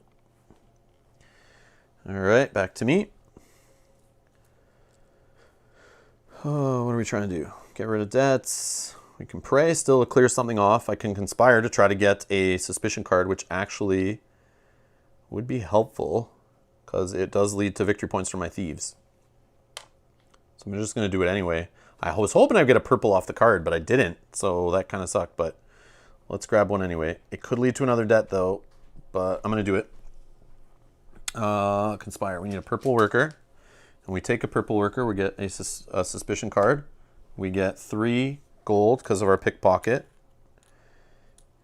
Beautiful. Still 2 left in the tax. This guy. Fortify. Yep. 2 workers it's going to cost him. He has enough influence to get a 3rd one here. And that's going to buff up the strength. Oh, up to 10, wow. And we'll try to get rid of suspicion on the leftmost side, but doesn't have one, so it just gets rid of 1 out of here. Yeah, it always tries to do the left option if it ever has choices, and I think it just sticks with the left and deals with it. Yeah.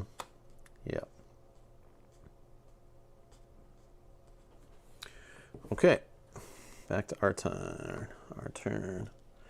I'm thinking of a prey, but I don't know what I'm clearing off. Now the only debt removal I see is up here. There is still 3 spots showing. So I need to uncover commissions. So I am going to pray. Spend 2 silver. Uncover commission. I could also get extra workers up there too. Oh, I can get another suspicion here also by just putting 1 worker here. Damn. Should I do that instead? Yeah, I probably should do that instead.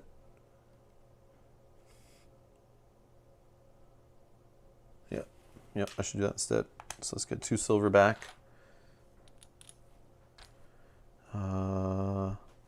Yeah, let's just throw worker here. And we'll toss the conspirator to get another purple.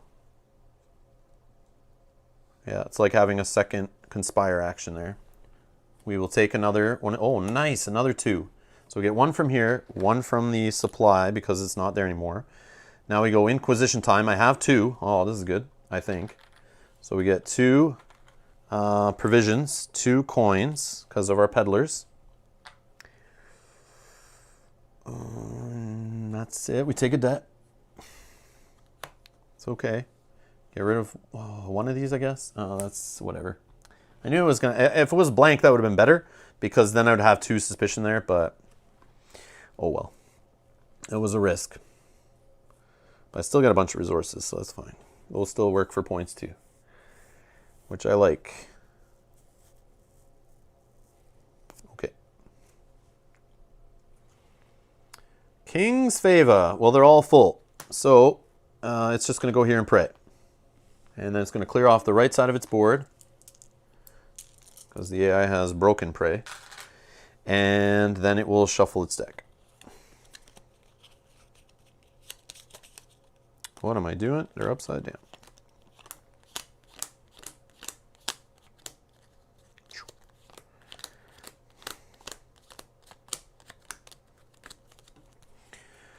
Okay.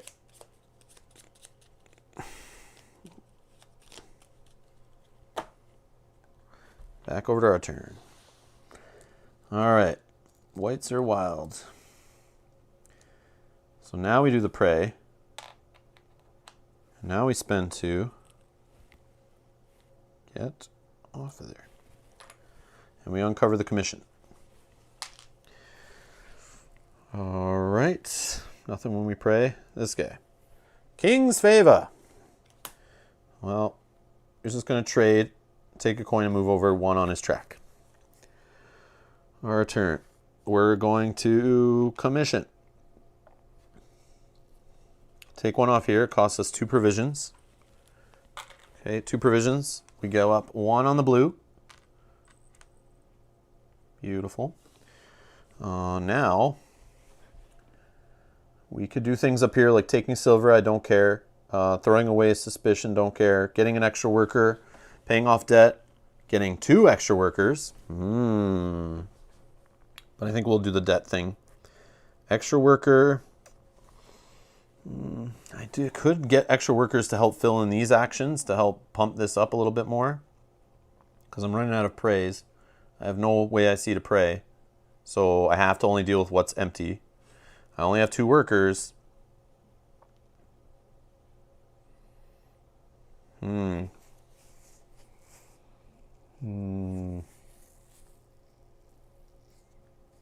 that's what happened before, where I just have extra workers at the end of the game. So I feel like paying off the debt is not the right way. I feel like getting extra workers. How much? I can go all the way over to here and take 2 whites, which are anything. Yeah. And I could garrison, which could put me up to 20 points here, which is huge. Yeah, garrison would be huge. It gets me back up on this track again.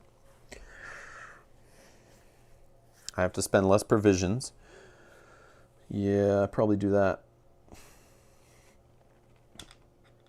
All right, let's take 2 white workers. AI. Commission. Can't take the commission, so he will conspire, which gives 2 more workers and a suspicion card, which is blank. Oh, I forgot to fill up the money up there.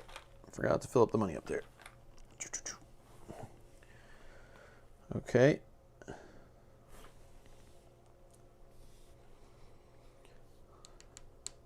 Anyway, maybe we can make more workers. Yeah. So let's try. How do we? We need a blue, so we can use a white. Any color. Red. Black goes up to 20. Yeah. And we need to spend a provision. Which I can't really see, but it's up there. Now we can cover like anything up here, up to, what's my strength? 9 plus 3 off my Paladin.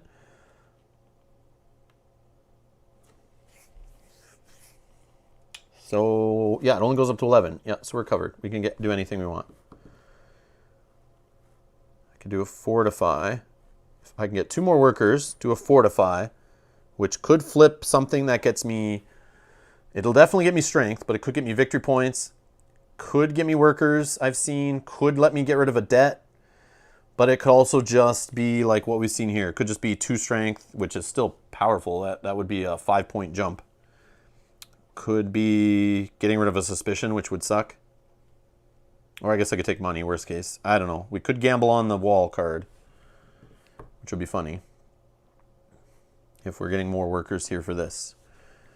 I feel like that's good because the fortify would bump up our red. We definitely have enough blue to do it. Or I just get rid of a debt, which is 2 points. I like the gamble. I think the gamble is better. So I'm going to do it. Let's gamble. Let's just get some more workers. What do I need? I need a blue or green. I guess the white and the blue would work because whites are wild right now. Okay, I'm doing that instead of getting rid of debts. I think it's funnier because I have 2 traders, but it might not be the right play. But it's funny, so let's do it. All right. AI. Is there anything I get from garrisons? Nope. I went up on the black already. Yeah, we're good. All right. AI is King Favor. So that will kill the turn. Because he goes to rest. Gets 2 resources. 1, 2. It's not enough to go looping around. And he's done. He's done. So that's a rest action. Passed.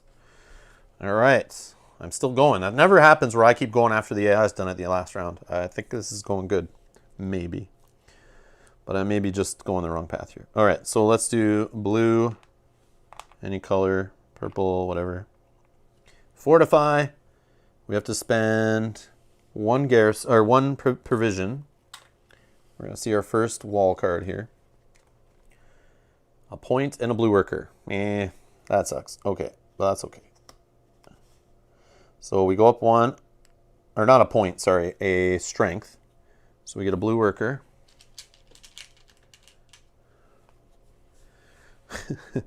And that's what are we doing with this last blue worker? We could get 1 silver. That might matter. Or 1 provision. It's all we really can do. Everything else is blocked.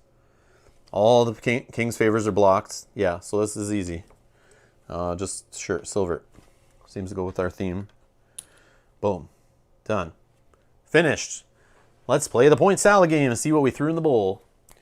All right. So, final scoring works like so. Where is it?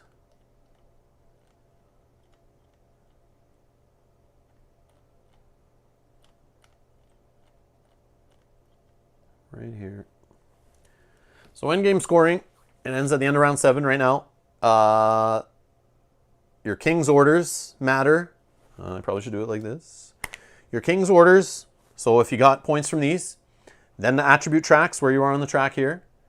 If you got any points from developing, if you get any points from paid debts, or lose points from debts.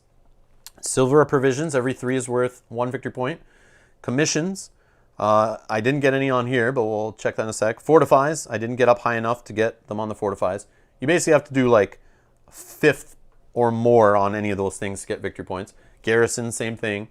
Absolves, definitely get the 6 points for that. And converts, so any of your victory point guys hiding under the bottom of your board. The AI has one change, that even if it didn't get victory points from something on the bottom here, it will at least get 1. So if something didn't work out for it, it always gets at least 1 victory point to kind of symbolize like a player wouldn't take one that doesn't work with its strategy. So in this game, it kind of gives it some free points if it didn't work out for it. Okay. So let's total this up. Let me just use the calculator on my phone. There is nice sheets on Board Game Geek in the files section for those that have this game that people made that you can print out to quickly fill out for multiplayer games and stuff. I could have done it. I would like to print one out and laminate it actually and use a dry erase marker, but I just didn't have time to do that. So I'm just going to use a calculator and we'll see. Let's see here. Calculator. Where are you? Nope, that's calendar. I can't read. Calculator. All right. So let's do this. So first things first. Completed King's Orders. I have all the absolves. I have all the attacks. I have at least 5 of all these. Converts, yep. So it's 18 points total. Okay, next is attribute tracks. 20 plus 13 is 33. Plus another 13 is 46. Right? Yeah, 46. Plus. Next is Develops. I get 6 points for unlocking all the develops. Next is debts.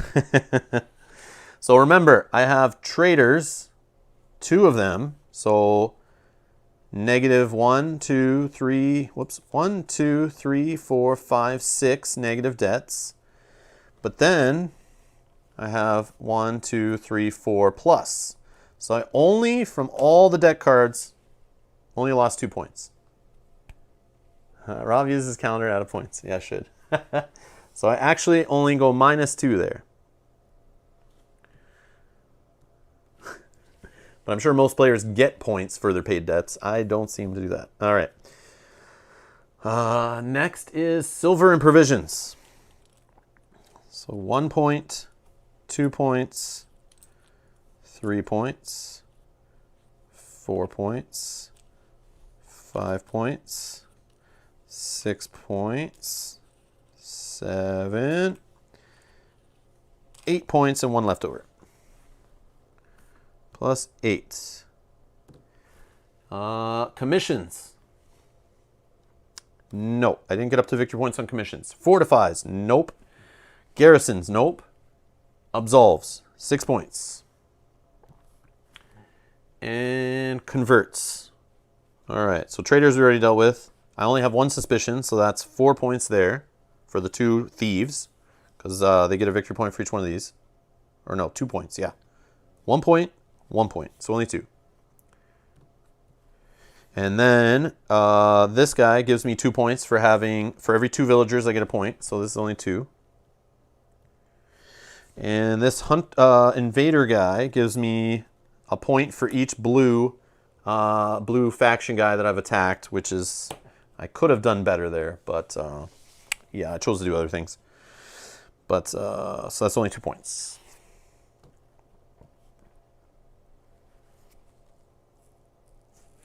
So that's my total is 88. It's my highest score ever. I think my highest before this was 72. So that's pretty good. But I'm playing against the easy guy, so maybe it's not so good. All right, 88. So that strategy actually worked out the best strategy I've ever had. But again, some of it comes from like luck from certain cards showing up. Like, I guess the debt thing didn't matter that much, but certain cards coming up in the play, certain villagers adding to the strategy. I had a good economy base right from the start. So let's total up the AI. So 88. All right, so the AI. King's orders. Absolves. No. Only 4. Attacks. Yes. So that's 6 points. Converts. No. So 6. Attribute tracks. Oh, wow. This is really low this time. I must have forgot to move this up a couple times probably in the game. I don't know. But I do find when I mess with these tracks more in a game against the AI, it messes them up so they can't take those actions, and then they take these crappy actions instead, which I think is key. But I probably did miss a couple of these bumping up, I think, but that feels low. But 13 plus 11, that's 24, plus 9, 33? Yeah, usually they're in the 40s at least there. All right. Next, develops. They don't count develops. Debts. They get 1 point. That was a different strategy too. Is not giving them purple workers. That was something that was different. So that's a +1. Silver and provisions. They don't care about that. Commissions. Nope. Didn't get the points. Fortifies. Got 1 point off fortifies. Garrisons, no, sorry. Commissions, no. Garrisons, no. Absolves, no. 1 away. Converts. 1 victory point for every 4 black here. So it's on 9, so it gets 2 points for that guy. 2 points for the mercenary thing here, because it only has 1. And then 1 point for every 4 blues, which is on 8. So that's another 2 points. So the AI only got 47. Man, I didn't mean to beat it so hard. That's crazy. But I got 47, so I probably should have played on medium. I just felt like the last couple games I played, like I got trounced. But I think I started, like this strategy came together good. And it's just now I've played 4 times. So I think I've figured things out a little bit more. I've gotten used to more of the cards. But I have noticed my scores getting slightly higher every time I play, even though things come up differently and I try different strategies. I find I'm getting an understanding of kind of to focus. And it was cool that I think what worked out a lot for me though was the King's Favors when I already from the beginning of the game was going heavy on silver and thought I would focus on a couple of these down here. And that's what happened to come up on the first 2. And then I didn't go for commissions or garrisons or absolves yet and kind of waited. And I got lucky that absolves came up and I need money for that. And I guess my Paladins, like the Paladin play, I'm getting better with the Paladins. Like finding out who to keep, who to put next, who to put on the bottom of the deck. That is a key strategy to this game, is maximizing these guys and doing them at least a couple times on a turn.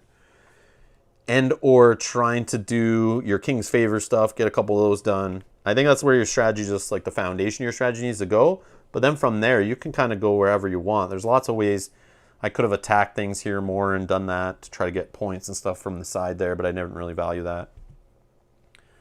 Yeah, and definitely the commissions. Like I've played a game where I never converted and still got like late 60 points. But I find against the AI, if you don't mess with these rows of cards, they just get to take whatever they want and they benefit like crazy from it. But if you can ever get rid of stuff here and they're low on this track and they go there and there's nothing there and they can't do anything, they just pass and take one of these crappy actions, or they move on to the next King's Favor. Those are worth less points, so you want to keep them off this high King's Favor. And I got lucky and it didn't complete 2 of the King's Favors. I've never seen it not complete at least 2. So that was kind of cool. I think it worked out good hitting this and hitting this very hard. So I found my best scores, or my lowest AI scores, come from hitting the card rows. But yeah. Anyone in the chat play this game? Any thoughts on this game solo from you guys? And before I give mine, I don't know. But yeah, that's Paladins of the West Kingdom solo. But yeah, lots of options. This worker placement game has tons going on. Tons of choices every turn. The worker color thing is kind of cool. The way it kind of like makes you choose like what you want to do, but then also manipulating that. Like it's kind of random what comes up, but lots of mitigation on the randomness here. The rivers are cool. I like rivers in games where things are constantly flowing. It adds replayability to the game and changes up your strategy because sometimes you won't see the cards come out of the decks that you want to see. And you got to adapt. You got to adapt. You can't do the same thing every time. You cannot play this game the same way every time. It will not work out as good for you. Like I tried 2 games in a row. I remember doing similar like commissions and absolve and attacking or something. And it just, the King's Favors didn't work out for me one game. And like just things didn't come up where those attacks actually worked out and helped me out too much and stuff. So getting these bars to go up here is tough. I think this is the highest I've ever got all 3 too. That's also part of it. So if you can get these up here, I find with the Squire, I was able to kind of get almost that high with a couple Squires, but man, that's pretty high. And if I could have grabbed this one, I could have got another like 3 points maybe. But yeah, I don't know if anyone out there has ever got like all their stats up to the 20 point on each one. That I would love to see that one day. Maybe a multiplayer. I don't know if the AI will let you do it, but yeah, making lemonade from the lemons it gives you, Vinyl. That's exactly what you got to do in this game. And you got to take some calculated risks, though. I like the way there's this future time mechanic here where it's like there's unknowns coming in future rounds. And they could help you. They could be useless to you. But you got to play like, I love this. You don't even know what the King's Favors are right from the start. You only know the first one.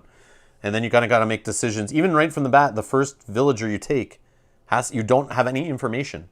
You have none. You just take it to start an engine, but it may be useless to you. I've taken it where I just take the first one and then it's like, then I see the King's Favors and I don't end up even taking the action. Like if I took the Abbot, let's say. Let's say you're playing a 4-player game and every player gets to scoop one of those cards out of the 5. So you're left with a couple at the end, you grab one, it may not even help you at all during the whole game. It's kind of cool, the solo mode. You have like fresh out of 5 picks and just start a strategy going. You're just playing the 2-player game. It's kind of neat. I don't know. It's very neat. I like this game a lot. I want to play multiplayer though. So bad. Yep. But this AI definitely pushes you, definitely challenges you, definitely gets in your face, definitely messes with your strategies. Sometimes the luck kind of makes them do dumb things. But man, sometimes it can go lucky and just certain turns, as you saw there, will just keep getting actions over and over again, keep getting workers. And you're just like, what is going on? I thought you'd be done already. And then it's taking cards you want, taking stuff up here you want, covering up spots you want. Over here too, if you play it, sometimes it just goes crazy on the garrisons and commissions.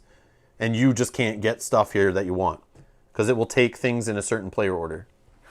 Like I didn't really show this at the beginning, but it will take, right here, it will take, like it tries to take all these actions first, like in that order. So if you're trying to pay off debts, it's going to go grab all those first if it is doing a lot of commissions and garrisons, which is kind of neat.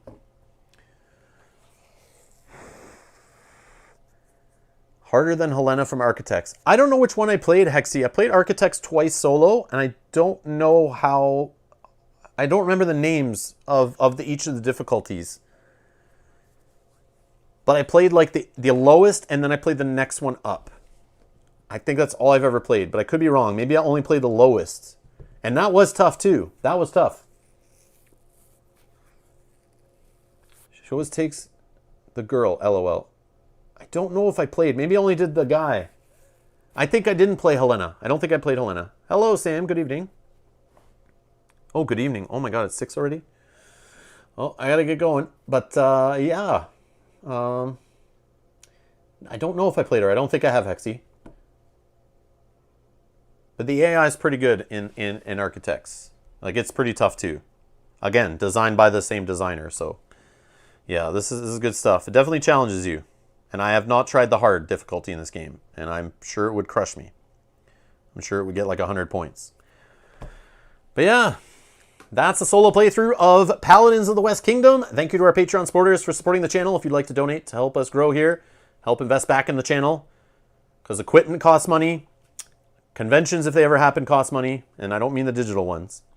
Adding games to the collection costs money. And yes, all of it goes back in the channel. So thank you everyone who supports the channel. Thanks to everyone helping us reach our goals on Patreon, which will help unlock new things on the channel to kind of add some variety.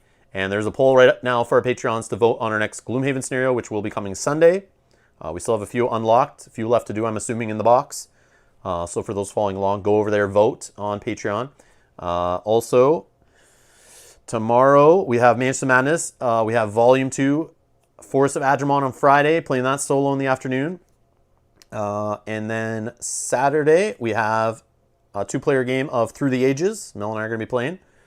And then on Sunday, like I said, more Gloomhaven, Jaws of the Lion. And next week's Gen Con Online, looking forward to that. I'll probably take some days to kind of ingest some Gen Con goodness, but I'll still put up some streams in between there. Maybe we'll do some discussion streams about what's being unveiled during the Gen Con. So we can see what Chip Theory has some new IP. They're going to reveal some new game involving mechs, which has me a little worried because it's a game with chips and mechs. If anyone's seen Dawnshade playthrough that we have, there's chips and mechs in that game too. I don't know. I'm just kidding. But anyways, yeah, so they have a new IP coming. Also, Fantasy Flight Games is supposedly, from what I've seen, is going to be unveiling 2 new games during their live streams during Gen Con Online. One of them has gameplay they're going to show off, which is kind of cool. Yep, Chip Theory is redoing Hoplomachus. They're going to talk about the Hoplomachus Kickstarter that's coming next year, 2021. They're already warning you so you can start saving up money, because I'm sure it's going to be expensive. And Vinyl, don't be excited for next year. Be excited for this year. They're doing a Kickstarter in the fall for the new IP with mechs. Mechs and chips, I'm sure. That's all we know, really. There's not much more we know. So we'll know next week. I can't wait. And maybe we'll do a live stream where we just discuss it. We go through everything that was unveiled and we just talk about it. So watch next week for some of that stuff. I'll do some Gen Con coverage. I'm going to try. We'll see. But yeah. Anyways, that's what's coming up on the channel. So subscribe. Hit that notification bell so you do not miss when we go live. And you come out and hang out in the chat. But that's going to be it for today. Thanks everyone for your time. Thanks for watching. And stay safe. And I'll see you in the next one. Bye-bye.